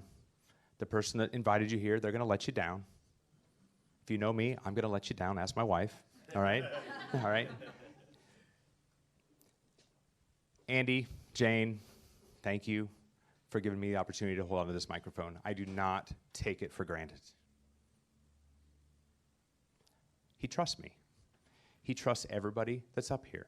Everybody that's up here, they took the microphone for the first time, got a little more trust the second time. Everybody that's sitting here can hold this microphone. It means that he trusts you too, and he wants to see you grow. Okay? If anybody hasn't caught on yet, this is a company that is not about life insurance. It's a company about, it's a leadership development company.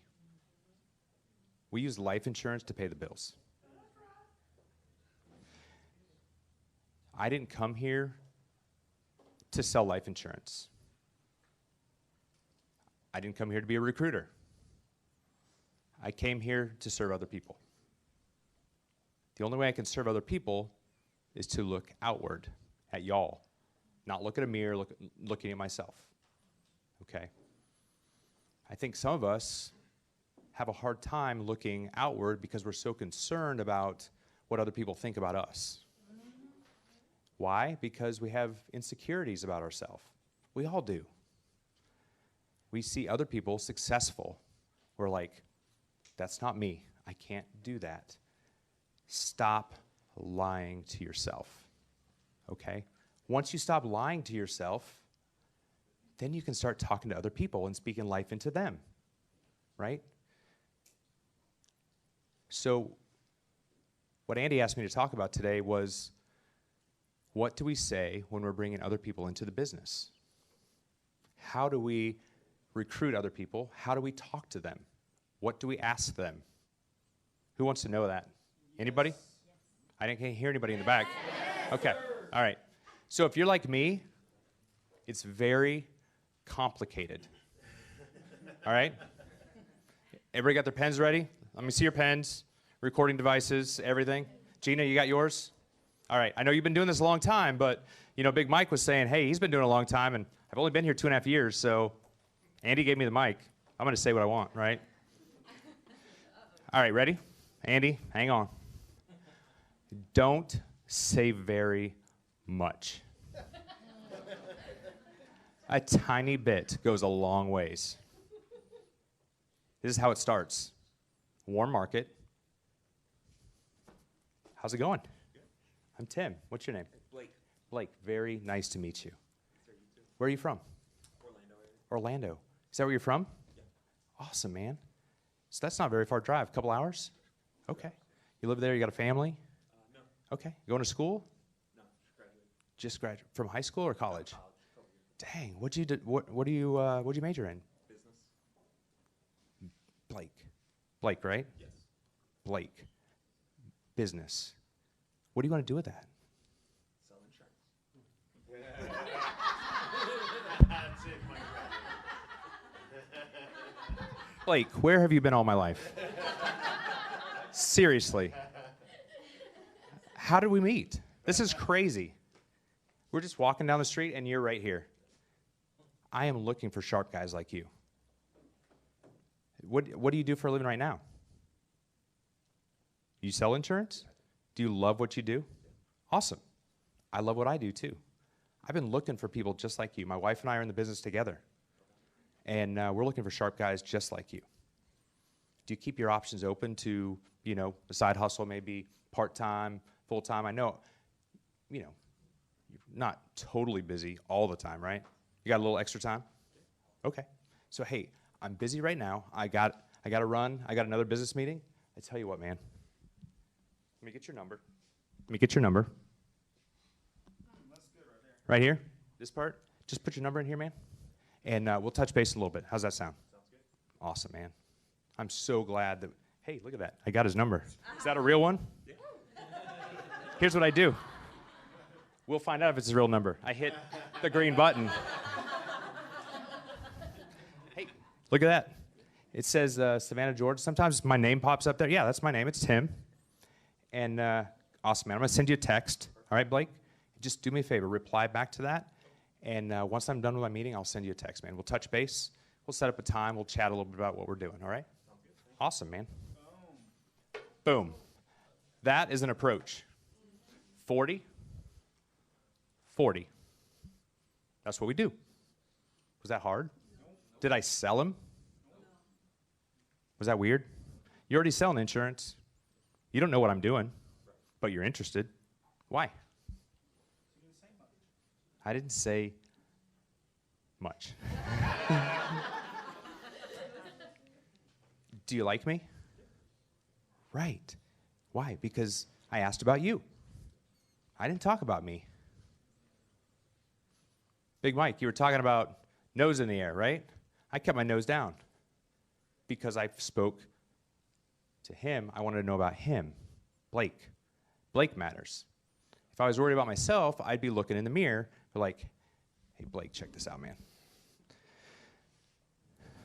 You ever seen black helicopters? If you want some entertainment tonight, go back and Google black helicopters Miami. All right? Here's my number. Give me a call sometime. No. That's stupid. Hey, and also, I'm hiring too. No. That's me before, maybe. I wouldn't have said that, but I'm thinking about me, and that's what I'm thinking I should say. No. Talk about them. Not right now. Stop, Junior. You're ruining this. No, you're not. Actually, yes. Perfect segue. Everybody pick up your phone.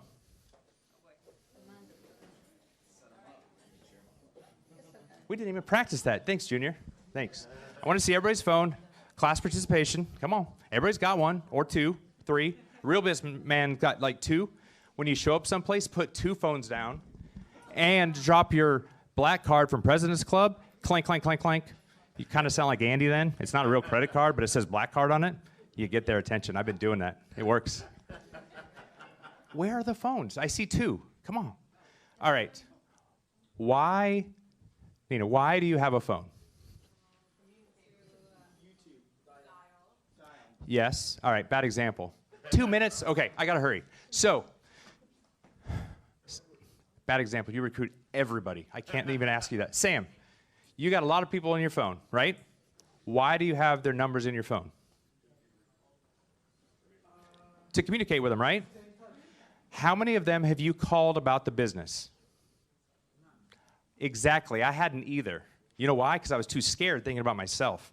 How many of them are living a quiet life of desperation? How many of them are on welfare right now?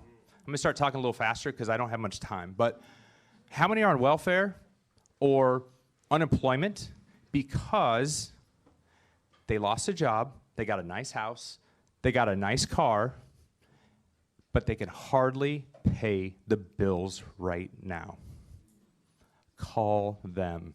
You have their number for a reason. You call them if you want to hang out. You call them if whatever. Hey, I just had a conversation. Hey, Bob, check it out, man. I've been working like crazy, like 80 hours a week. You don't have to work that much. I need help, man. There are people dying. They're sending us forms saying, I need help with some coverage. I just bought a house. If I die, my wife is not going to have a place to live. All right? All I got to do is reach out to them. I'm working with a company out of Burlington, North Carolina. I got to reach out to them and not screw it up. As long as I don't screw it up, I'm going to get about $500 each just starting out. Do you know of anybody that might be able to help me out with that? Take it off their shoulders. All right? Do you know of anybody else? Bro, I could use $500 a week or $5,000 a week. Oh, shoot, I thought you were busy. Awesome. Let's talk. I don't have time to talk now. Let's schedule something. Boom. Another approach. One other scenario. How am I doing for time? 30 seconds? Oh, shoot. One other quick one. If you're talking to a client, at the end, guess what? If you're using your ATM, it's in there. You got an approach. If you do 40 appointments, you're going to get 40. Just use the darn ATM. It's all right there. If you got a client that calls you and say, hey, just curious about my payment, right? Hey, by the way, is 20-second call. By the way, I'm really busy and I need help. Do you know anybody that can help me out? Da, da, da, da, da. I already gave you the script. It takes you 22 seconds. Another approach. And they already trust you. Awesome. If you have any questions, you can see me afterwards. It is my great pleasure to introduce one of my great friends, undisputed, well, maybe a little disputed, I don't really know, but he is a new Florida resident. He's been around in the company for 5 years-ish. He is an agency manager with his wife, Haley, and undisputed, maybe Florida favorite son of Andy Albright. Bring it to your feet, Brandon Manley.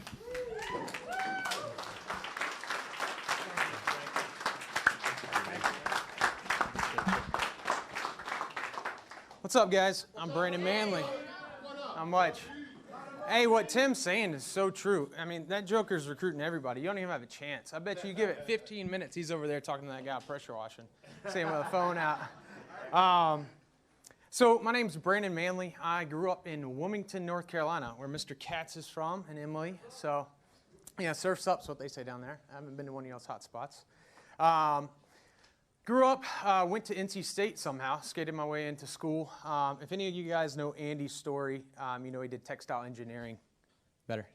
He did textile engineering. I started out in textile engineering. Social life was a little bit more important to me. I'm sure it was to Andy. He was just smarter than I was. But yeah, I switched to political science because you had to write like 4 papers, and that was it.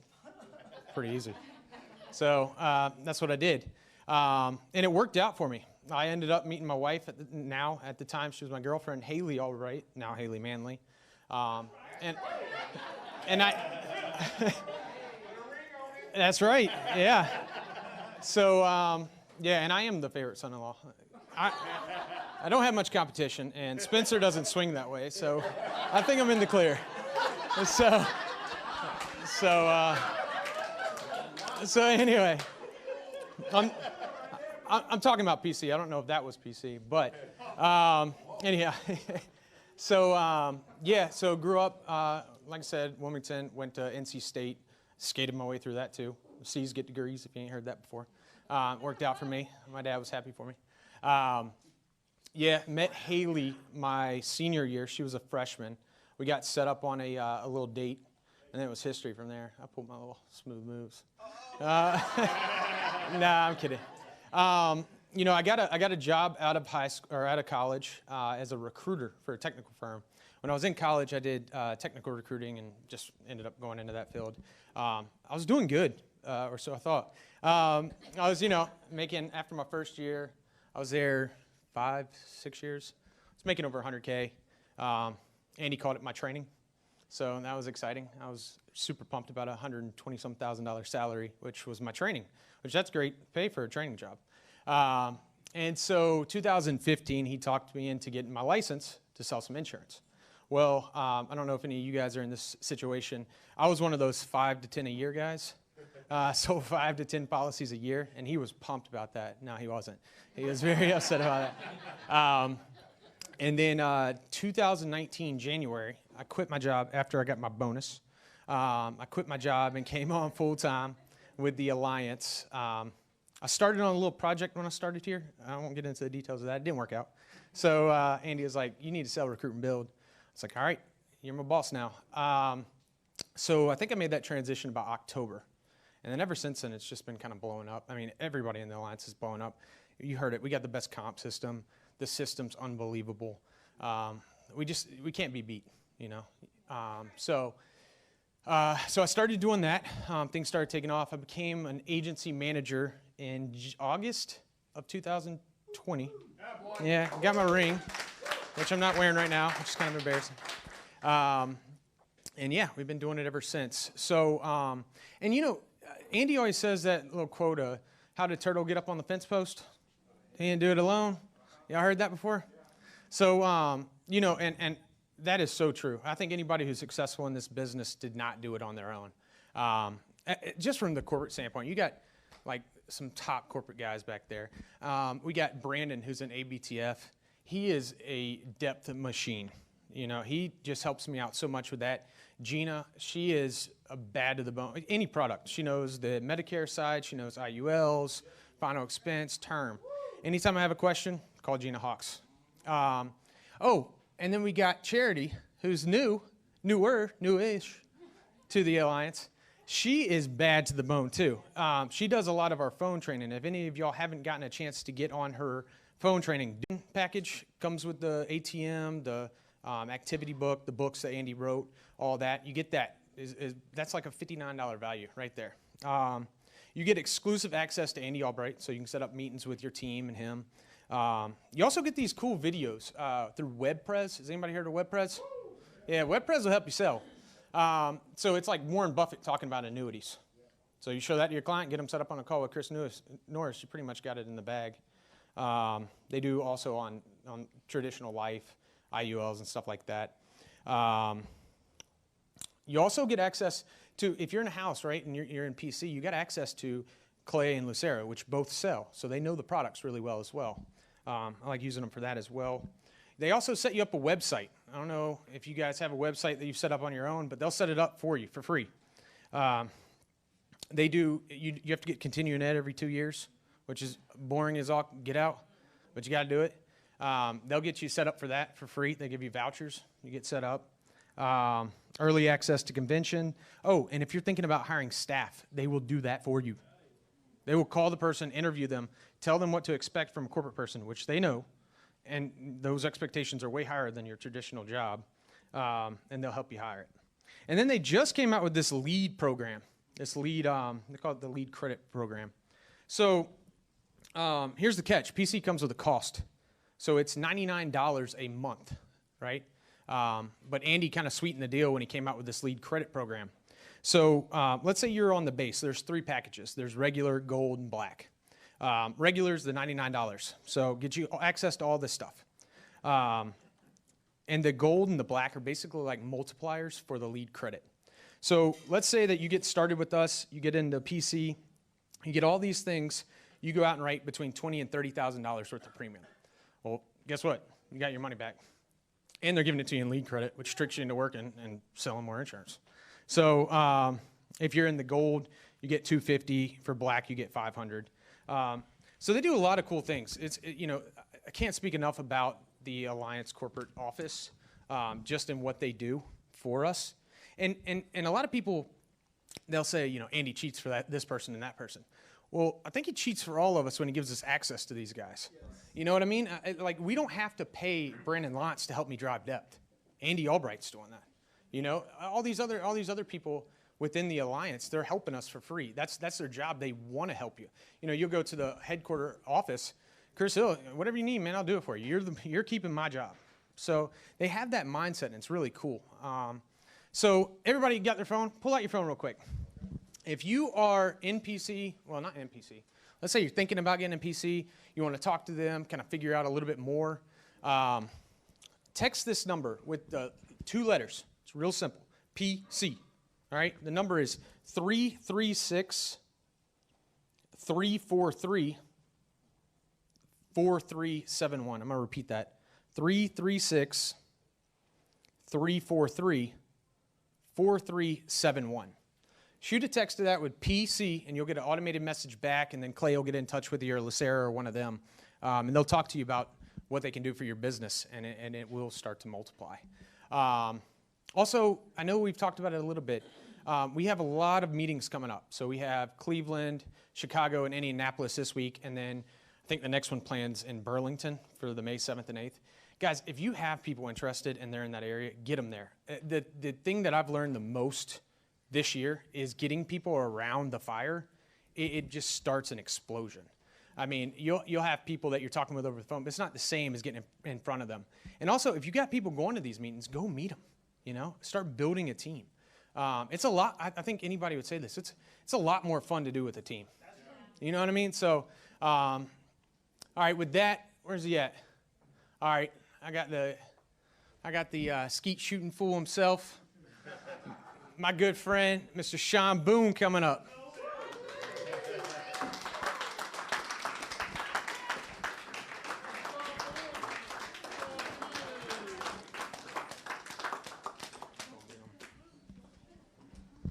I guess I did really good last night. I got a second act. So I'm Sean Boone from West Palm Beach, Florida. I'm Sean Boone from West Palm Beach, Florida, direct to Brandon Manley himself, which is direct to the man himself, Andy Albright. I've been here for about a year and a half. Yeah, so pretty much my topic today is common mistakes, booking appointments, and how I've changed. It's gonna be more mixed with sports analogies, just a heads up. But I think everybody will get the point of the common mistakes, and we'll get to how I've changed, right? So a couple of common mistakes I've made, and probably people in here who are not great at dialing. It's a lot of people in here that's great at dialing. Big Mike gave me I don't know about that one. So a couple mistakes. Not scheduling it is one mistake. Not going on dial jams or getting on the dial jams or even going. Creating fear inside of your head and the fear of rejection. Not following the phone script. Letting the person take control of the conversation when you on the phone while you're trying to book the appointment, right? But the main one I'm going to focus on is creating the fear of rejection before you even get on the phone or even while you're on the phone. So I was reading the book, The Aladdin Factor, and The Aladdin Factor talks about how you create, like a lot of times the fear we have in our heads, we create it. So it's not something, that just comes out of the blue. We create this thought. We create the fear. So me being a defensive back and who not big sports fan, a defensive back is I stop the offensive person from scoring a touchdown. And if I do not stop them from scoring a touchdown, I will be on ESPN. And you will see me on ESPN. Come on, man. So here it is. I'm going to set the stage. I'm going to set the stage. Just imagine yourself in front of 80,000 people. It's you, a man across from you, and you the defensive back. You have to stop this guy from scoring a touchdown, or your family gonna see it, your kids gonna see it, your cousin gonna see it, everybody gonna see it. Everybody, all 80,000 fans gonna see it. And I can do two things. I can be confident, or I can create the fear inside my head like I can't get beat. I can't get beat. If I line up against this guy and I'm saying I can't get beat, what's nine times out of 10 chance that's gonna happen? I'm gonna get beat because I've already created that in my head. So when we booking appointments, and before we even sit down, we say, well, I guess, because I've done this a lot, I don't think I should, even put it on my schedule. I don't think I should even dial the person. They might not even pick up the phone. They might not even want me to come to their house. COVID going on. All these excuses, all these fears that we just put in our heads. So if I'm a defensive back, and like I said, I get beat, like that's what I'm thinking that's gonna happen, I'm gonna get beat. So when I book the appointment and when I'm trying to book the appointment and I create that, I'm not gonna book the appointment. So when having those fears and you putting those fears out of your head, what's key is preparation. So we have to prepare, we have to schedule it, we have to go to the Dow Jams, get on the Zoom calls. We have to be able to correlate all the things in the preparation, because if we have the proper preparation, which prevents poor performance. It's the same thing on the football field. If I prepare, if I study the guy, what moves he gonna make, what routes he's been running, I know going into the game that I could dominate this guy with just being mentally prepared. It's the same thing in the business. If I'm mentally prepared, then I know I need to dial at 8 to 12, whatever block time I have. Monday, dial for Tuesday, Wednesday, Thursday, dial for Friday, Saturday. And then, like he said, if you can't do that, figure it out. So I can tell you this story right here. I don't like telling this story, and it irks my nerves telling the story. So just go back to that stage of you're in front of 80,000 people. You're on ESPN, it's a Thursday night. In 2017, we played against Florida State. Big game, lights on, all the NFL scouts there. It's time to be the man that night. So just imagine yourself getting ready to book your appointments and stuff. Put it y'all in the same mode. We're gonna fast forward to the fourth quarter. It's time to close it, right? It's time to close the game. It's time to close it. It's time to win it. 3 minutes left in the game. I've seen this play all week. I know what's gonna happen. I know where the ball going. I know the formation, everything. I'm a lone ranger, it's me and the quarterback. I see where he's going. Step to the left, ball comes. Thought I had an interception, I dropped it to win the game. So when we go and we book the appointments, right? Or let's just say we don't. Like, you have to kind of be able to, really I'm gonna go when you're dialing and you get hung up on. That's better. When you dial and you get hung up on, you got two choices you can make. Either I'm gonna let this linger or I'm gonna just move on. Guess what I did?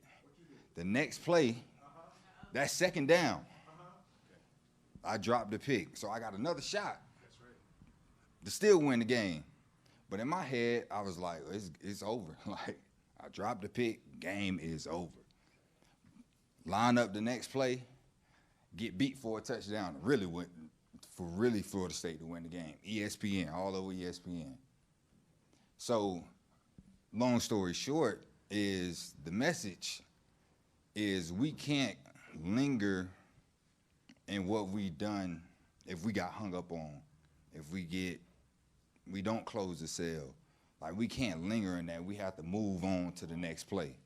Because if we move on to the next play, we can either get a bigger sale, we might find money, we might get a big IUL. Like, you just kind of never know if you move on to the next play. But if you do what I did and linger on what you did bad, then you're gonna miss out on your opportunity.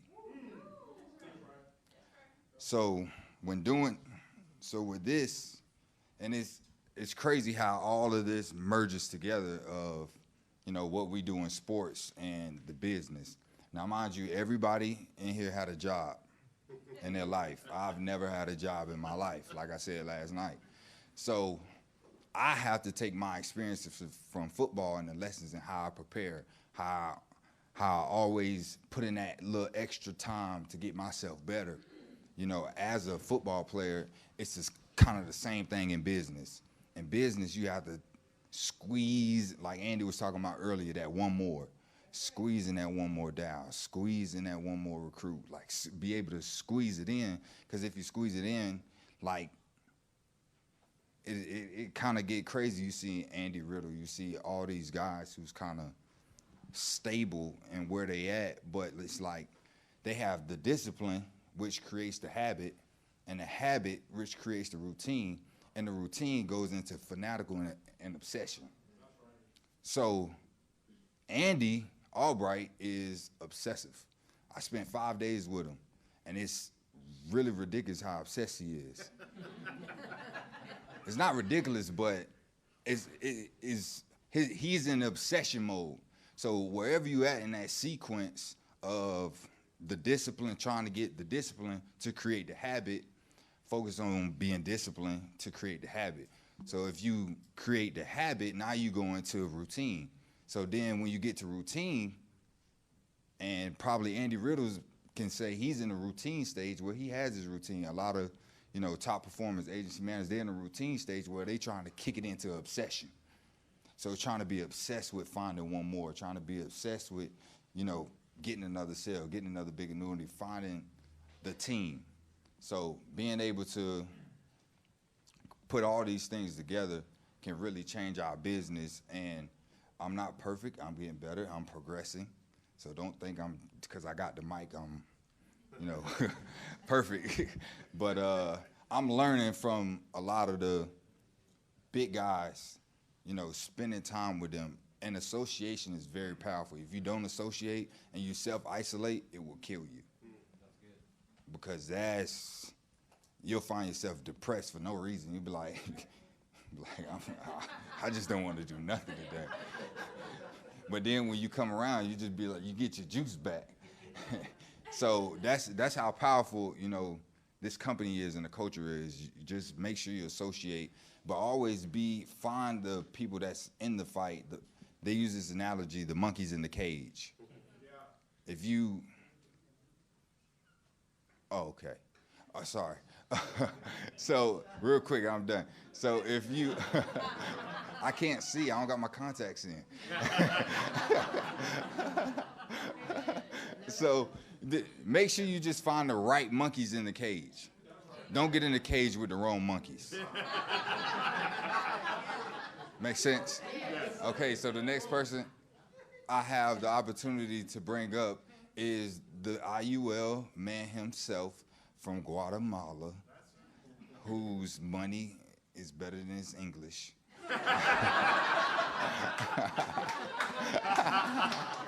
The great man himself, stand up on your feet, Marvin Otsoy. Got it, man. You got it.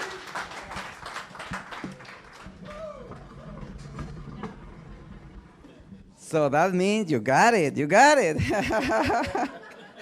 Thank you. My name is Marvin Otsoy, as you know, hired by my friend Marvin Osuna. And Reno, Nevada is our home hotspot, and we are blessed to be in the Alliance.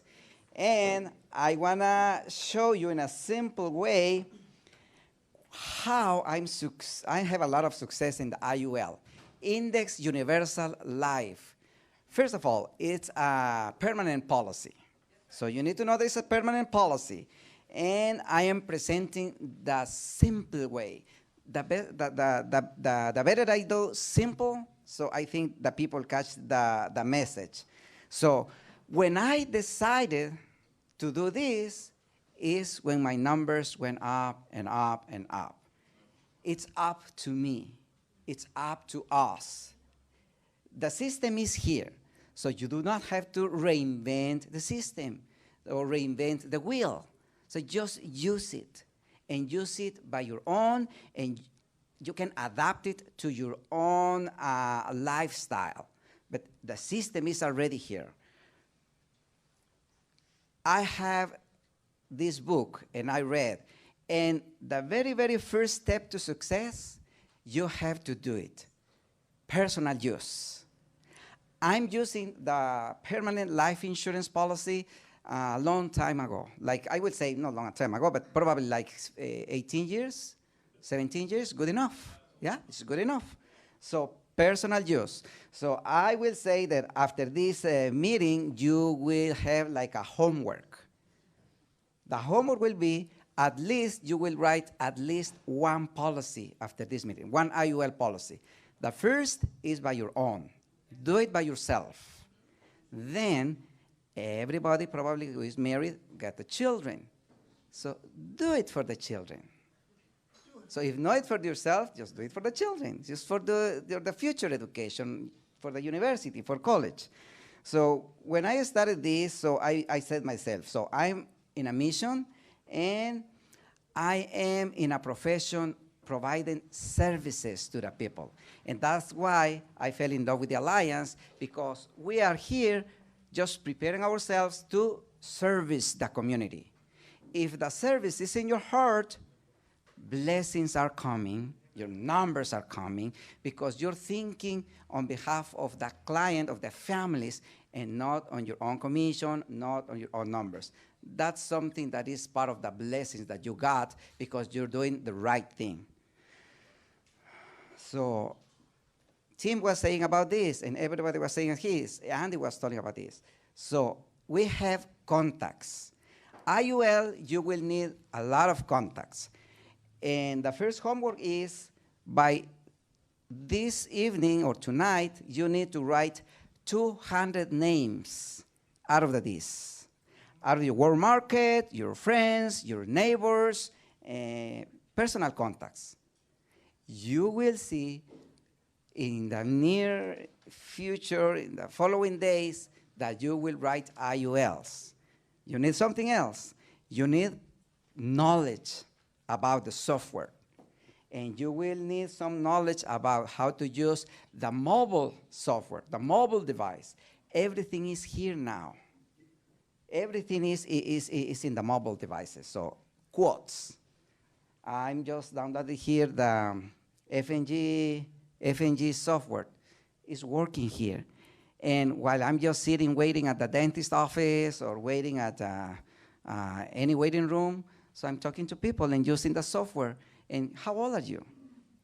And start the conversation just telling, do you have some savings for your kids? Or do you have some savings for yourself? If something happened to you, do you have any retirement plan besides of the 401k? Things like that, simple. And you can illustrate this just right there.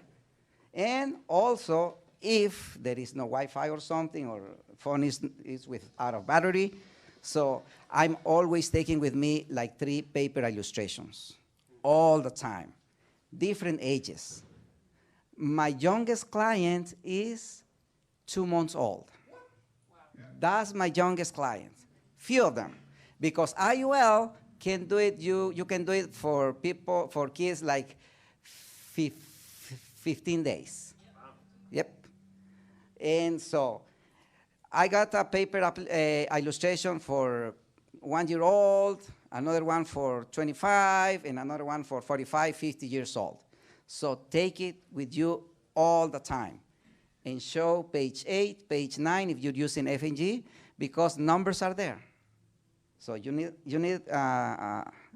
have to have knowledge about the product. And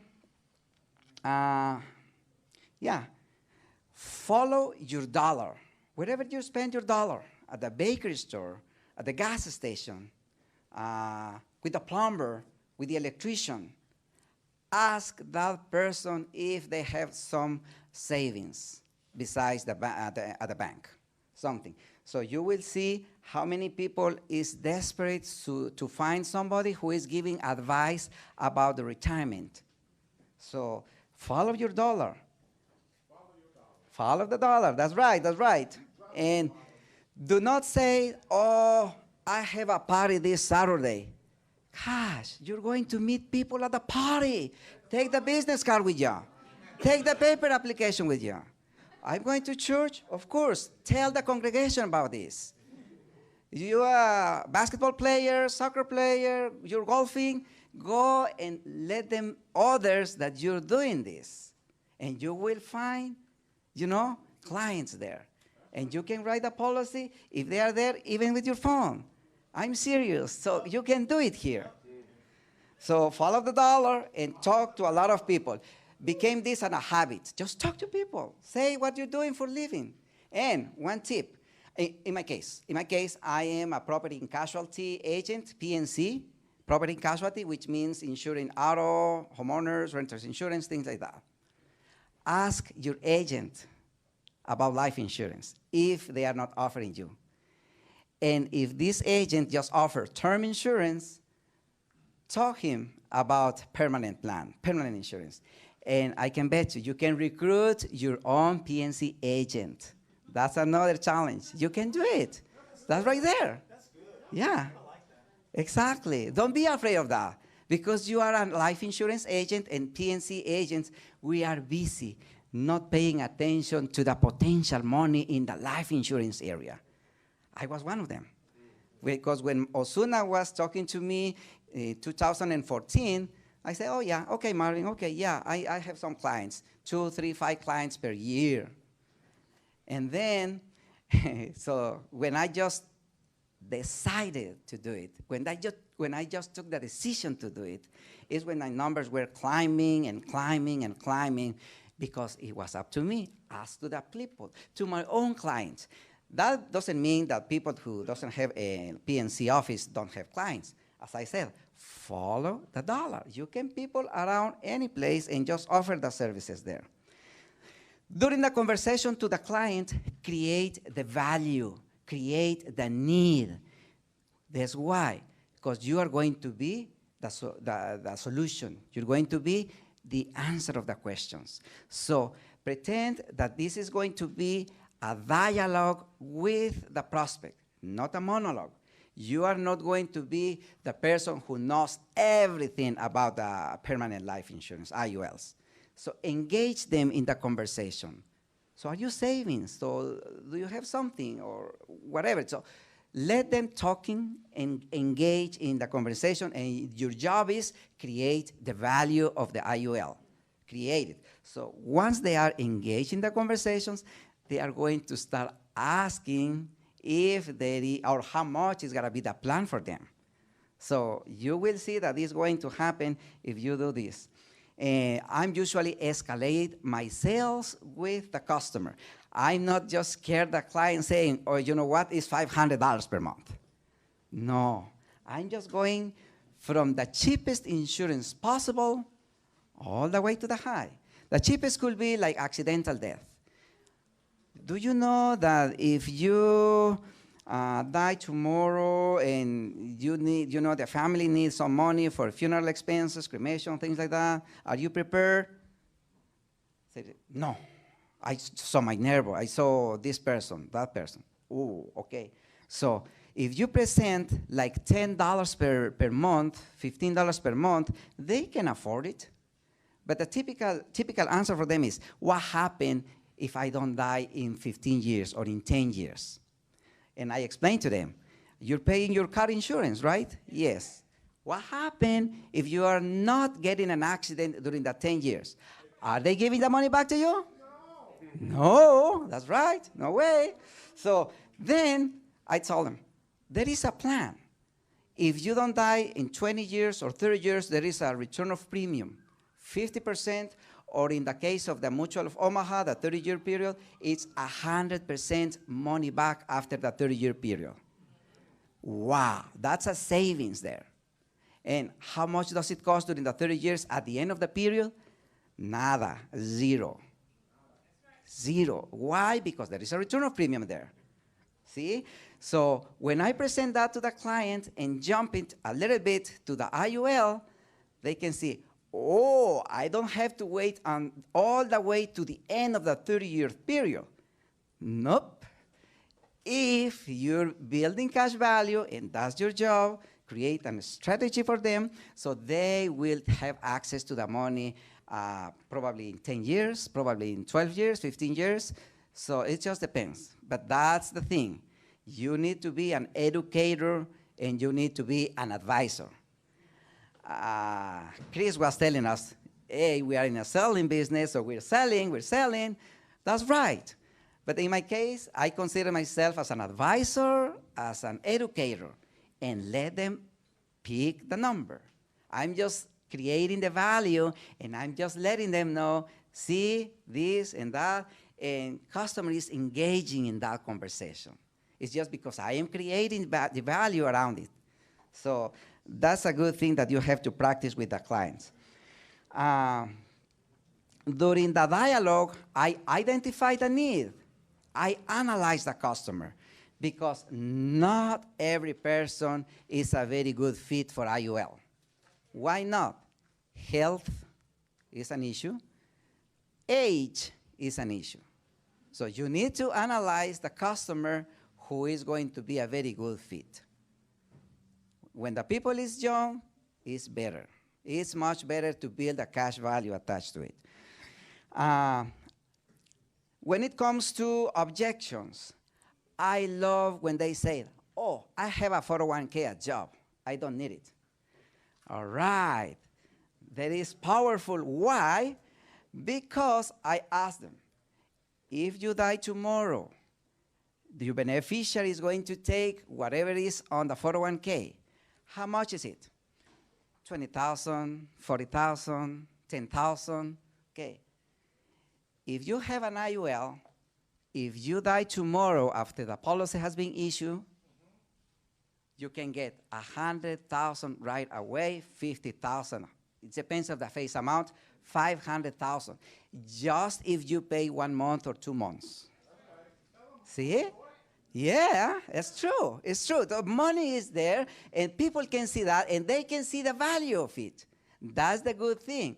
And I tell, okay, I'm just giving just money to the people on behalf of the insurance company, and the people are saying, oh, Marvin just put a life insurance on me, so Marvin is giving the check, Marvin is giving. It's not me. It's the companies. I'm not using my own money, but people is saying that. So Marvin is giving me the check. Marvin, yeah, Marvin. But it's not me. One of the companies is doing it. Just that one, too. Then, if they say too expensive, I love when they say, oh, this is too expensive. So, again, oh, by the way, back into the 401k, it's because I'm just trying to think faster. The 401k. Besides the face amount or the life insurance, there is access to the money before the 59 and a half, if there is cash already in the policy. And also, there is no losing money if the economy goes down, if the fluctuation of the economy. So at least the policy is like the cash value is frozen right there if the economy goes down. So think about that. And when they say that it's too expensive, I love to ask this to the customers. How much are you willing to put aside in your budget? It's not going to hurt your budget, just for your retirement. How much will be? And I say nothing, because if I propose something to them, could be so expensive or not. So, and they say, you can surprise, they will say, I can put like, yeah, $40 per week. Nice. Or $50 per week. Nice, because that means $200 per month. And I have clients who is telling me $100 per week. And I got one who said last time, like a month ago, 1,000 per month. I got 1,000. All right. So I'm working with the people's budget. and I'm objecting the price and a cancellation, early cancellation, or whatever it is. So that policy is going to be in the book of business, for sure. And when I'm ready to close, just with an affirmation, saying, all right, how much are you willing to start with? And they say, yeah, $25 is okay? Yeah, 25 per week is okay. Let's do it. Yes, 100 per month. Easy, yeah? I love that. I love the closing part. And I'm not selling everything, of course, so I just put my reminders just to make the follow-up later on. Take a few minutes to just do the closing. But remember, the system is already in place. Use the first of the 8 steps to success.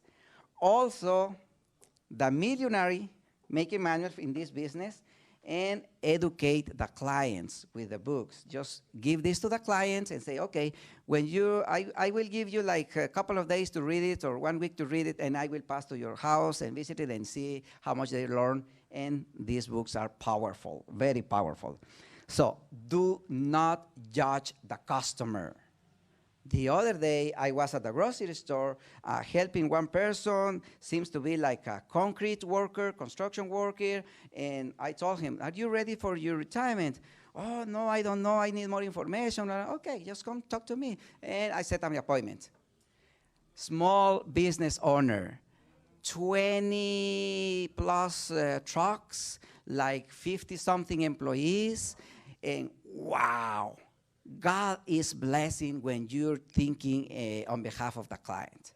So talk to everybody about the IUL products. And as Paul Robert was saying one time, just fight in order to find customer. And you don't have to win every fight, but fight. You need to fight. Marvin Osuna just can say that, just fight. You don't have to win every single one, but fight. And right now, all the way until April the 15th, tax season. My numbers are going to the sky because there is tax season, and people are thinking on the kids because they are putting just money, if they do, on savings account at the bank. Just getting less than 1% of interest, nothing. So if you present this to the customers during the tax season, money is available for kids. Do it, do it, do it. So finally, I believe, as Tony Carey was saying, I believe that we can win. I believe that we can win. Let's say it. I believe that we can win. I believe that we can do it. Woo! That we can win. One day or day one. You decide. One day or day one. Today's day. Woo! Now, thank you. It's my privilege to present the next speaker, who is Pastor Tim Goss. Welcome to the Alliance family. Please stand up, and a very quick welcome. All right, I love it. Do me a favor, while you're standing up, will you just slap high fives if you feel comfortable with the next person and say, I can tell I'm going to make more money than you. Tell them that right now. I can tell I'm going to make more money than you. I can tell that. I love it. I love it. All right, don't get too out of control. We'll get turned in, man. You know what I'm talking about. Hey, what an awesome day, huh? Are you good? You're learning a lot? Does your brain feel like it's on overload a little bit? Yeah, I love it. Well, every moment I spend with Andy, I feel like my brain's on overload. Hey, can I talk to you for just a second on acrostic on win? Can I do that? He just did the cheerleading thing on winning, so let's just do that. Is that all right? Let's go with what's in the room. I have loved every speaker. I love the passion. I got to sneak in last night, and I told Andy it just did my heart so good. Just to see you all coming in here so hungry. You can see it in your eyes. Your eyes are dancing, man. You're ready. You're hungry. You got questions. Is that right? And how many know it feels really good to be nervous? You know what I'm talking about? Some people live their whole life just like, oh, it's okay. I'm nervous every minute I'm alive. You know what I'm talking about? Where did they go? What happened over here? You know, am I ahead? What's going on? I want to know stuff, don't you? So anyhow, I a few years ago got the privilege to meet Andy, and gosh, I probably, if I would have got to meet him sooner, I would have admired him sooner. You're talking about a winner. Everything inside of him wants to win. And then he gets these guys around him that wants to win. Hey, there's a point in that, okay? By the way, you don't attract what you want. You attract what you are. And so you decide today, right now, I am a winner. You need to tell the mirror every day, you're looking at a winner. I'm telling you, I'm a winner. Everything about me wins. Matter of fact, you all need to get an alarm clock that just says, I'm a winner. I'm a winner. I'm a winner. I'm a winner. I'm a winner. It'll be amazing. You'll get out of bed. You won't even need coffee. You'll be so fired up, I'm telling you. So Kathy asked me, he says, Goody, you're still nervous, aren't you? I said, I am not nervous about what I'm going to say. I'm nervous about what I might say. That's what I'm nervous about, okay? Because when they put a pastor in front of your name, how many of you know that changes a little thing? I was sitting back there beside Riddle, and I remember the first time, I think it was the first time I ever met Riddle. He came down with a bunch of guys, and we played golf together in celebration, and my wife at the turn came by. We have a little electric vehicle, and she came by and delivered Chick-fil-A to us all on the turn. And he was like, woo, this is pretty good stuff. And then after that, we went back to my house. And I don't know if you know it or not, but I have two children, Bree and Blake. And my daughter won Songwriter of the Year. And so we got out, and she sang to all these crazy Agents Alliances, man. And so they thought that was the initiation into the alliance, but it really isn't. But what an incredible moment in our lives, man. And the last few years of my life, I don't even know how many it is, being able to hang out with you all and hang around with winners in this room. Riddle, you introduced me to Big Mike, and my God, what a warrior. And now we got Steph, and we got Brian. And my God, I could spend the next hour talking about people in this room. Through Riddle, I got to meet Terry Edwards, man, and I got to look into his eyes and see how much he loves his wife and his kids. He knows his why. He knows why he's fighting. Let me tell you, the people that know how will always work for the people that know why. I promise you that. So I want you to leave here today knowing why. Know what? Be good at it. Be the best. But I want you to know why you're doing what you're doing. When? Can I talk to you for a second about it? When? By the way, through that, I got to meet this crazy couple, Mike and Noel, and then I got to meet Junior Korea. And at that time, I think he was still in diapers. He was so young. And this guy is just blowing my mind. Watching the leader that he's turning into, the loyalty and the honor is just so incredible. So win. Are you ready to win? Are you ready to win? The W stands, you got to know what you want. You got to know what you want. There's nothing like the power of a made-up mind. There's nothing as powerless as a distracted mind. You've got to know what you want. Do you really want it? Can you feel it deep inside? Because here's the proof that I want it. Are you ready? If you're ready, say ready. Ready. Here's the proof I want it. I'm working for it. While everybody else is thinking and planning and strategizing and getting ready, I just go to work. When I was young, I realized early that I wasn't the sharpest tool in the shed. Do you know what I'm talking about? But I watched people and I realized that most people coasted when they could have been working. And I want you to know you can get more done in less time if you will go to work. Most people negotiate the price, and as soon as you negotiate the price, you've already lost. Dig in. The I stands initiate. That means go first where I live. I don't like going first a lot of times. You ever see that commercial on Let Mikey Try It? He's the younger brother. Let Mikey. I want somebody else to go first, right? Like, I'll watch you and then I'll see if I'll decide, right? Leaders will go first. They will go first. That's what leadership is. Leadership is about going somewhere. It's about getting something done. And I want to tell you right now, you've got to initiate. You've got to go first. You've got to be the first person in your world to make $1 million. You got to be the first person in your world to defeat the demons that has been after your family forever and ever. You've got to be the first in your life to overcome the trials and the tests and the struggles that everybody else said it's too tough. And you said, no, no, no, it's just right. When it's too tough for everybody else, it's just right for me. Go first. Say, I'm first. I'm a winner. I'm going first. I know what I want. Nothing like the power of a made-up mind. By the way, every dream has a demon that wants to destroy it. Every dream has a army that wants to defeat it. You be humble and kind. You be teachable and watch what happens in your life. Here's what I know. I've been watching you. I've been watching you. I've been watching you. I got some really good news. You have no idea of your potential. Here's what I've been watching though. You don't walk, you don't talk like the potential that you have inside of you. You can watch him. It either shows up in arrogance or insecurity. There's nothing like the power of confidence. I tell my little wife we'll be married 30 years this year. She's only 19, so I don't know how that happened. I told her one day, ladies, let me tell you what I told her. Men, you're going to agree with me. Are you ready? If you're ready, say ready. Here's what I told her. I said, honey, there's nothing as powerful as a confident woman. Know who you are and walk in who you are. In stands never give up. Never give up. You have got to learn how to resist the temptation to quit. You've got to learn how to tell your mind, no longer will I tolerate you letting up when you should speed up. Are you ready? How many of you are ready to speed it up, put it in another gear? I'm talking about a gear you don't even know exists yet. If you're ready, say ready. That is the power of a mentor.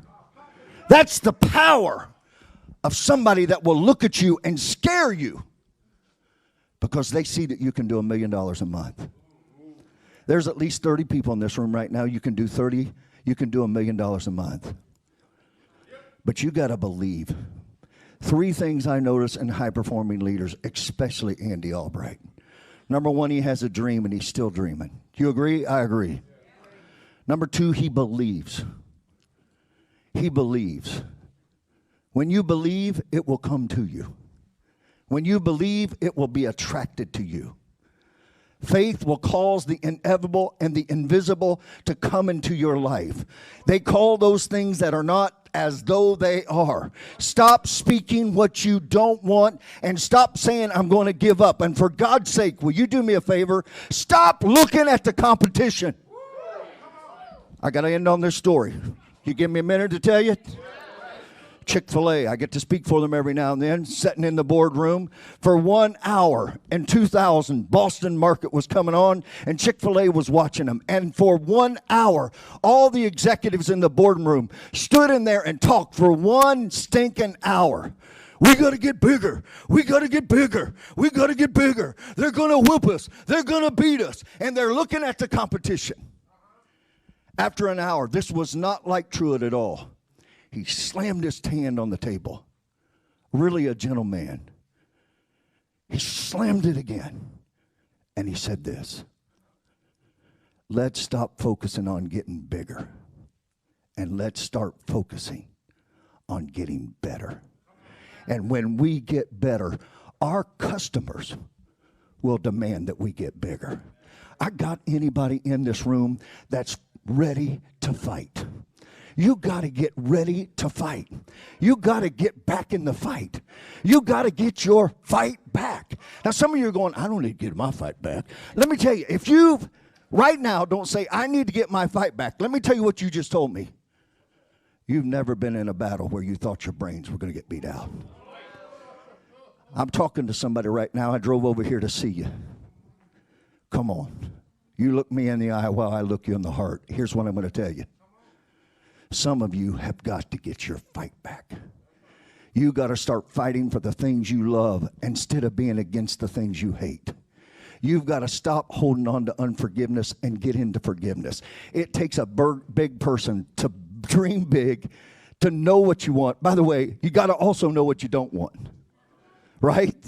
Come on. I'm about to say preaching, but I'm talking better. I'm talking better than you're letting me know, right? You got to go first. Be first in line. Get the first seat. Be the first to give. Be the first. Be the first out of bed. Be the first on the phone. Be the first to be the last to leave the office. Be the first in your life to break every chain that's ever held you back. Come on. And I want to beg you right now, don't you ever give up. 1975, my father looked at me on a couch. My mother had just been killed in an automobile accident, and I was crushed. I came home, and I sat down on the couch, and my dad got up from the chair, and he walked around, and he looked at me, and he said, "What's going on, son?" I said, "Dad, I can't take it. People don't keep their word, and I'm exhausted, Daddy. I'm quitting. My mom's gone. Your wife's gone. Dad, I don't even know if I've got what it takes." My dad had a 4th grade education. He looked down at me and he said, "Son, do me a favor, and I leave it with you. Son, you die before you ever give up. Don't you ever get up. Go take the mountain. I love you. Thank you, Andy Albright. I love you more than you know."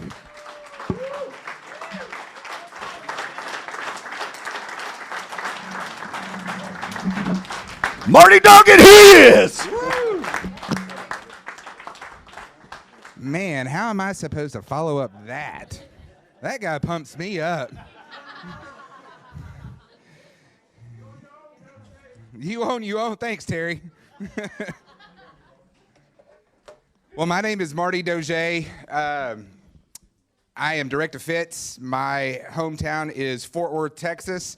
For those of you that are not familiar with Texas, if you just pick Dallas and go 30 minutes west, most of the time people will at least know where the airport is, and so you can just, I'm about 15 or 18 minutes from the airport. So, Tim Goad, I love you, brother. I know you're leaving, but I remember the first time that Tim came to one of our conventions, and I'm a religious person, and so I was kind of like, what is this? Like, I was still surprised. And so I say that in a kind way, a good way. Like, I was thoroughly impressed that Andy had the vision and the wherewithal to realize that he could do what he wanted to with his company, and introducing people like Tim Goad into our life is just going to make us better people. And so I get excited coming to these things because the funny thing is when I was asked to speak, the power of the people in this room, it's just an honor because I was like, they're killing me in production, but he asked me to go over what I'm going to go over. So, Andy, I just want to say thanks. I know he's stepping out to talk to Tim, but it's definitely an honor that you guys have opened your door for us here in Treasure Line. This is only my 2nd time here, and I'm thinking about building a massive team here so I can come here more often because it's pretty. I'm just saying, I like hot weather. But what Andy wanted me to talk about, Nina, you did an amazing job this morning, and Tim Sipe covered it, but I'm going to do it a little bit differently. It's how to make a sale in every home. And so the 3 things that I'm going to talk about culminate into one word. And it's, to me, a theme that we keep hearing. And it's funny when you've been here for a little bit, you can kind of sit in your seat and you're like, I see what they're doing. Like, I'm starting to pick it up. Relationships is really the only way that you're ever going to make a sale in every home. And by making a sale in every home, it might not be exactly what you're thinking. And so hearing the people that we've heard speak today, can we give a round of applause for the speakers today? Because they have absolutely killed it. I know my notebook is just burning. And so I'm excited to get back to Texas and get to work. But when it comes to building relationships, we have things that have been put into place by the Alliance, by Andy, by the top producers that are going to help you, whether you've got 15 years of sales experience in insurance or you were like me when you found this, you had 0 sales experience in anything. And so just a real snippet background on me. From 18 to 30, until I found this at 33, I was a bartender, the restaurant business. I was very acclimated to talking to people on a weekly, daily, hourly basis, but it was more like, you need some ranch? Motisa. And so it's just one of those things that, I got into it in college, and I just, for what your mindset is on the way that you're brought up, I couldn't beat the money for the hours I traded for it while I was in school. Now mind you, I said 33, so it was well after school, but I answered a Craigslist ad. So for those of you that are Craigslist responders, There's hope. Woo! Terry Edwards in the back. But one of the things that we didn't have when I first got started that I think is an amazing concept is our ATM. For those of you that are brand new, that is your in-home presentation flip book. It's the PowerPoint presentation that they should help you put together. Just over the years, we've just switched pages this way and don't put this on this. And so what I'm going to share with you guys today are just ways that over the years that I've been here that I've learned to make sure that I am as open and non-offensive when you first sit down with somebody, because you never know what's going to make somebody mad. And so what I pulled up right here is my About Me page, which is what I'm going to tell you. It's point one, the About Me page and how to use it. But first, it's what to put in it. Because there are things that you can say that might upset somebody that you would think, well, like, oh, I went to college at the University of North Texas. And they're in their head going, I want to go to school. I didn't get to go to school. Couldn't afford to go to school. And you've already made someone mad. And so it's very, very basic. My name is Marty Doge. I was born in Mobile, Alabama, but I grew up in Longview, Texas. I've been married to Diana for 6 years, and I have 2 wonderful daughters, Avery and Harper. I've been protecting families now for almost 11 years. And then the bottom one is I'm passionate about helping families so they don't endure what my family did in 1996. Very basic bullet points that you can use to ask people questions. This isn't legitimately to talk about yourself. It's to give some, to get some. You see how very basic. Here's where I'm from. Are you from Treasure Island? Or it opens up the lines of communication. But it's generic up until the very last bullet point, which it says, I'm passionate about protecting families so they don't endure what I did in 1996. What I'm looking for, Terry, is for them to say, what happened when I read it? And then I tell them about my dad passing away when I was 18 years old from a heart attack. No previous health conditions, no life insurance, no final expense insurance, no mortgage protection, losing the house, moving. And about that time is when the people with their arms crossed sit back a little bit, because I've just become relatable. So if you don't have a story like that, like Junior started when he was 18, I don't know what he could have had in his life that could have pulled that kind of string. You know what I'm talking about when you're talking to a family. We're selling life insurance here, people. It's emotional.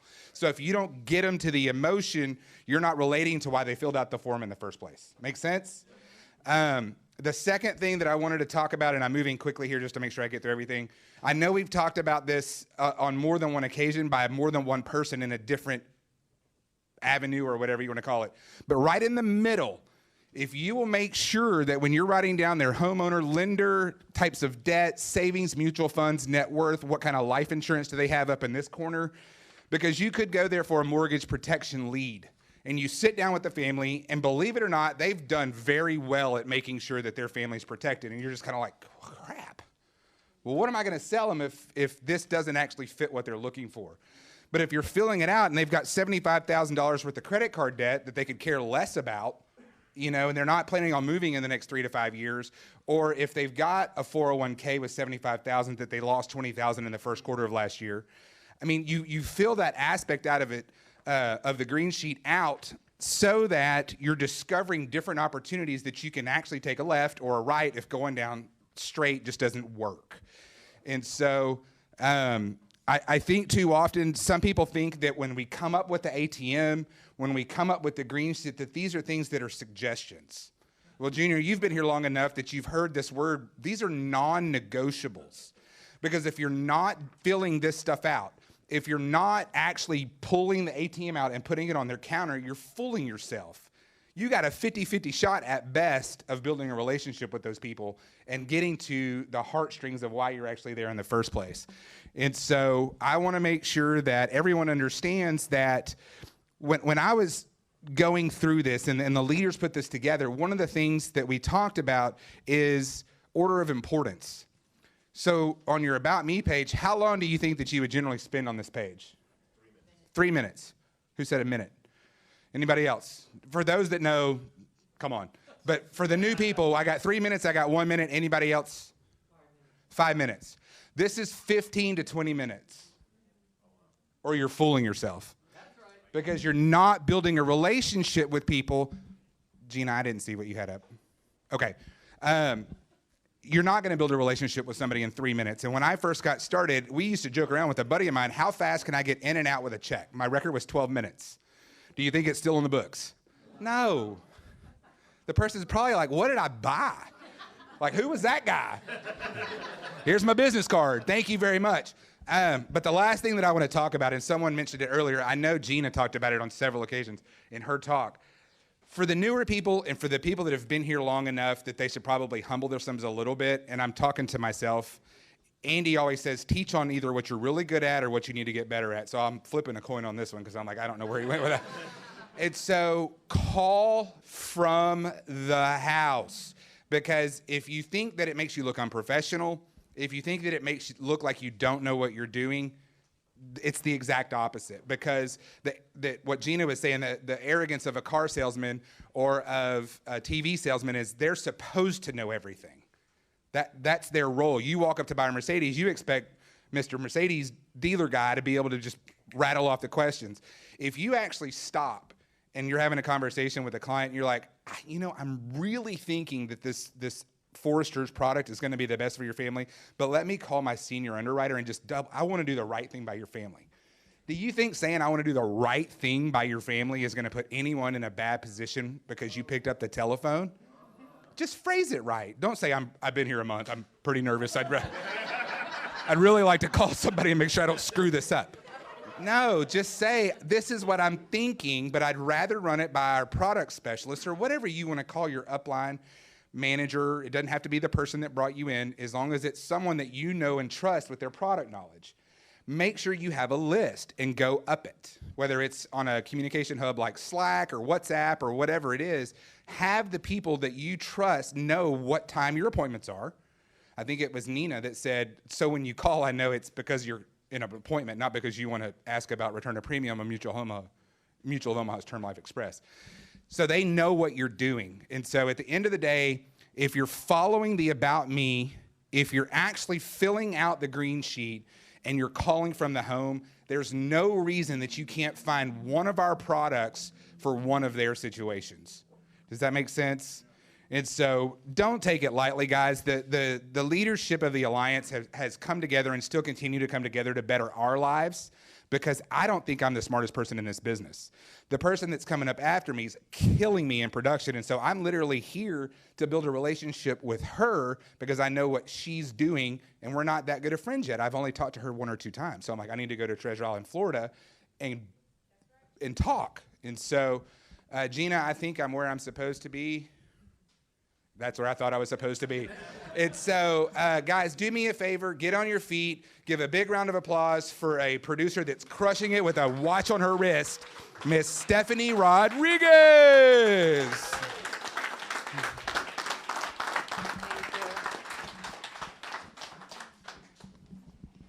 How can you not love being around these people? They just make you feel so good all the time. I am really, really humbled to be here, and I do hope that Andy has me talking on this subject because I'm okay at it, not because I need work at it, but it's probably that I need work. He asked me to talk on how to stay positive when you have a lot of stuff going on in your life. So first of all, I just want to say thank you for this opportunity. Andy, Jean, and every leader at the Alliance who has been a continued support to me. I could not have done this on my own. They say it all the time, it's a we business, not a me business. And that's what I needed, because I am not a person who does things by themselves and succeeds. So I'm lucky enough to live right here in Largo, like 15 minutes down the road. I'm real close to Andy. It is a blessing being so close to the fire. I have 2 awesome boys. I have an almost 12-year-old Angelo and a 3-year-old Mikey, who's got more energy than all of Florida combined. Anybody that knows him can vouch for that. It's hard to keep up. And I have an awesome fiance who supports me. His name is Mike. He is awesome. I couldn't do this without him. He is there to pick up all the stuff that would typically be mom duties around the house. He comes home from work and he takes care of all that stuff. So I can just run my butt off and build this business with you guys. And that's how I'm able to have such wonderful production, because I have a huge support in my life. I couldn't have done it on my own. Okay, so staying positive during stressful times. most of you heard last night, I've had a few stressful times and many obstacles. And what I have learned is that whenever I come close to achievement, the devil finds a way to throw something in my path to try and knock me off my game or deter me. And over the years, I have gotten really good at spotting these things. I'm really good at pinpointing when something happens. You know, most recently with my grandma. I took that as, you know, I turned it into a positive. And I couldn't have done that if I didn't have all these experiences in the past that led up to that moment. So I have been really good at turning my messes into blessings. Most people have up to 4 things that steal their time. They're time stealers, or as Jeff Bright calls them, vampire suckers. They just take your time away from you. Mine used to be drinking, and for others, it may come in other forms like TV, Netflix, video games, overeating, undereating, being depressed, isolating yourself, and there's things that just pull you away from your destiny and what you're meant to do. But I was blessed with an immense inner strength, crazy tolerance to pain, and an amazing support system. So it did take a while and a lot of tries, and I worked at it every single day. But November last year, I celebrated 5 years sobriety. So thank you. Thank you.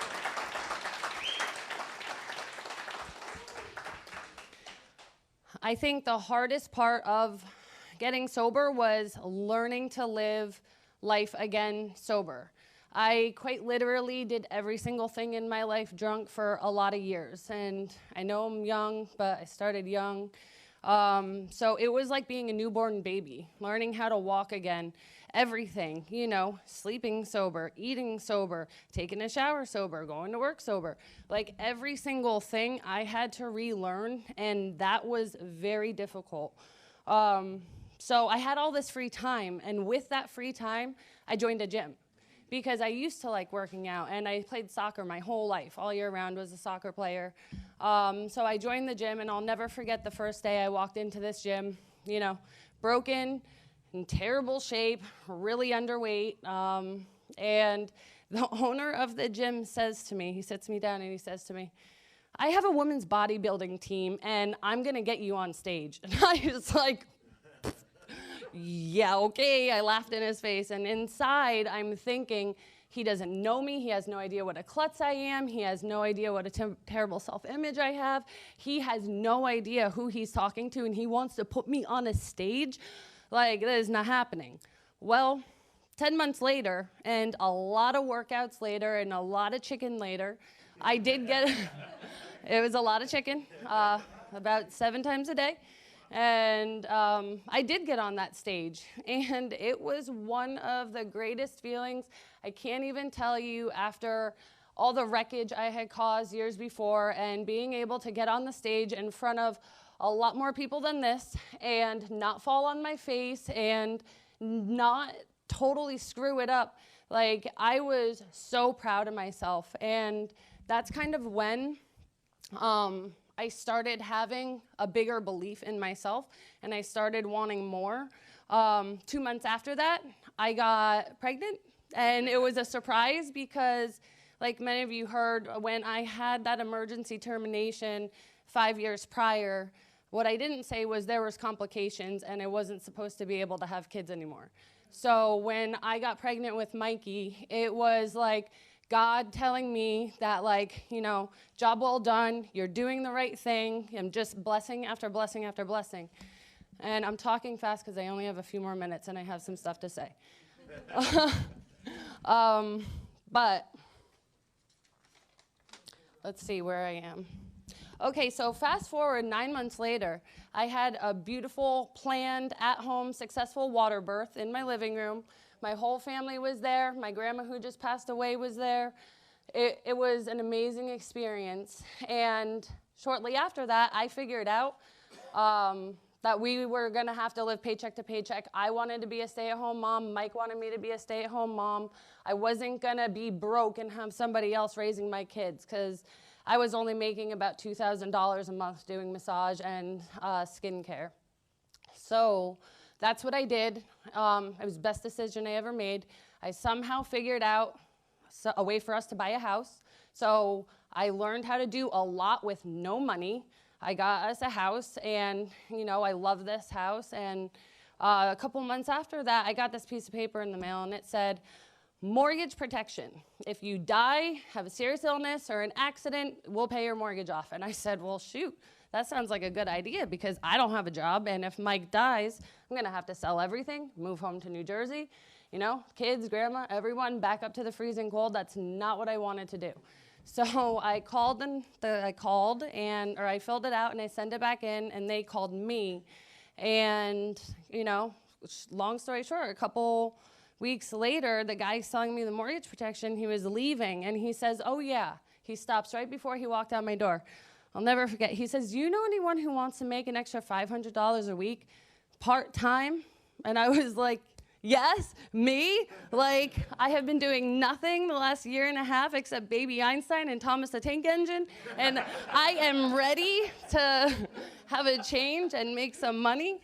So about that same time, I had found Beachbody. If anyone knows what Beachbody is, it's at-home workouts, and you're supposed to be able to make a ton of money doing it, hiring other people to do home workouts and social media. That didn't happen. 5 months later, nobody except my mom and my best friend signed up, and I was really working hard at it. So I got my insurance license, and the first 6 months, I didn't do anything. I was doing random appointments here and there, but I realized something afterwards. It was because I had so many terrible experiences in the past and so many negative thoughts in the past that I never even once stopped to think that this could be something more. I just saw it as any other opportunity, except I was doing it on my own time. So, thank God for Big Mike being so patient with me. Lots of dial sessions at his house. I don't even know how he put up with me, but he just kept being there. And he talked me into going to a national convention. And I went to that national convention, and it changed my life. What I saw was all these leaders who had crazy, messed up pasts just like me, different stories. Tim Goad, all these people, and Debbie Ben was the biggest person who changed my life because she was a single mom, full-time job, taking care of a sick family member.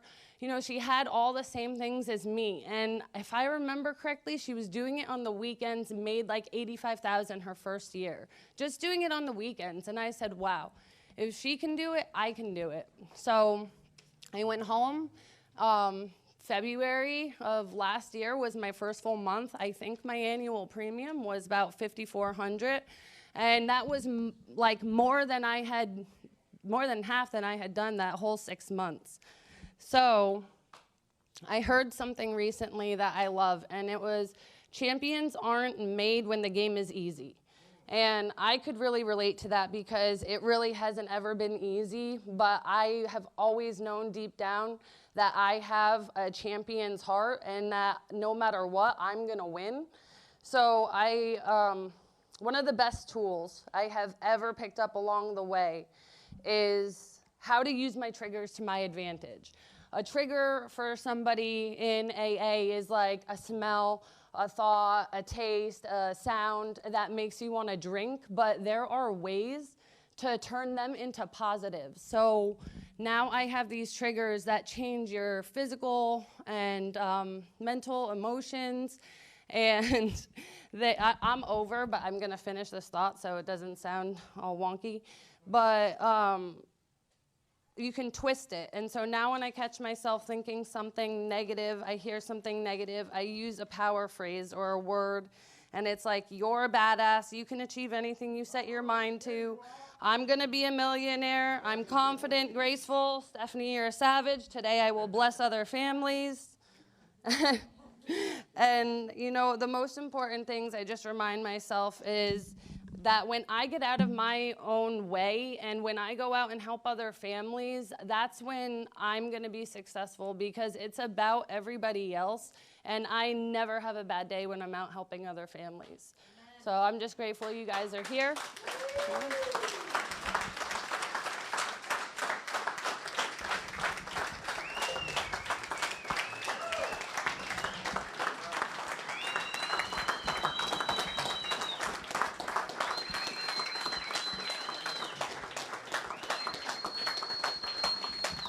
All right, y'all, stay on your feet. This guy coming up is taller than me, which is pretty tall, and he's got one of the newest, hottest products in town. I'm excited for him to come up and tell you guys about it. It's very exciting. Mr. Will Coatney with Americo.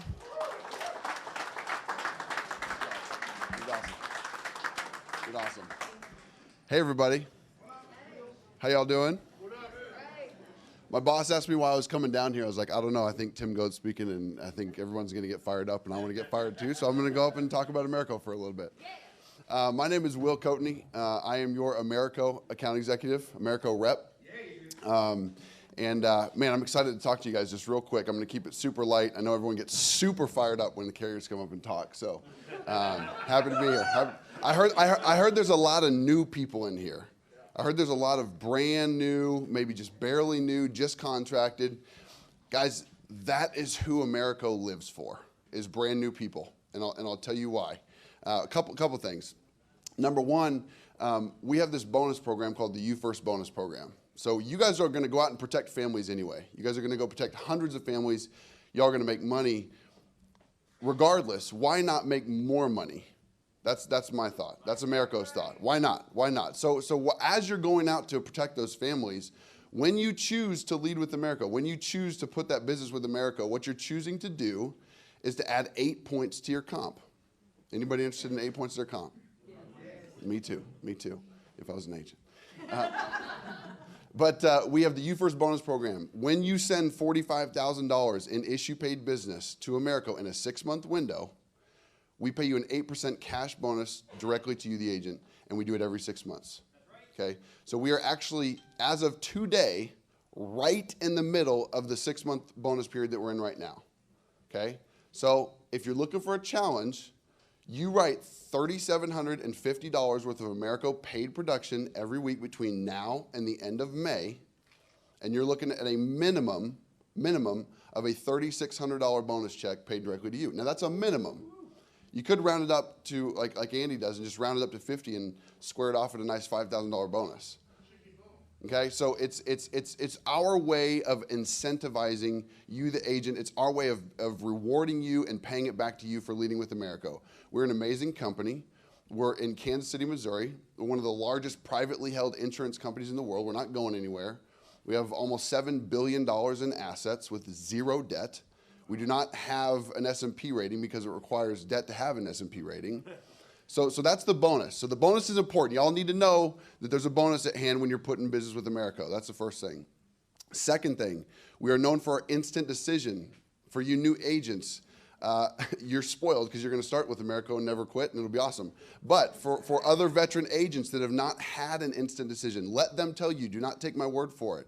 Americo was the first to come out with an instant decision and the e-app. We lead from the front when it comes to technology. When I say instant decision, y'all know that has to do with something to do with underwriting. Most of the times you guys are going out and protecting families. You guys are sitting down with a client, and it could take a few hours and it could take a few days before you even know that client's approved, okay? Sometimes, worst case scenario, it can lead to pending business. Ugh. We don't like pending business in America. It gives me the shakes. We do not have pending business at Americo. It doesn't exist. You know why? Because everything, did Terry say that? Thank you, Terry. Because every single application at the very, very, very beginning of the e-application, we're going to give you an instant decision within about 2 minutes. So as long as it takes you to write your writing number, your Americo writing number, your client's contact information, and what product we're quoting, the next screen is the instant decision, is the initiate underwriting screen. It's the first signature page. Your client's going to give us, as Americo, authorization to run MIB and script check, and based on that script check and MIB check, we're going to give you a thumbs up or thumbs down. That's it. When you get that thumbs up or thumbs down, when you get that thumbs up, you simply go through the rest of the application. You answer the health questions, which are going to be yeses, or they're all going to be nos because you just got a thumbs up. You submit the app and you're done. There's no follow-up phone interview. When America says instant decision, we truly mean an instant decision, okay? And what I said at the very beginning when I first got up here is we are made for new people, because new people need to move really fast, and you need to make money. And we can help you make money fast, and we can help you make more money. So it just so happens that we work really well for veteran agents that are trying to move really fast really fast as well. I will leave you with this. When you combine the instant decision with the bonus, amazing things can happen. It can keep new agents in the business, which is the most important thing. It can help you protect more families faster. And the largest bonus check that I've walked out onto a stage is $29,000 and something else. There was some change added to it. It was one of those big cardboard checks. Incredible things can happen when you lead with America. We're an incredible company. We put the agent first, hence you first. That's the name of the bonus program. And I'm your agent. So we are so fired up about this relationship with the Alliance. And I know every single carrier says that, but I mean it. You guys are showing me with the production and with the apps that are coming in the door, guys, it's up and to the right. There's a lot of momentum. There's a lot of people that are going to be making bonuses, and I'm going to be handing out bonus checks to at the second week in June, like Stephanie, and you all should. You all should. If you're going to go out and write business and protect families anyway, why not do it fast and get paid more while you're doing it? It's as simple as that. It's as simple as that. So I don't want to get into products. I'll be around all afternoon. If you wanted to get into products, we offer non-smoker rates to smokers on our final expense product. And for anybody that's been around the Alliance for a long time, you have only had 30-year terms with cashback option or return of premium. For you new people, you can, with America and the instant decision and the bonus, you can write term clients a policy that will give them all their money back at the end of the policy. 15, 20, 25, and 30-year terms, all the terms. And that's just the beginning. Look up continuation or ask me about it later, okay? So thank you guys for the time. I get the distinct pleasure to introduce a very special person, Mr. Tim Long's wife, Nikki. And here's what I want to tell you about Nikki. Nikki is going to come up here and give one of her first presentations ever. So I want you guys as the audience to do your part, make her feel extremely comfortable, listen, respond, stay engaged. Help me introduce Nikki Long.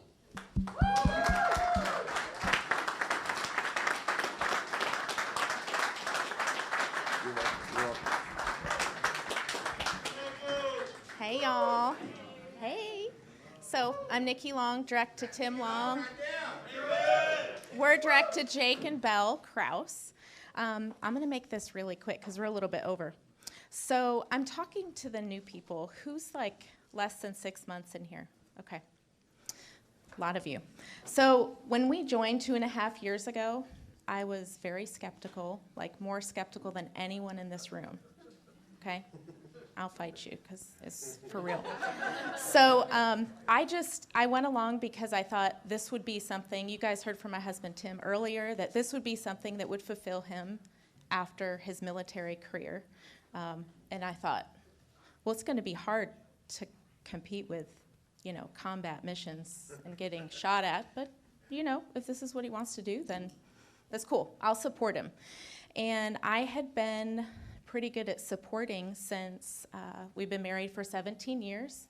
And the first 10 years of our marriage, he deployed 13 times, 1,137 days, which is 3 years. I calculated that just as I was figuring this out. So one thing I knew how to do was to support my husband and kind of keep the house running and the kids alive and, pay the bills. So January 29th, just this year, a few weeks ago, we were in Miami, and that's when I realized that, I've been hanging out in the background because it's safe, right? And so I realized in January 29th in Miami, that we have a responsibility to succeed in this business, and that I was not created to stand behind the curtain. And so, yeah. So if you're still breathing, God's not done. Okay?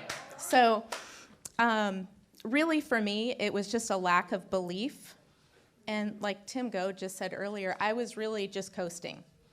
I was hanging out in the background, taking care of things while Tim was out working. So I'd been coasting for years. And then I decided in January to believe. And, this is just like my faith story all over again, that I didn't want to accept Jesus because I didn't have all the answers. So there you have it. Well, it's the same with this business. I didn't want to be all in because I really didn't believe that this was true. Okay? So what you might leave here today with a question is this real? Well, it's real. I mean, I'm the #1 skeptic, and I'm saying it's real. So just believe me. So I say, come on, let's go. So success. Success looks different for all of us. And I'll say for some people, it's a jet. For some people, it's a Lamborghini. For, money financially, for us, it is just making an impact. And money can do that because we can help people by writing crazy big checks. So that's what it does. Is this real? Yes. And can you do it? Yes. You can do it. You can do it. Come on, let's go.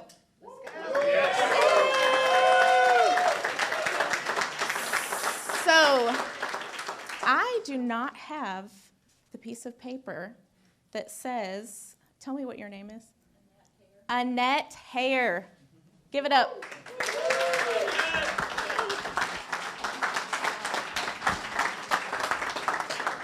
Come on. Woo!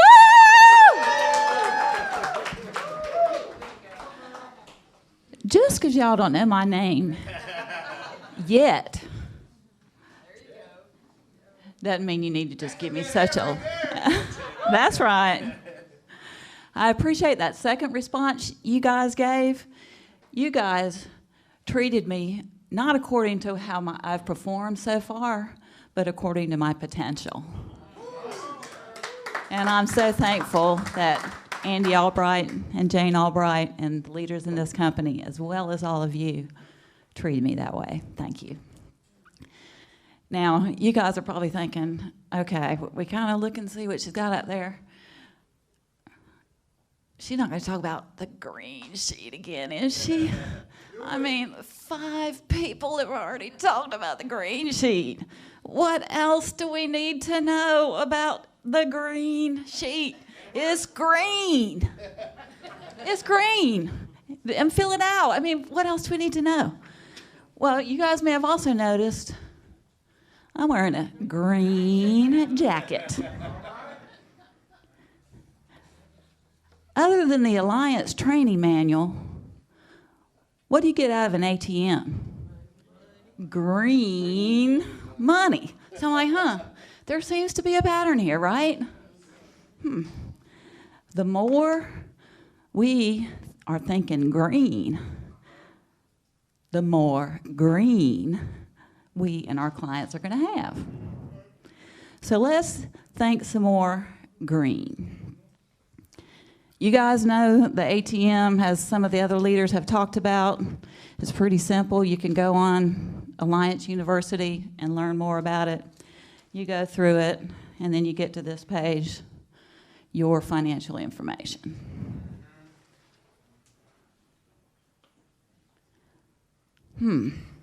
Now, all this other stuff, I've already or possibly asked them these questions. We've got their name, their social security number, their height, their weight, all their health concerns. But there's like 3 or 4 more spots here that are blank. I mean, I already got a check. It might slip out of my hands. I'm afraid to ask that other question. They might not trust me. But they did tell me their social security number and their height and their weight, right? Josh, you married up. What's the hardest thing about getting your wife to go out with you the first time? Now, somebody else talked about the book, The Aladdin Factor. I love that book. It talks about rejection. The fear of rejection is totally erroneous. Or you could say bull patties. Did your wife, was she already your girlfriend before you were thinking about asking her out? Before you were thinking about asking her out the first time? So he already didn't have what he was afraid of or what he was considering. So the fear of rejection is based on a total fallacy. Just like when we're afraid to ask this question, we're fearing rejection from them. They might not think we're smart enough. They might not trust us enough to give that information to us. All you have to do is ask. And you might say, well, what do I ask? It's right here on the... Now, I'd word it just a teeny bit differently. Where do you keep the other assets that you have available to offset the mortgage or final expense if something happens to you? Then you write it down. Chris already talked about what to do with it. But then if you keep going through the ATM, you get to this other part, safe money. And that is where you can ask some other questions to get a little bit deeper so Chris has more information to work with. One of those questions could be, what happened to that money when COVID hit? What happened to that money in 2008? 2001? When that happens again, how are you going to feel about it if it doesn't go back up really quickly? Would you be interested if I could tell you in a way that you can continue to have gains linked to the stock market, but you're guaranteed not to lose? Let's get back together and talk about that next week. Now, again, you guys are probably thinking, oh, we've been told that so many times. The green sheet, do the green sheet. Chris, how many green sheets are turned in a week?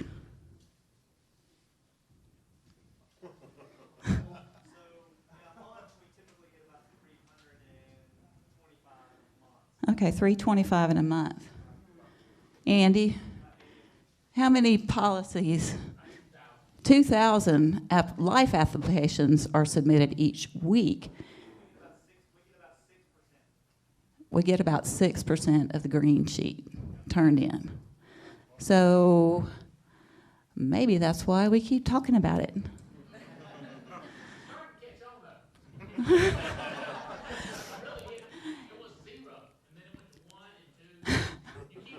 Good job, you guys. Now, I learned once that in the Bible when Jesus said, verily, verily, I say unto you, that means he's saying, because I'm saying it again, I mean, this is really true, and I want you to listen up.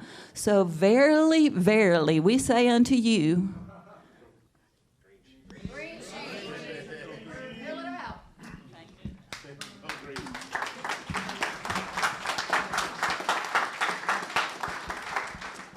Thank you. Now I'd like to bring up one of the other top producers in the company, Blake Krazan.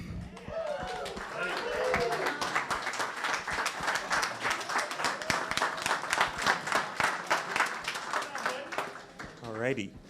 This is my first time talking in front of a group this size, so if I'm nervous, I'm so sorry. Thank you. Hey everyone, my name is Blake Krazan. I'm from Mount Dora, Florida, which is just north of Orlando. I was born and raised there, still live there. I went to college played college baseball in Frederick, Maryland, and then moved back down after I graduated. So I got a business degree, and after I graduated in May of 2018, I was expecting to get all these amazing job opportunities, with this bachelor's degree, and they weren't there. So I was frustrated, and then I was hired by Junior Korea 5 months later. I was looking for a job for 5 months after college. I was hired by Junior Korea almost 2.5 years ago. So I'm going to talk to you guys for a few minutes about booking appointments. So that, for me, when I started, was the part I had the hardest time with. Now, the phone script and just everything that went with it made me nervous. So before you dial, biggest thing I could tell you is be familiar with your phone script. If you're reading your phone script word for word and not familiar with it when you're talking to a client, you're going to sound like a telesales. They're going to hang up on you. So if you're familiar with it, it takes 15, 20 minutes to read it enough times to memorize it. It's not hard, you know? And have your leads ready and printed before you're supposed to dial. And the people that have talked already about booking appointments today talked about the schedule. And if you say you're going to start at 8 a.m., be ready to go at 8 a.m. That doesn't mean print your leads at 8 a.m., make a call at 8:15. Have all that the day before, you know what I'm saying? That's the biggest thing there. When you're actually calling clients, the acronym I was taught, it's called AIM. Acknowledge, ignore, and move on. So when you're getting an objection, acknowledge it. If you just kind of ignore it completely, again, you're sounding like a telesales, whatever. They're going to hang up on you. They're not going to feel listened to. Acknowledge them, but ignore it and keep going through the phone script. Keep going. So when I started my first dial session, I talked to 10 people and didn't book a single appointment. So Junior told me 3 connects and no appointments in a row to call him. So I called him 4 or 5 times that day, every time. And the way I got better is I kept calling, saying, here's what they said, what should I have said to this? And that's how I eventually overcame it, got better. And then, and really just I learned eventually I needed to get around Junior while I'm dialing. And I would drive an hour and a half to go be with him and the team while I was dialing so that I could get instant feedback. That's the biggest thing. If you're dialing by yourself, it's a lot tougher. So I hope that helps a little bit. We'll bring up Miss Heidi Jones. Good job.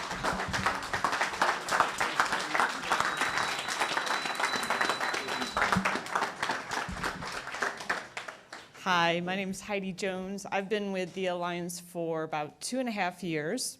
I'm also from Mount Dora, Florida. I was hired by Junior and Giovanna Correa. Before I came to the Alliance, I was a school teacher and was just looking to make a little extra money, just wanted to do this part-time. I was in a very toxic, abusive relationship of 20 years to my ex-husband. I have a son who has a lot of physical and health issues. He's a special needs child. He has cerebral palsy. He's also allergic to food, if you can believe that's a thing. He has a feeding tube, so he gets a lot of his calories through his feeding tube. So when I came to the Alliance, I was in a whole different spot. The Alliance has changed my life radically. And Andy, I so appreciate you giving us the Alliance and making it better every day. Junior Korea, I appreciate you trusting in me, taking a chance on me, believing in me, and never giving up on me. I love Mike and Noel for all the coaching and pouring into my life and to my business. I'm forever grateful. So guess what I'm going to be talking about today? It's the green sheet. Look, and I found money. She left her check up here. I wore green too, but it's not the same green. I learned, I was sitting there and I'm like, what can I talk about this green sheet? Like, there's nothing left to say, is there? So I learned for the new people, I learned real fast, if you buy green copy paper and stick it in your printer, you don't go through all the green ink in your printer. And that's good, huh? That's good. So with a green sheet, I know that's good, isn't it? I like to think of the green sheet as a treasure map. That's my attitude with it. I used to just bring it out when I was in a nice home and I thought, oh, well, there might be some safe money there. I'll start filling it out there. It's the wrong attitude.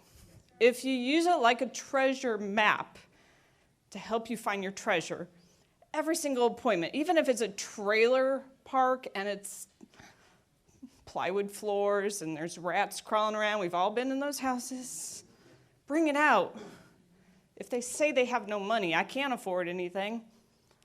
Sometimes people that live paycheck to paycheck, they think they have no money, but this, if you fill it out and you use it, is going to show you and them, hey, you actually do have money that you can use.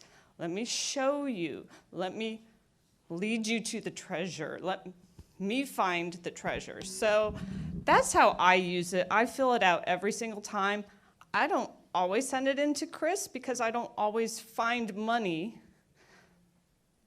that he can help turn into an annuity. But I do find that it helps me show the client that, hey, you can afford life insurance, that you pour with the people if you've spent enough time getting to know them as. The other part is, so my wife and I were just talking a couple days ago. She's been working, she's got a part-time job, and we finally made a decision. Well, she made the decision she's quitting in May, but we were talking about quitting. I just quit, just stop working. We don't need it anymore, just stop. Well, she made a decision in May. I think it's May 22nd. She actually has a date. I can't tell you the reason why May, but that's her decision. But I've been wanting her to stop, and now I'm doing good enough where I can get her to stop working. I want my wife. Yes. Thank you. I want my wife to be proud. I want my wife to look at me with those eyes that like, that's my husband. Not, that's my husband.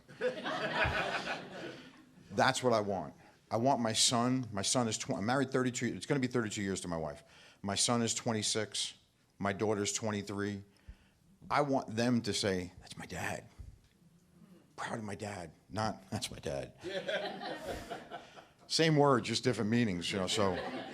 But that's what I'm looking for. I want that out of my family. I want to make sure that when they look at me, it's the proud eyes, that's my dad. That's how I looked at my parents, and that's how I want my kids and my wife to look at me. The other reasons I have is, Sean, I never played ball like you did, brother, but I played a little bit of ball in high school and before that, and you know the locker room feeling. This is the locker room feeling. This is my team. This is what I play for. And there's two people that I want to make proud in this company more than anything else. There's a lot of people I want to make proud, but there's two that stand out. One is Mr. Andy Riddle, he's like a brother to me. I mean, the 5 years I'm here, I can't tell you, my wife makes fun of me every time I call him up. She goes, there's your bromance. Truth.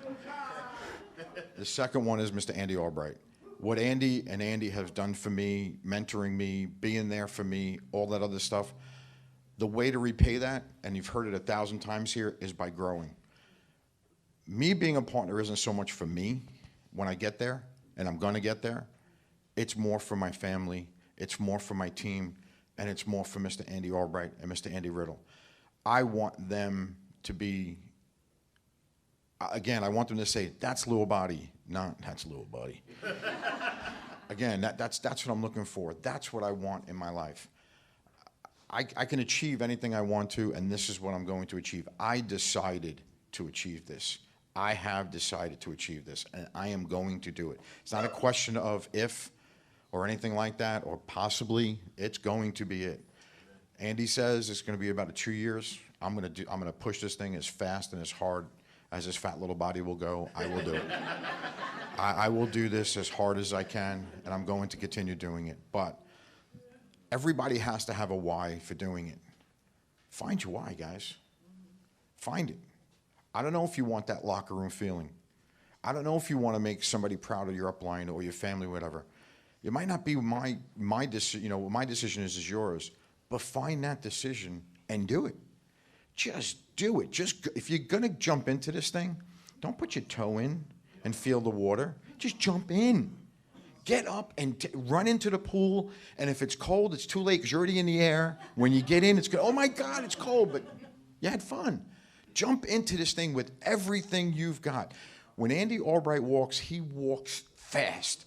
He's on a mission even when he walks. I want to be able to walk the way Andy does. I want to be on that mission. I don't want to just meander through life. I want to get through it. I want to have fun with my life, and I'm going to get through this, and I'm going to have a lot of fun doing this. This is going to be, my team is going to be growing.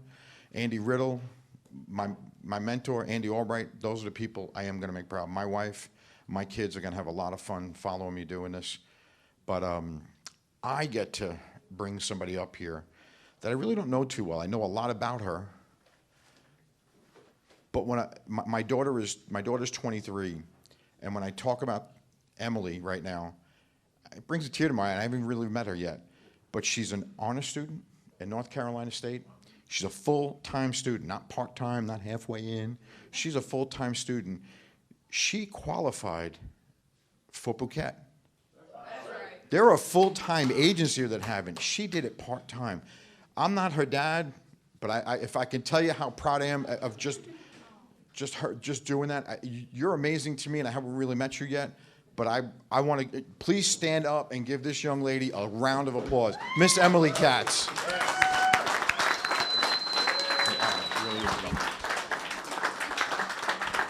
Hey y'all, how y'all doing?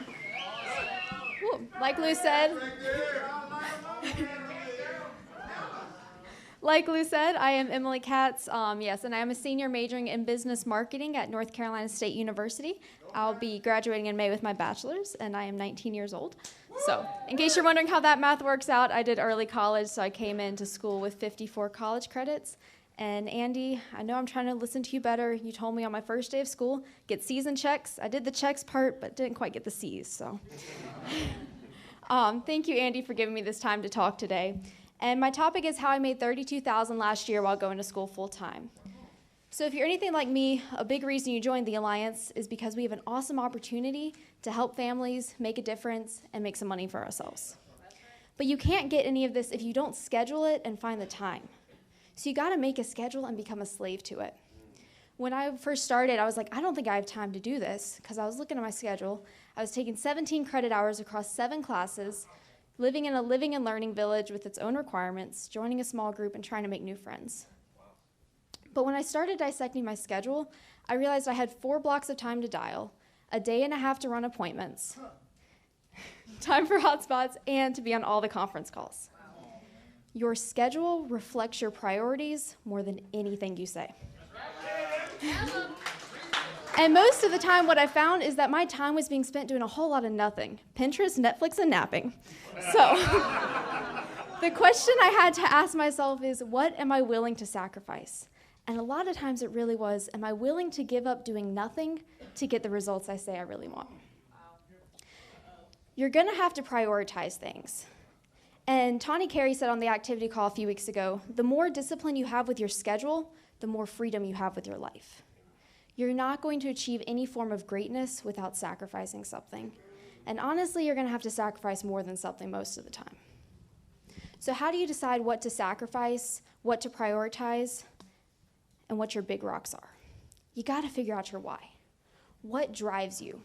What stirs a fire so deep in your heart that it makes you wanna get up and fight? Who do you want to be an example for? The size of your dream determines the size of the obstacle that's going to stop you. When you got a small dream, it doesn't take much to stop you. When you got a small dream, a rainy day is going to stop you from door knocking. When you have a small dream, you wake up at the crack of noon instead of the crack of dawn. But when you have a massive dream, you can conquer mountains. Sarah Katz Hartley said, dream dangerous. The dangerous dreams are the ones that push you and make you get up and work. In the last lecture, Randy Posh says, the brick walls aren't there to keep you out, they're there to show you how bad you want it. Are you willing to bulldoze through those brick walls? So you have to be specific with your why. I'm fighting for my future family, and I don't have kids right now, I'm not married, but I will someday. And I'm fighting to make sure that my kids aren't gonna have to look outside of my household for an example and an inspiration to follow. I'm fighting to make sure that I can be the wife and the mom my kids need. I'm fighting to go partner. I have been blessed with parents who showed me how to dream. They introduced me to dream boards at IHOP whenever I was 9 years old, and I've been making them ever since because I want to keep what I'm chasing after in front of me. They showed me a healthy marriage. They showed me how to lead and love. And they introduced me to the Alliance, a group of people who were fighting to be more than just mediocre. Andy and Jane have loved me and spoken greatness into me. Tim and Gay Goat have led me to change my eternity. Countless leaders in this room and across the country have been a second family to me and spoken greatness into me. I went ice skating with Junior Korea on a cruise ship. I can't repay any of these people for what they have done, but I can work. I can say thank you with my success and my example. So that's my why. What are you fighting for? Number 3 is work. And you guys have all talked about it tonight, so I won't put too much time into this. But you gotta book up your appointment days on your dial days.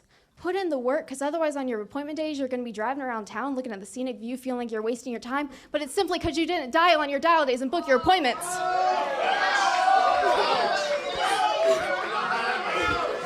So go out there and put in the work. Number 4 is communicate constantly. Over-communicate with the growing upline that you have to make sure that you are getting training and coaching, because the more open you are about your problems, the better they can coach you. I sat down with Noelle Leventovich, and she helped teach me how to make a schedule to make sure that I was prioritizing the most important things. If you're not communicating constantly, you're not going to be getting better, and then your time is being wasted more and more. So make sure you're being the best with your time by getting coaching. Y'all, we have been given a golden opportunity. Andy has set us up here at the Alliance with the countless coaching that we have and the mentors around us. Don't give it up. Don't waste it. It's just work. What do you want? How do you get it? Now I get to bring up one of my favorite people in the world. He introduced me to the Alliance, and thank you very much. Please bring him up, Adam Katz.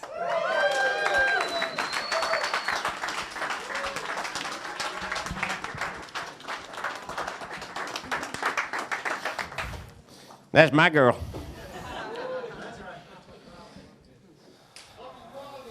As she was talking, I realized that I made $32,000 full-time in school as well.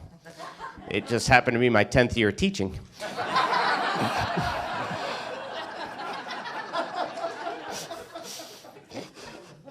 Way. All right. If you're going to go partner, you're going to have more than your little circle of friends to go partner. You're going to need a business. You're going to need a national business. And if you're going to have a national business, that means you got people not living where you're living. So the question becomes this: do I go see them? How do I go see them? Why do I go see them? So let's talk about what it takes to build a business at a distance, the why about it and the how about it. So the why is kind of like this. Why do I go? Why do we recommend that you go see your people, serve your people? Number one reason is this: Andy goes. Who's got the biggest organization? Andy Albright. How did he build it? He went, and he continues to go. You understand, he's leaving here tomorrow to fly up to Indiana, Chicago, and Cleveland. He's still going. He's already made partner, and he's still going. That makes sense? So I just wanted to follow the example I saw. Here's what Andy showed us. Here's what you owe your people. You owe them an example and an opportunity. Those are the two things that you owe somebody. You don't owe them anything other than those two things. Okay? You're not responsible for them succeeding, and you're not to blame for them failing. That's an inside job. And Andy just went out and planted enough seeds and found enough leaders and found enough winners that the business grew. And he went and he watered those seeds, and he made sure the weeds stayed away from those seeds. And so I just wanted to follow that example.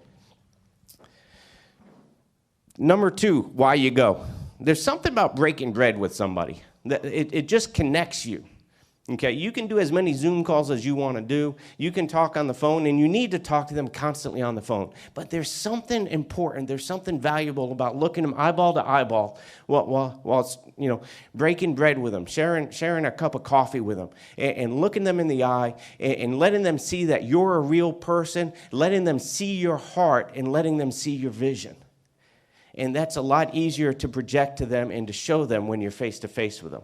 So that's another reason you want to go. Here's another reason you want to go. You want people to come to the bigger meetings. You want people to come to Burlington on May 8th. Well, it's hard to ask somebody, it's hard to make, I learned this as a school teacher because we didn't make any money. It's very hard to take withdrawals out of your bank account if you haven't made any deposits in first. That's called overdraft, and it's $37 per charge, in case you're wondering. I don't know what it is today, but that's what it was back then. And so one of the things you do is when you go serve people, when you go see people, you're making those deposits. So like when I go to Kansas City and work with Linda Goebel and her team, and I start talking about, hey, I need you guys to come to Burlington on May 8th, here's what they can't say. They can say a lot of things, but here's what they can't say. They can't say, Burlington, that's pretty far, North Carolina. That's a long way to go. See, because when I come from North Carolina to go to Kansas City, I know how far it is. I've become an excuse eliminator, and I've made those deposits into the emotional bank account that when it's time for me to ask for their benefit, not mine, it's not my benefit for them to come to Burlington, it's for their benefit because I know the power that's going to have on their business. But by going to see them, I have the ability to ask them to come see us. Okay, so we go to make those deposits. And here's the bottom line. You can't do this conveniently. You want to be efficient. But more important than being efficient is you want to be effective. And so many times we spend so much mental energy trying to figure out ways to do this thing conveniently. And it's just, if you're going to be successful, if you're going to go partner, you are not going to go partner conveniently. It is inconvenient to have to buy plane tickets, to get rental cars, to book hotel rooms, to have to eat all your meals out. It is inconvenient to not be able to sleep in your own bed every night, to not snuggle up to your baby doll. That's inconvenient. But success and convenience don't coexist. So sometimes you got to make a decision, which do you want? When do you want it? Emily talked about prioritization of your schedule. Sometimes you got to prioritize. Some things are more important. Some things, seasons, time and place, right? Sowing and reaping. You got to sow some seeds if you want to reap a harvest. Here's the crazy part about travel. You will travel to a place over and over again. Andy Riddle talked about coming to Tampa for 2 years before he saw any kind of growth from Tampa. But what he did see was this. He was seeing growth in other places. He was planting seeds in Tampa, and they were coming up in Miami. It's the craziest thing. I went to St. Louis over and over and over again. I have a business in Kansas City. I never went to Kansas City before I started growing, before my business kind of came out of nowhere. It's because you plant seeds one place, but they come up another place. That's just how this business works. All right, so how? What is the how to do this? You want to spin the wheel of success. And we'll be out. You're already dressed, might as well go somewhere. So schedule it. When we first started, I was running up in Cleveland, Ohio. I was running business and I was recruiting. I'd run ads. Now, back in those days, there was newspaper ads. I know some of you guys don't even know what a newspaper is. But back then, we were running newspaper ads. We'd get these suites at the hotels where it had a little dining room, living room off the bedroom, and we'd words. Good job. Thank you, Giovanna. I'm a klutz. Y'all all right? This boot camp has been on fire. Well, we might as well get ready to land this plane because we coming in hot. So I'm going to talk about what I learned from Andy Albright about recruiting, okay? So everybody know I'm from North Carolina, right? So my house is about 40 minutes from the corporate office. So I never was good at working from home. Like if I can find a distraction, I'm gonna get up in it. And I got a hot wife. Woo! If children be going to school, I be having other things on my mind than sales, recruiting, and building. Well, I'm gonna leave that alone. But this is the cool part about it. So what I would do is I would drive, me and Tia would drive separate to go and get around the corporate staff. I would go 3 days a week. She would go 5 days a week. And why did we drive separate? Because we wanted to. No, so we got kids and stuff, and stuff jump off at school and whatever the case may be. But just being around the corporate staff and hearing how they recruit and what they do, it added so much value to our lives. So like Andy said, sometimes it's a lot of times it's not convenient to get around the good association. So I will say this also. The Treasure Island, Tampa area, you guys have a jewel now that Albright is here. So every Wednesday, I was at the TWC live on the front row bringing people, and that helped create so much momentum. Just being around Andy and listening to him talk and just getting the nuggets and seeing how he would move. So if you're not getting around the office over here, it's like, well, I could tell the people that are getting around the office because like Brian Rojas' business has just skyrocketed. Rodriguez, Big Mike, you guys are smoking. Michelle, where Michelle at? She is killing the deal. So get around the culture. So first thing is this right here. Recruiting is a non-negotiable. We owe it to them to show it to them. We cannot not recruit. Because if you say that I want to see if I'm going to do well before I tell my family and friends, you putting too much pressure on yourself. Have y'all seen some of the people that come across here today? Y'all know it ain't nothing special about us, right? Oprah says she used to have aha moments. When I come to events like this, I have oh hell no moments. I be like, oh hell no, no way. If they can do it, I know I can do it. Have anybody had a oh hell no moment over the last couple of hours? Number 2, our job is not to be everything to everybody. Our job is to give people an opportunity and an example. That's all we can do. We can't make them do nothing, but we can show them what we're doing, right? You don't have an agent. This is another thing. You don't have an agent until your agent has an agent. That's straight out the MMM, right? Millionaire Maker Manual, baby. So what's the best way to get somebody fired up? Get somebody underneath them going. What's the fastest way to get somebody out of class? Get somebody under them up in class. This is one of the most important things that I've learned from Albright. People are way more valuable than what we think. People are way more valuable than what we think. The cool part about it now, when you go into the ARC, you can go into your dashboard, and now we done put a dollar figure on it. Okay, what I'm talking about. You know the difference between your level and their level? It's called an override.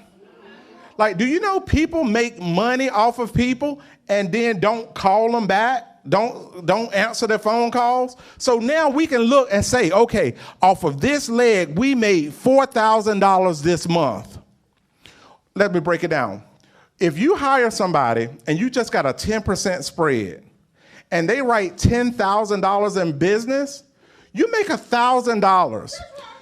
How many people know that you can't get 3% in the bank right now on your money? But let's just say you could. How much money would you have to have in the bank earning 3% interest to generate $1,000 a month in interest income? Y'all want to know how much it is? You want to know how much it is? About $500,000. It's probably a little bit more than that. It's about $1 million to make 1,000. But guess what, guys? Passive income is better than money in the bank. Shout it what you think. What I mean by that? When you got the money in the bank, once it's gone, it's gone. But you get an agent writing $10,000 a month, that money keeps coming, and then you get another one. And I remember Albright got me fired up. He said, Bo, you want your money like a river. I said, what you mean, all right? He said, you ever seen a river that ain't flowing? I said, no, that would be a swamp. He said, you want your money flowing like a river, baby, so you want to get as many legs as you got going. So anytime you need some money, let's go. How many people know you're going to need some money? You just dip your bucket down up in there, and before you get the bucket out the water, the money has already replaced itself. That's what we call the CFG, baby, the cash flow glow. And this is the thing. You cannot personally produce your way to partner. Newsflash, they don't buy personal production. They buy overrides, baby. So people are way more important than what we ever give them credit for. So let's love on our people, let's recruit the world, and let's take this thing to $1 billion. And up next, my man Tim Sipe is tearing this thing up. Y'all welcome my boy Tim Sipe.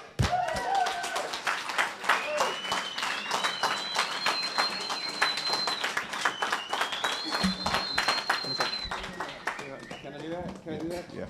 Oh my God, to have this guy call you his boy? I feel so cool right now. Oh my gosh. Love you, Terry. Can we give a round of applause to Terry? I want to tell you something about Terry. I know when he's not in the room. You can probably feel when he's not in the room, because we know when he is in the room. He brings the energy. He plays a big part in the Alliance. I love that man. Okay, just had to say that. For those of you who don't know, my name is Tim Sipe. I was hired into this business by my brother. He's not here anymore, so I'm direct to Andy Albright. Nice. Or I should say my wife and I are direct to Andy and Jane Albright. Right? Bible says give honor to whom honor is due, so I want to be accurate with that. So what I'm here to talk to you about today is what I learned about not quitting. Yeah.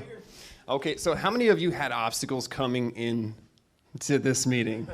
You have some obstacles? Oh my gosh, did I have some obstacles? I'll tell you mine real quick, and then hopefully it was worse than yours, so, you know, or maybe the other way around so you don't feel so bad, right? Anyway, so came in, landed at 10 o'clock p.m., texted Albright, hey, I made it. And I'm going to get my rental car, right? The reservation I made with Priceline, oh, I shouldn't have said that. With this company, it fell through, and they didn't have a rental for me until 6 a.m. I'm like, no problem. We're going to Uber. We're going to Uber to the hotel, and I'll worry about this later, right? So Uber to the hotel. They don't have my reservation either. I'm like, this is why you pay somebody to do this kind of stuff, right? So I learned a valuable lesson, but what I've been doing even this last week is just laughing. Just getting overwhelmed with joy and just laughing at my problems. So I'm just like outside this hotel just laughing. And so from about midnight till 6 o'clock in the morning, I was calling 23 different hotels. Trying to get a place. On hold, this and that. And you know what? Do you feel like I was like, what? What? You think I had some thoughts? It was hard to get down here, but moral of the story is I found a place, and because of the Alliance, you can afford it. That's right. Doesn't matter how much it costs. I was so glad I made it here to get to you guys because something told me I was supposed to be here. And then sometimes when you have these obstacles come up, it usually tells you, you're not supposed to quit. That's right. All right? You're not allowed to get frustrated, and you're not allowed to quit. All right. Circumstances. Andy's talked about circumstances. So one thing you can't quit is you can't quit talking to yourself. It's something that we all do.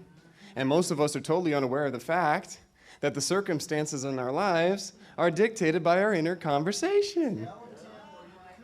Well, all you can do is control the nature and the direction of your inner conversation. So, can you quit eating? Can you quit drinking? I mean, you probably could. You won't survive. Could you quit breathing? Now that I'm talking about breathing, take a deep breath. Isn't that nice? Yes. In a world where we're supposed to be wearing masks, take a deep breath. Let's do the opposite of that. You know, give life to yourself, okay? So what I'm doing is I'm making you self-aware of your breathing. Now you're not breathing the same as you were before I told you that. Did you know that? That's a fun game we could play. But you can't quit breathing, okay? Some things you can't quit, some things you can, okay? Now, the two most important relationships in my life was my relationship with God and my relationship with my wife. Robbie Kraft knows what this is. Got it. So I'm really glad that I didn't quit on the relationship with my wife. Aren't you glad that you didn't quit on the relationship with your spouse? Right? Everybody has a different situation. Mine was like, I'm not going to quit on her, and she wasn't going to quit on me. We went through a tough strain in our relationship last year with COVID, and I'm glad we made it out stronger than ever, right? I'm glad that I didn't give up on God. You know, at times I feel like I did, but I couldn't, right? Because he didn't give up on me. I'm glad that I didn't give up on the alliance. I tried to, but they didn't let me quit, because Andy would always be in my ear, and then I finally stopped talking to him. Got off the calls. He said something that offended me. I let it offend me. I was doing this, having success. I kept crashing. Why? Because I wasn't doing the basics. I wasn't getting on the calls. I turned off my GMR, which is our leads. I said, I'll just do referrals. I'll do them my way. I'm not going to come to the office. I'm not going to go to the meetings. I'll just go right on my own pen and just forget this. I was done. Robbie Kraft kept calling me. And I'm glad he did, because he restored that relationship I had with Albright. And he reminded me of how compassionate that man really is. Because I respect Robbie Kraft, and Robbie Kraft wouldn't just work for anybody for that long. So you don't know what kind of influence you have on somebody, but by you showing consistency is a big deal. You know, I went to the gym, and I worked out, and I look in the mirror. What do I see? Nothing. I go to the next, same day, another day, nothing. And I was like, well, I'm going to quit this. My personal trainer's like, no, you're not. You got to keep doing it. You've proven nothing if you quit now. You know what I mean? Gyms work. You just got to give it a chance, right?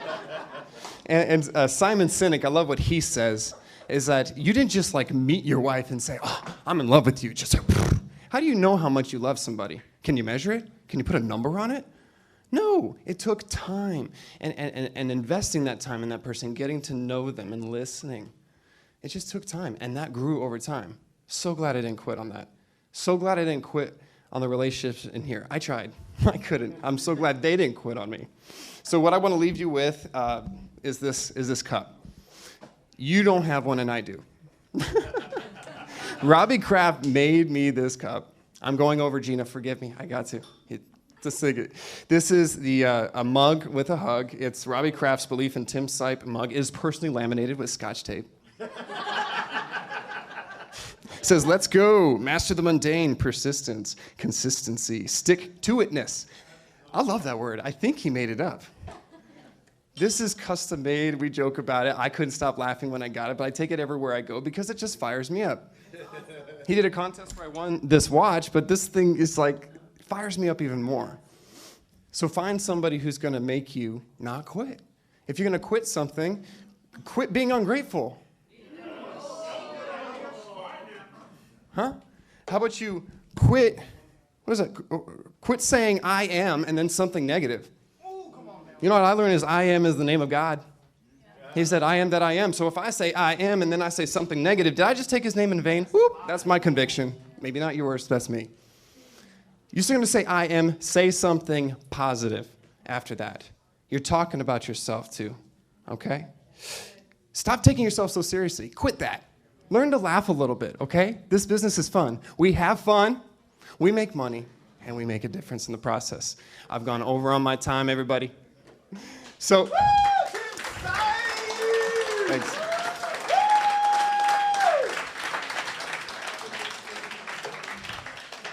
I appreciate that.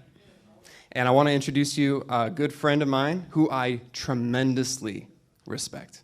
Please get on your feet and put your hands together for one of the hardest workers I know, Janina Wilson.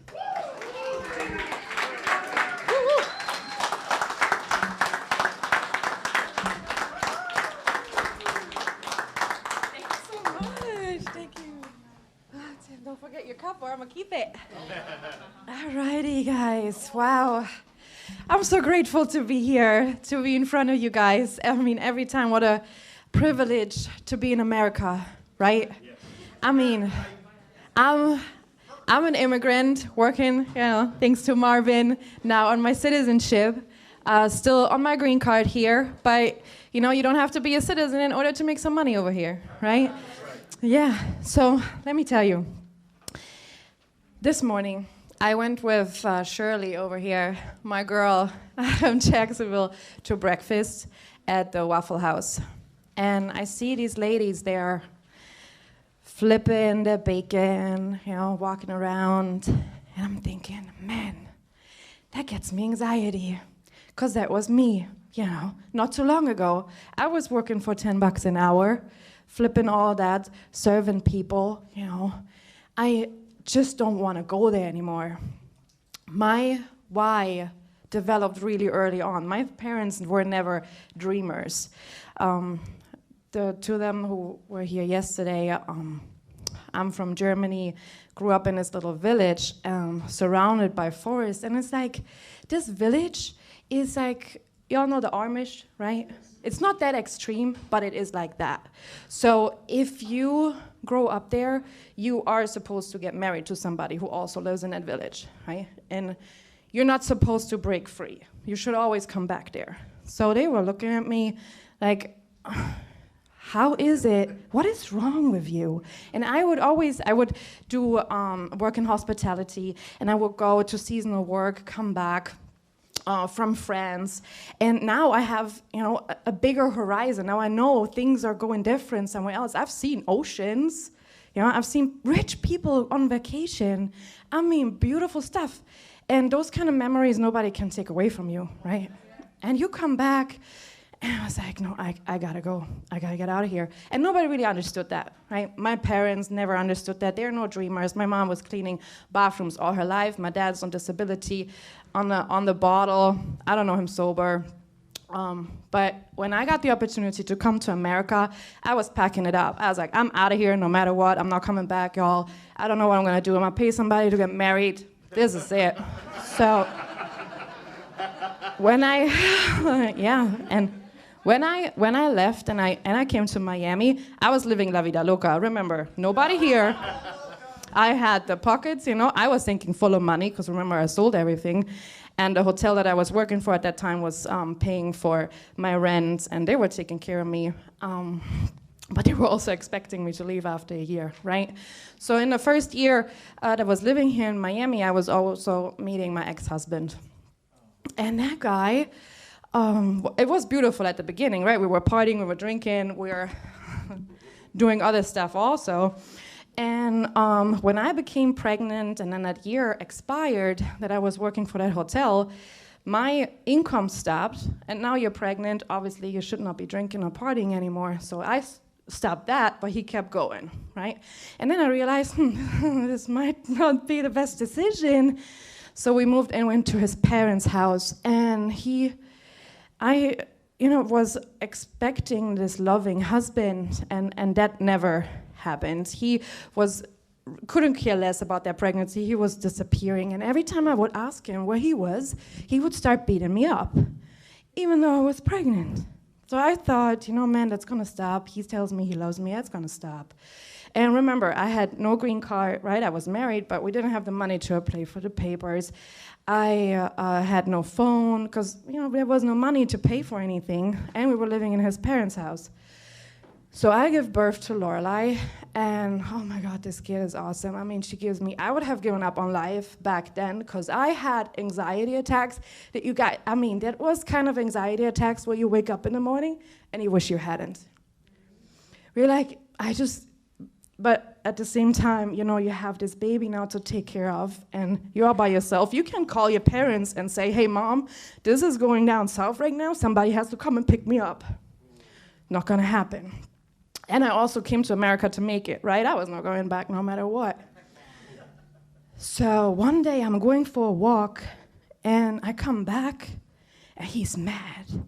He's so mad, he picks up the gun, he points at me and says, if I have to look for you one more time, you're gonna die. And I say, wow. Okay, I gotta get out of here. People think, how can people end up in abusive relationships? That doesn't happen in one day. That doesn't happen overnight. That comes slowly and gradually. And they have a way of manipulating you. And this guy, in that moment, I was like, I gotta come up with a way. I applied for so many jobs. And when I found out that there is something where I can make my own schedule and where I can decide how much I'm worth, I'm gonna go for this. And I did. I got my license, driver's license. We're running out of time. I appreciate it. So I did my driver's license at the same time. I mean, I had help, right? I have this girl, Afton Prince, God bless her, and she helped me out to make all of that happen. She financed me. And what I'm saying is, if you stick around here, you know, and hang out with the people, and you're a little bit open-minded, and you listen, and you write some stuff down, stay humble, and follow the system that has been set in place here, you will be successful. You have to stick to it. It's not gonna be always awesome, right? It's not like you're writing in your first day $10,000 in annualized premium and all of a sudden you're rich. You have to go through a process like we all did. But you have an advantage, right? You know English. There are people here in this room, they're coming from places where, you know, English is not their first language. You have an advantage that you know how to articulate yourself. There are people here in the room who had to learn that, and they are majorly successful. I mean, crazy talk, making $200,000, $300,000 a year or a month. It's just beautiful. So if you guys ask me if this thing works, I will never go back to hospitality. I will never do anything else. My daughter says, I'm gonna do Alliance. She doesn't know what it is, but she's gonna do Alliance. So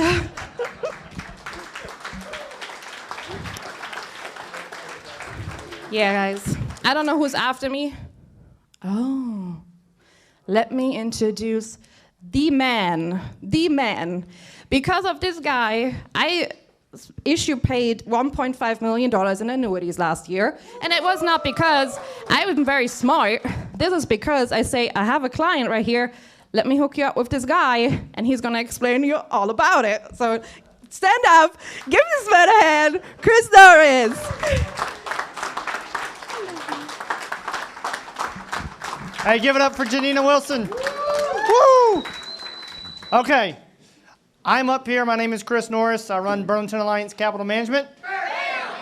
And I am not going to talk about green sheets. Yes. You guys can clap. I like it. Thank you. All right. So I am going to talk about helping you guys recruit more agents, because that's part of what we do, right? We recruit. Mike, thank you. Bam, I like it. So when you guys are out recruiting, every day you guys run into people that already have their securities license, right? So that is a challenge, right? What do you guys do with that? Because it's not easy to go out and take all those tests and get your securities license. What if there was a way that we could bring them on board with the Alliance and they could keep their securities license and produce with that? Would that be helpful? Yes. Right? Well, there is a way to do that. So they could actually keep their license with us. So they could produce for you guys, and they could come work with us at BAM. So when you guys meet those guys, make sure that you tell them, hey, yeah, you guys can come on board, produce life side. With NAA, you guys can come on board with the Alliance. I've got a partner. He works with our registered investment advisory firm. Let me introduce you to him. Schedule a call, same way you're doing now. On the Book Me site, schedule a call, let us have a conversation. It's not a dead lead at this point. That's not a no. So again, we have those outlets at this point. So again, those are things that we're actively recruiting for those guys. So again, those are people that we should be having more conversations with now. So will that help you guys recruit more people? Does that help you guys move forward? Are there people that you know now that you turned down in the past because they had a securities license, or they turned us down in the past because they had a securities license?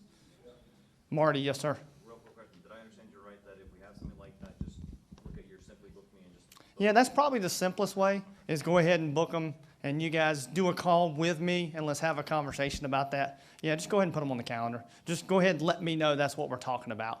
That would be the easiest thing, yeah. Yeah, don't just book them and then I call and say, hey, what are we doing? Are we writing a new? No, that's not what we're talking. Yeah, it would be nice for me to know that on the front end. But yeah, that's just another recruiting tool to help you guys grow your business. So I just wanted to talk about that. And that's really it. I'm not going to talk about anything else but that. Unless you guys have a question, I will be glad to answer. So when we're speaking to them in reference to that, then we just say we partnered up with a capital. So again, what I would tell you, less is more. Don't talk about that at this point. I have a solution for you. Let me put you in touch with Chris. He'll talk more about that. I have a solution. Less is more. Don't get in trouble. Don't talk about things that you really don't want to talk about. I would just, exactly right. That's exactly right. I would just say I have a solution. So, they make a sale. No. Does the upline or the manager get paid even though they don't have a security license? That's another conversation. Oh, should I book a time with you? Probably. So the answer to that is maybe. I can't answer that question yet. So it depends on what they do. Are you talking about on the life side? No. You're talking about if they make a sale on a securities piece of business? Correct. Probably not if you're not securities licensed. So probably not. But again, it depends. So again, that's a separate conversation. So there's solicitors agreements and things like that. So could, but more likely than not, no. We would have to see we would have to see. Now, is all their production through securities going to count for that agency production? There is no production credit on the securities. Two separate entities, and we're going down a rabbit hole that we probably don't want to go down. Have a separate conversation. And the person I'm going to bring up next is Andy Riddle. Everybody get on your feet. Yeah.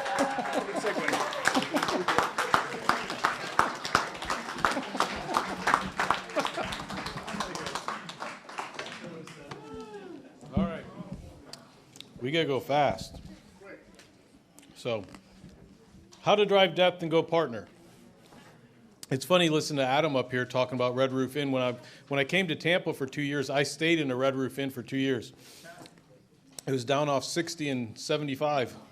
They're great hotels because they have huge desks in them, and you can spread your apps out. Great. Big supporter of Red Roof Inn.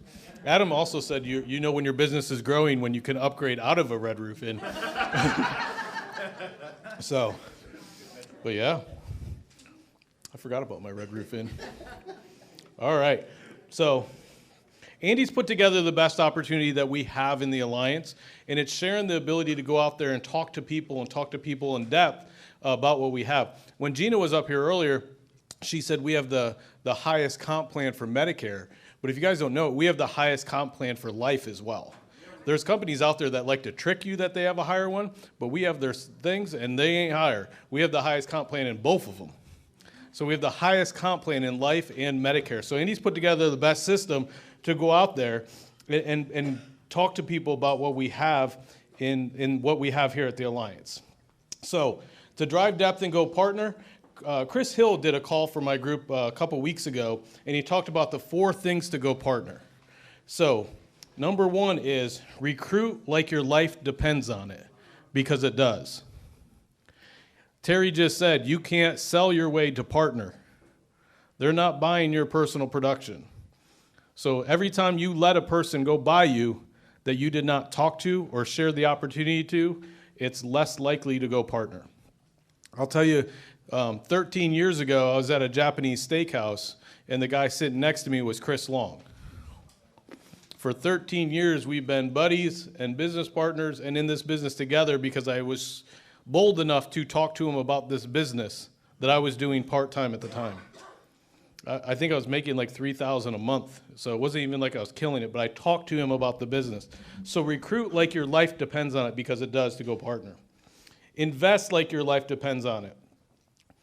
And meaning by investing, it's investing your time, money, and energy into your business. The ARC has a great tool out there as you start building a team that Robbie just added last week, where you can go in there and look at what your overrides are off of your team legs on each leg that you have. So you can go, I was talking to Lou last week, and he was like, how do you know these numbers? I felt all special because he hadn't seen that yet. But I was just looking at this this chart, and it tells me the numbers of what you do. If you take this book and go to page 102, Andy will breaks down in there how much you make if you buy a house, as if a rental property. And when you look at what you're making on overrides, and can say how much you're making a month off of that house, you know how many houses you have, and you know how expensive that house is. And knowing if you have $1 million house that you're making rent off of every single month, how often would you visit that house? Time, money, and energy into your team. Invest like your life depends on it. Number 3 is sell like your life depends on it. And the reason I say sell like your life depends on it, because you need to be able to create cash to go out there and invest. You have to create cash to go out there and travel. You need to create cash to do things to do this. We played a game last night up in my room called Cash Flow, and one of the guys playing made a critical mistake because he had probably the best card popped up. He did buy it, but he only had $250 in his pocket, so that's all he bought of it, instead of investing like his life depended on it. It was a $1 stock that like 4 rolls later that sold for $40 a share. If he would have bought more shares, if he would have bought more leads, and went out there and sold, he would have been able to invest like his life depended on it to build a team and go do that. I have 21 minutes left, so I'm good. Gina got mad at me because the 2-minute one, I put a 0.1 on it, and she said people thought it would be 21 minutes, so that's how much time I have left now. So sell like your life depends on it. Number 4 is listen to Andy Albright like your life depends on it.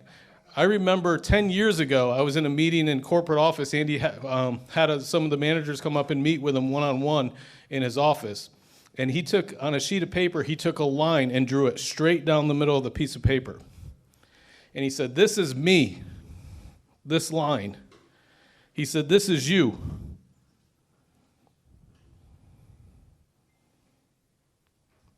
And he's like, "You'll follow the line for a little bit, go off and do something else, get corrected, come back. Follow the line for a little bit, go another direction, come back." And he said, every time you do that, it costs you time and money in this business. Every time you don't follow that line of what Andy tells you to do, every time you do a yeah but, every time you say I can't do that because you won't, that's you going off that line and it's costing you money. So when your upline says the number 1 investment in your business is staff and you wait 6 months to hire staff, that's you going offline and wasting time and money because you're just not listening to what they say. If they say just invest the money into leads, going off that line and coming back, it's costing you time to go partner. It's costing your time. And if you're trying to drive depth and go partner, like your life depends on it, you don't have the time to go off that line. You need to stay on that line as best you can, guys. With that, guys, it is my honor to bring up this next guy that has put together the best opportunity in America, the highest payouts in life and med sups, and also my buddy and my mentor, Mr. Andy Albright.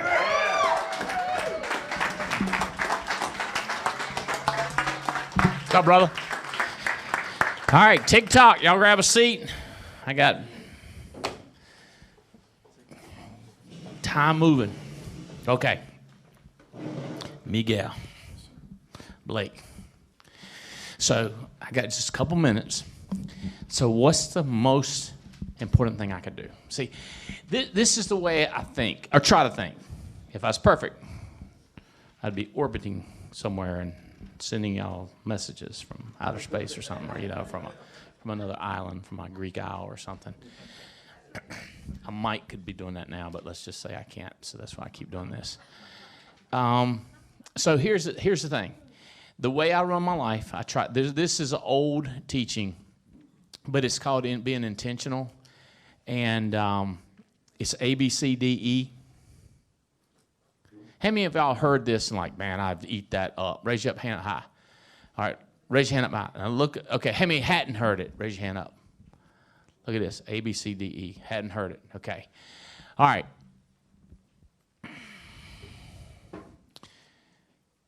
You might want to get updated on this one, Eric.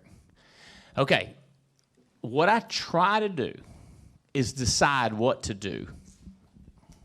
Okay? Like, do I take this phone call? Do I do this text? Do I do this email? Or do I come up here and talk? What I'm in the middle of. Do I watch Nina? Do I grab Nina and pull Nina and take 2 minutes before she goes up and talk? Or do I let her sit there? Like, and then here's what people tell me. They go like, I know what you did it intentional. I go, I make mistakes too, so I also have deniability. Does that make sense? Like you say, you didn't call me. I know that was on purpose. I'd be like, hey, man, look, nobody's perfect. Maybe I did decide not to. How do you know? So you understand what I'm saying? Or if I come up here and do the A, B, C, D, E thing, like, how do you know that I didn't just plan that 2 weeks ago, now I'm going to do it? You see what I'm saying? It's my life, you run your life. It's a great way not to get upset about people. Me and your boy Junior had this conversation. Like, why don't you get upset about it? It's not my life. I don't care if you get a dog. Dogs are a pain to me. I got up this morning at 4:15. Took them out. Let's just say I either owed something or wanted something.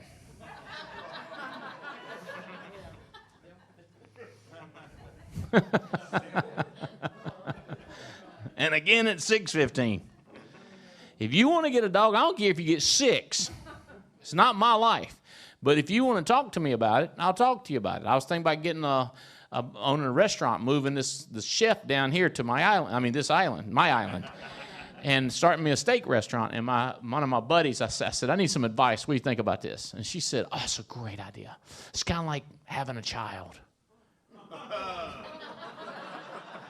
that gets the colic and wants your attention. And it costs a lot of money.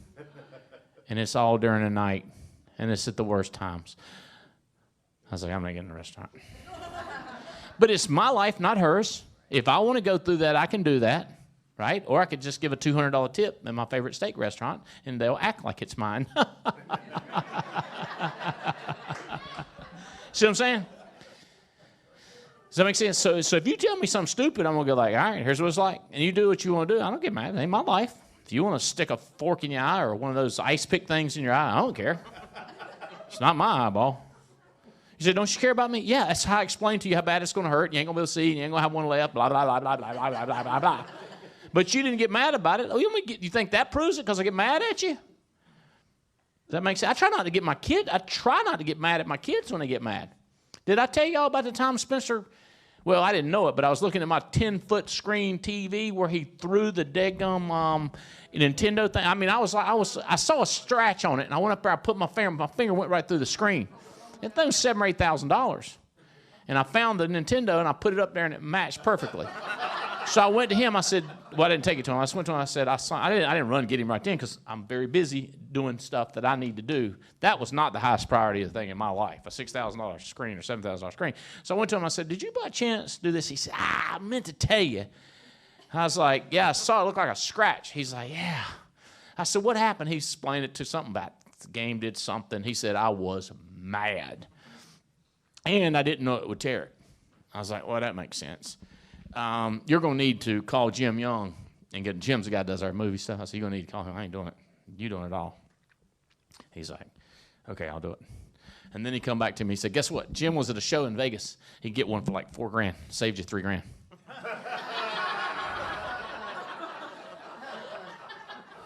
I was like, don't do it again. Because it just takes up so much energy to be mad at your child. I learned that in Amway. They were talking like if they spill something on your new white carpet and you get all mad, are you mad because he made a mistake or because he messed up your carpet? You're more worried about money than you are your child. This is a $5,000 movie theater. You know what I mean? It's very inconvenient if I had to do it.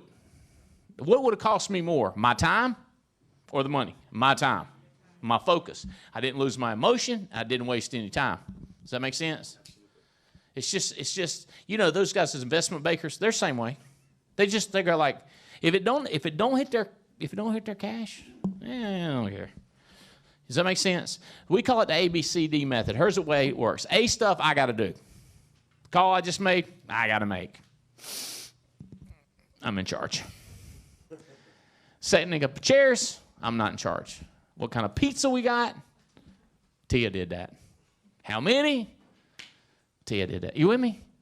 And I like, I'll call Jennifer if you want to, get her input. Y'all commiserate. Y'all go and figure it out. You with me? So B is stuff that I'd like to be involved with. Somebody was just telling me about some drama. Oh, my daughter. She's telling me about some drama. I was sitting on the beach, wasn't doing nothing else. I was like, tell me more. This is juicy. you know what I mean? Like, I call that entertainment value. There's like, my wife said, we're trying to keep the details away from you. I said, this is interesting. I want to know. Had nothing to do with business. It was just interesting to me. I always tell people, if it's really interesting, I'm interested. If it's boring and drama, I'm out. You with me? And don't hit me with like, you ain't never heard nothing like this before, because I'll be like, I bet you have. Because if you got something I ain't never heard before, I'm interested. But I call that entertainment. So there's A, entertainment, okay, which is front row seats, box seats, Champions Club at the hockey game. You know, hey, by the way, now it has to be Champion Club and an important game. I'm just not going to go first. Does that make sense? Like A, like you say, we're at Super Bowl. Where is it? You know what I mean? Like I don't necessarily want to go. I was telling everybody we got to invite to this nice house, and I want to go. Doug Weed is the host. I got my invitation. I want to show it to you. Yeah, he's a bigwig, you know. And you know, like, it's got to be A, entertainment. You know, B stuff is stuff that's okay. But if your life is filled with A, why do B? Right? Now, if you run out of A stuff and you got some B stuff, that's what we do. C stuff. If you got A and B stuff, like getting mad at him over that would be C stuff. That is not that big a priority.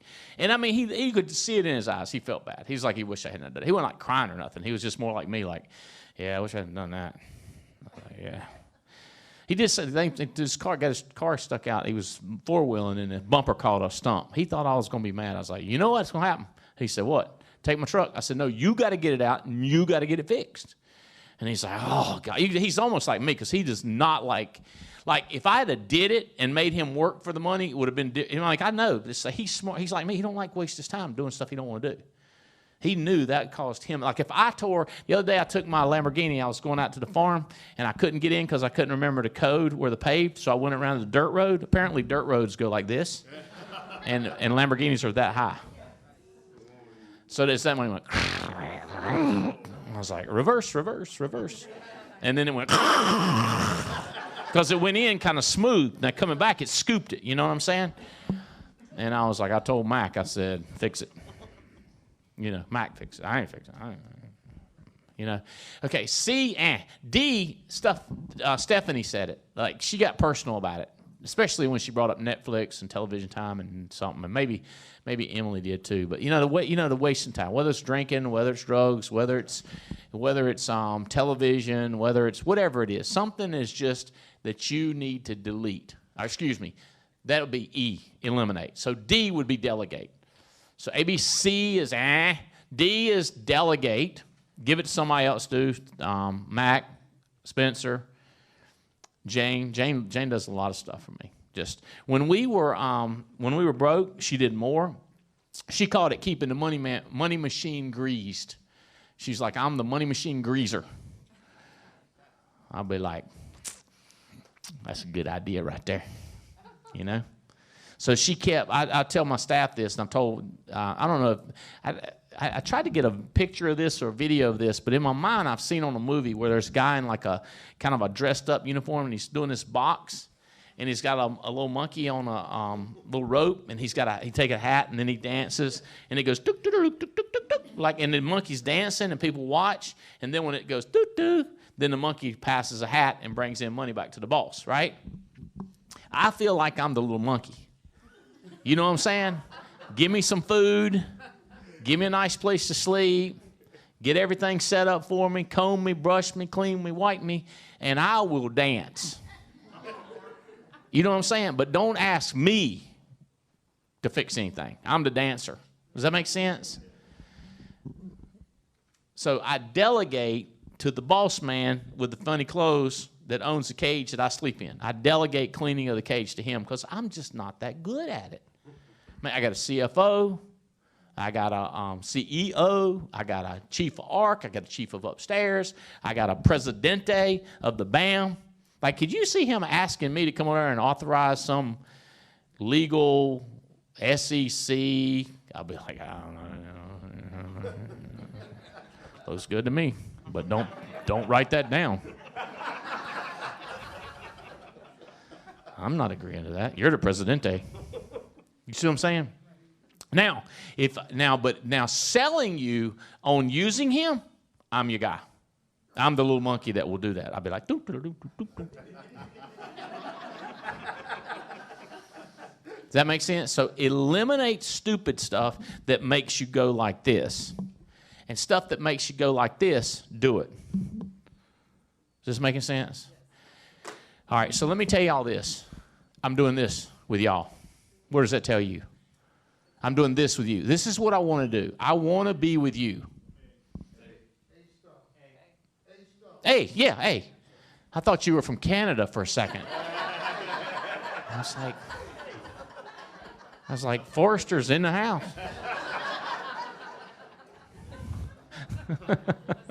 I forgot that A was number one.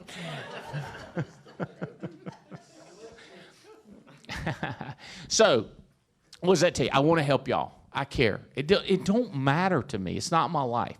But gosh, Big Mike, if I could see you making $85,000 a month. By the way, did Big Mike kill it? Did he light him up? Good job. Our speakers this week. And by the way, I go back and watch them all. I've been watching the ones from we did in Burlington.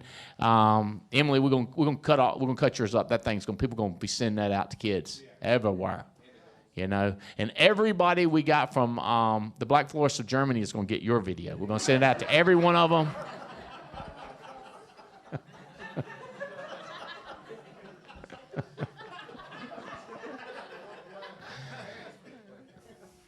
Yeah. But, you know, that's what you want. Like, what you want, listen to this. People like people that like them. Like. So if you're the same height, what I say, tall girls talk. You remember that? Tall girls talk. And people like that because they like people like them and they like people that like them. So you find people videos like them and let them mingle. Okay? And I have, I have middlemen. Okay, so I'll have this guy who can talk to taller guys. This guy who can talk to a Spanish guy. Or this guy can talk to a German guy. You with me? I've always got these people that I have good contacts with in the categories, and then I can introduce them. I just entered Coach Harry to Sean Boone. I was like, hey, mingle, coach, player, talk. You know what I mean? Y'all talk that kicking stuff. You know what I mean? And exercise and stuff. That stuff y'all talk about. Nutrition stuff. And you with me? So get people. So think of videos that they would like. If they like, me and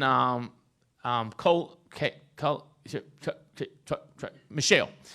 How do you say your last name? Colin.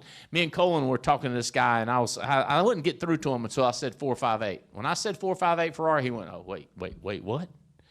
We're talking millions of dollars. He was like, yeah. But I said 458. I don't know how to break it to him. Them things are only like 350,000. You know what I'm saying? If you make millions, you can buy, one a month or something, you know. But they got him, Bo. So I said, send him this. Send him the video of the cars. So send them if they're from a different country that's fighting for America, you want to send them videos. If you know, I got some friends from Guatemala, Colombia, Venezuela. That's it. Them boys American fans. You send them that video, woo! You with me?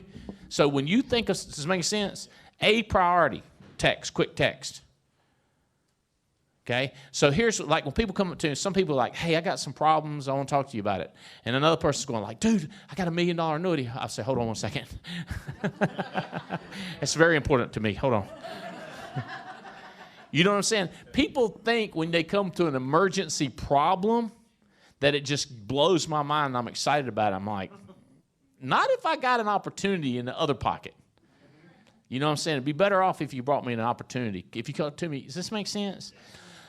Like, I'm looking for, how about this? Carlos, if I told you were looking for fun and easy, is that more exciting than telling you got to fix every problem in the world? Yeah. So what you do is you line them up and told me which ones are the easiest ones. People come to me all the time and they go, I got this terrible situation or this terrible guy, or he just won't do it and he wants this and he wants that. I was like, it's a little demanding little joker, isn't he? You know? I'm like, that's complicated. I got an easy one over here. I got this guy's fired up out of his mind, ready to run through brick walls. Is this making sense? Okay, A, B, C, D, E. Does that help? All of that is in the same book that I got the coin out of. I really like that book. It's called Goals, Goals, How to Get Everything You Ever Wanted Faster Than You Ever Dreamed Possible. He says you decide what you want, and the how is you get up in the morning and start working on that. That's why I don't like the weight loss thing, because I had to fix my oatmeal and stuff. Because I want to work on my business, but I want to live, you know, and the blood pressure thing. So I want to make sure that don't go there. You know what I'm saying? Does that make sense? Like what I want and then work on that. So I had to split my time between elliptical, walking, preparing good food. I ain't eating no bad food. I will blow up big as a Buick before I eat bad food. I can tell you that. You know what I mean? So if I'm going to be careful what I eat, at least it's going to be good. So what do I want? How do I get it? He says, get up in the morning working on what you want and do that until you go to bed. Just absolutely exhausted. I did read something the other day about people in America. It says, we give up our health the first 50 years to get wealth, and then we give up our wealth to get health. They said that's typical in America. Yeah, that's not good. So I was like, I hope I've kept some percentage of stuff toward my health. You with me? And it's not costing me a fortune, but I'm willing to pay anything for my health, right? And so, but it is fun to tell Missy, I'm doing this Pilates thing. It makes my back feel better, and it's strengthened my core. And I was like, she said, they'll only do 2 a week. I said, tell them that I'm a special person, that I can do 3. And so immediately I got 3. You know, I was like, that was not a solid rule. You know what I mean? They're flexible if you just say, I've got the money, it's not a problem, let's go. Everything's negotiable. So what do you want? How do you get it, guys? I'm telling y'all, this is 100% easy business. I mean, look what Stephanie is doing, what Big Mike is doing. Nina, I'm telling you, if people are getting, let me ask you this, Nina, stand up for a minute. If people are living in objections in the house, who's causing the objections most of the time? Me. You hear what she said?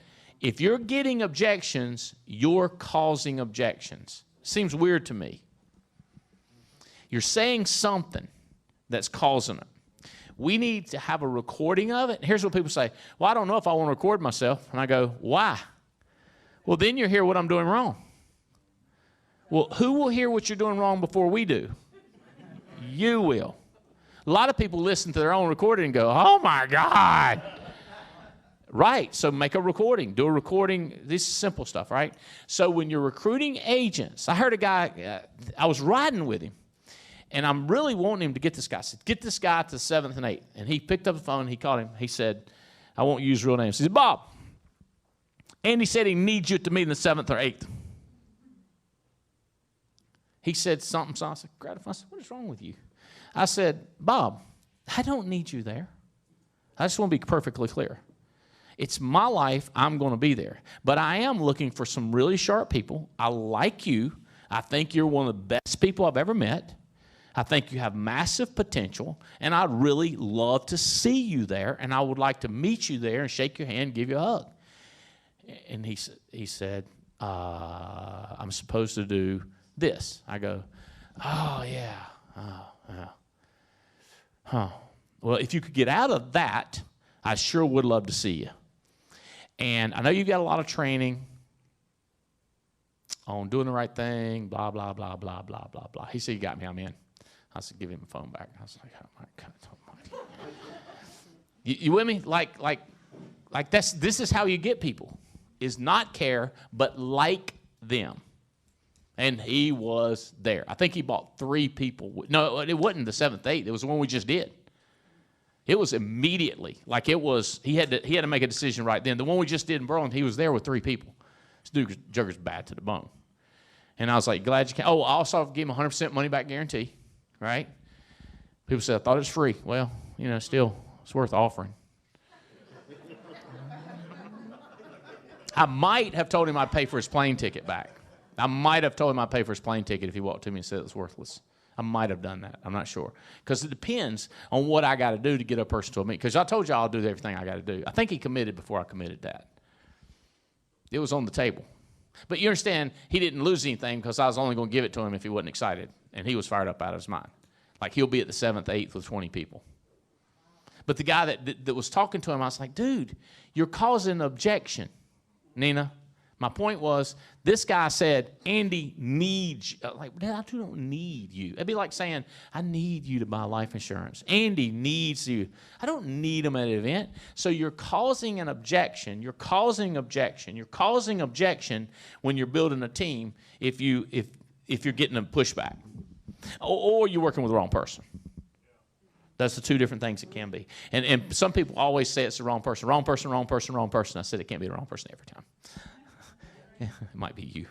It can be every time. Right? And then people go, what am I doing wrong? Like, let me hang around me. Like, if you're just walking with me and I hear you saying something, it's like booking appointments. I see you booking appointments and I hear you saying something, or I see you shaking your head when you're talking to somebody. Where's Charity? Stand up, Charity. Show them how you do when you're on the phone with people. Come over here. I don't even know if you know. Give it the old, let's call it the Charity nod. Give it to them. Yes.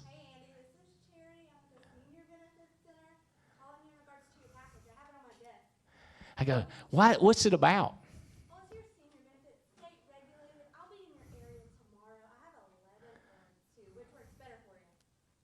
Can you tell me more about it? Yeah, I'll do that when I get there. Charity, this is what I'm looking for out of you.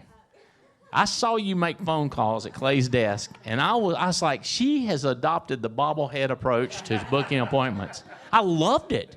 That's why I wouldn't let go telling Chris, I said, I want this girl to train, because you're just in agreement. When people say no on the phone like that, even though the other person can't see them, you're causing objections.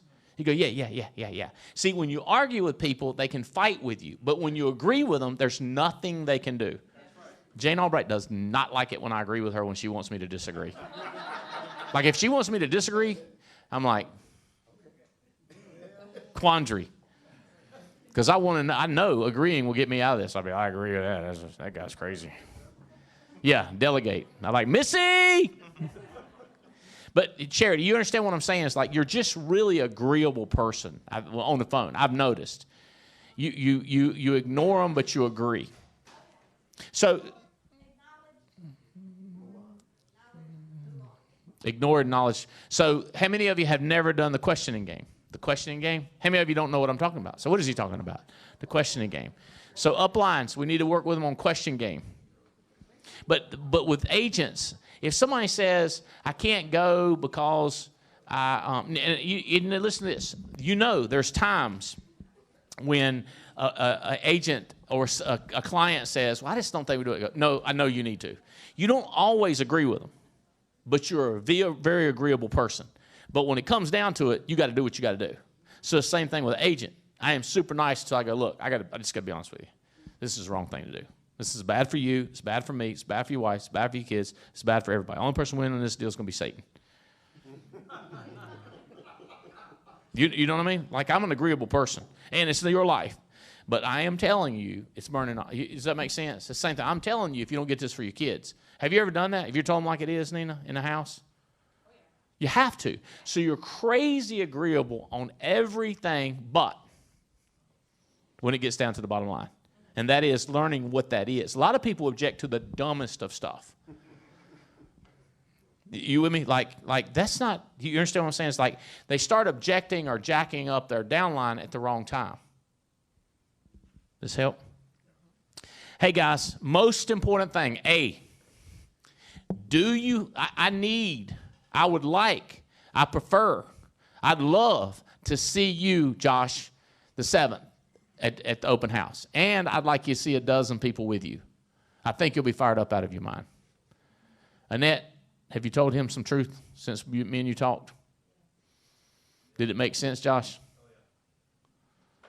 Good job, Annette. If you would tell me the objections, a lot of times I can give you the feedback. Okay, so 7th and 8th, get in your calendar. Would anybody like me to argue with them because you're leaning away from coming to 7th or 8th? Do I have 100%? 100%? Everybody going to? Okay, 7th and 8th. Now, what's the next part in a networking business to do? So, Carlos, what do you have booked, solid, registered, and there now? And then what's the goal? Does that make sense? Ron, booked, solid, already registered, confirmed, and then how many are you going to have? Where are you, and where do you want to be? Boss lady is a Elena. Are you, huh? Alina. I want to go back to that restaurant too. Alina. You with me? Registered numbers. This is what you, look, I don't care if you just show up and however it works out. But that's where you need to be. Is where are you and where do we want to be? Remember in the beginning? Where are we and where do we want to be? When we lay it out like that, well, I haven't even registered. Well, based on that, I should register. I'm just laying it out for you and helping you understand it. This is the most important thing I can do for you is talk to you about events. The biggest promoters among you will be the biggest businesses among you. Get good at getting people around the heat. How do you register? arc.naaleads.com. Log on, and down the bottom, it has left-hand side, it has Burlington. Or your agency manager. Let's make sure that we put the link out on the WhatsApp for the AMs and stuff like that. And spread the word. And hey, listen, you got to invite them before they give a chance. Hey, some of you got appointments, you're supposed to be somewhere. So we got a 7-minute hard stop. And then, Brandon, I'm going to meet you right out there.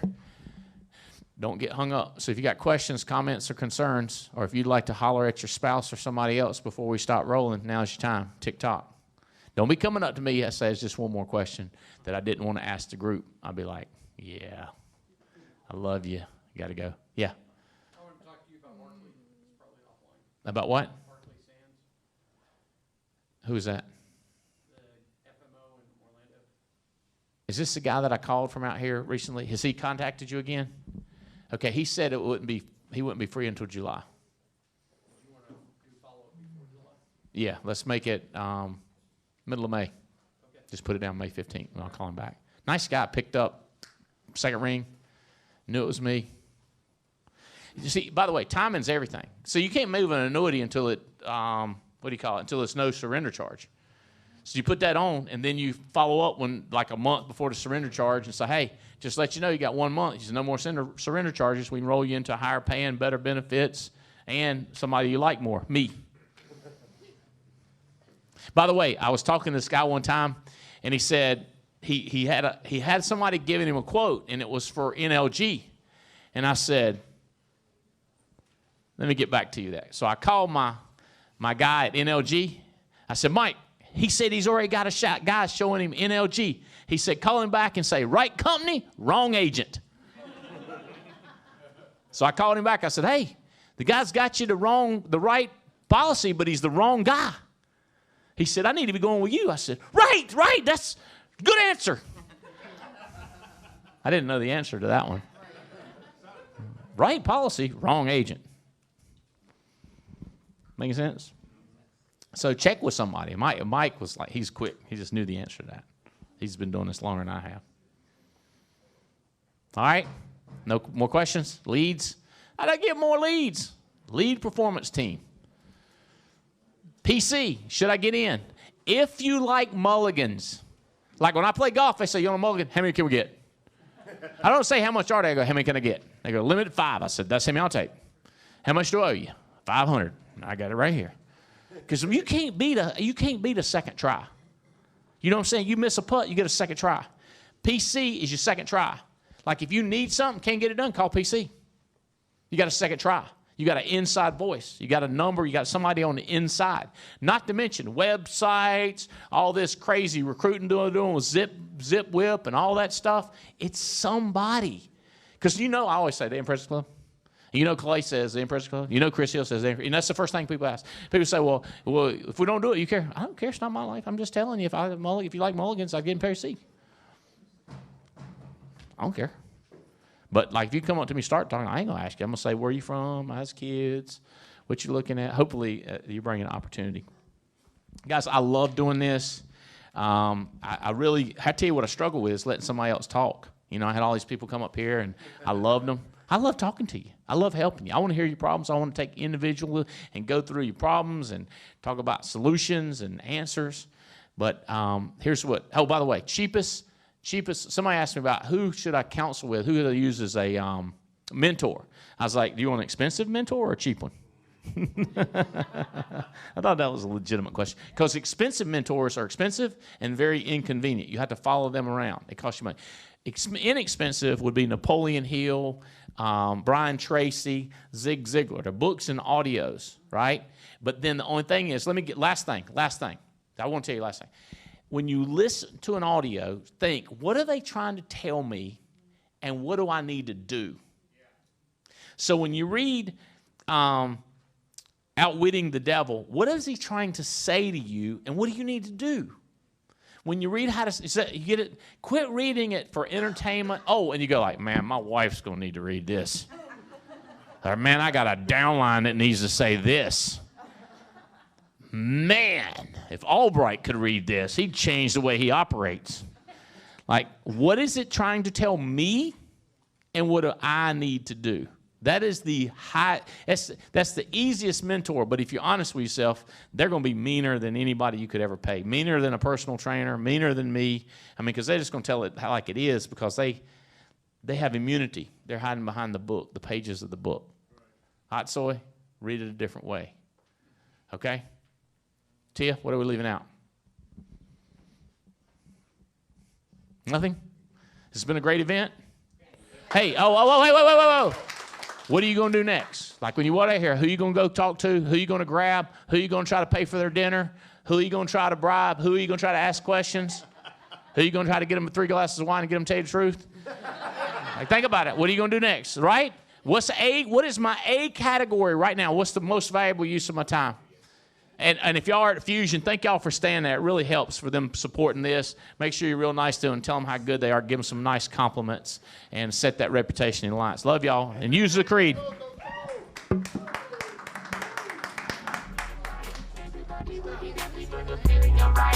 Everybody will be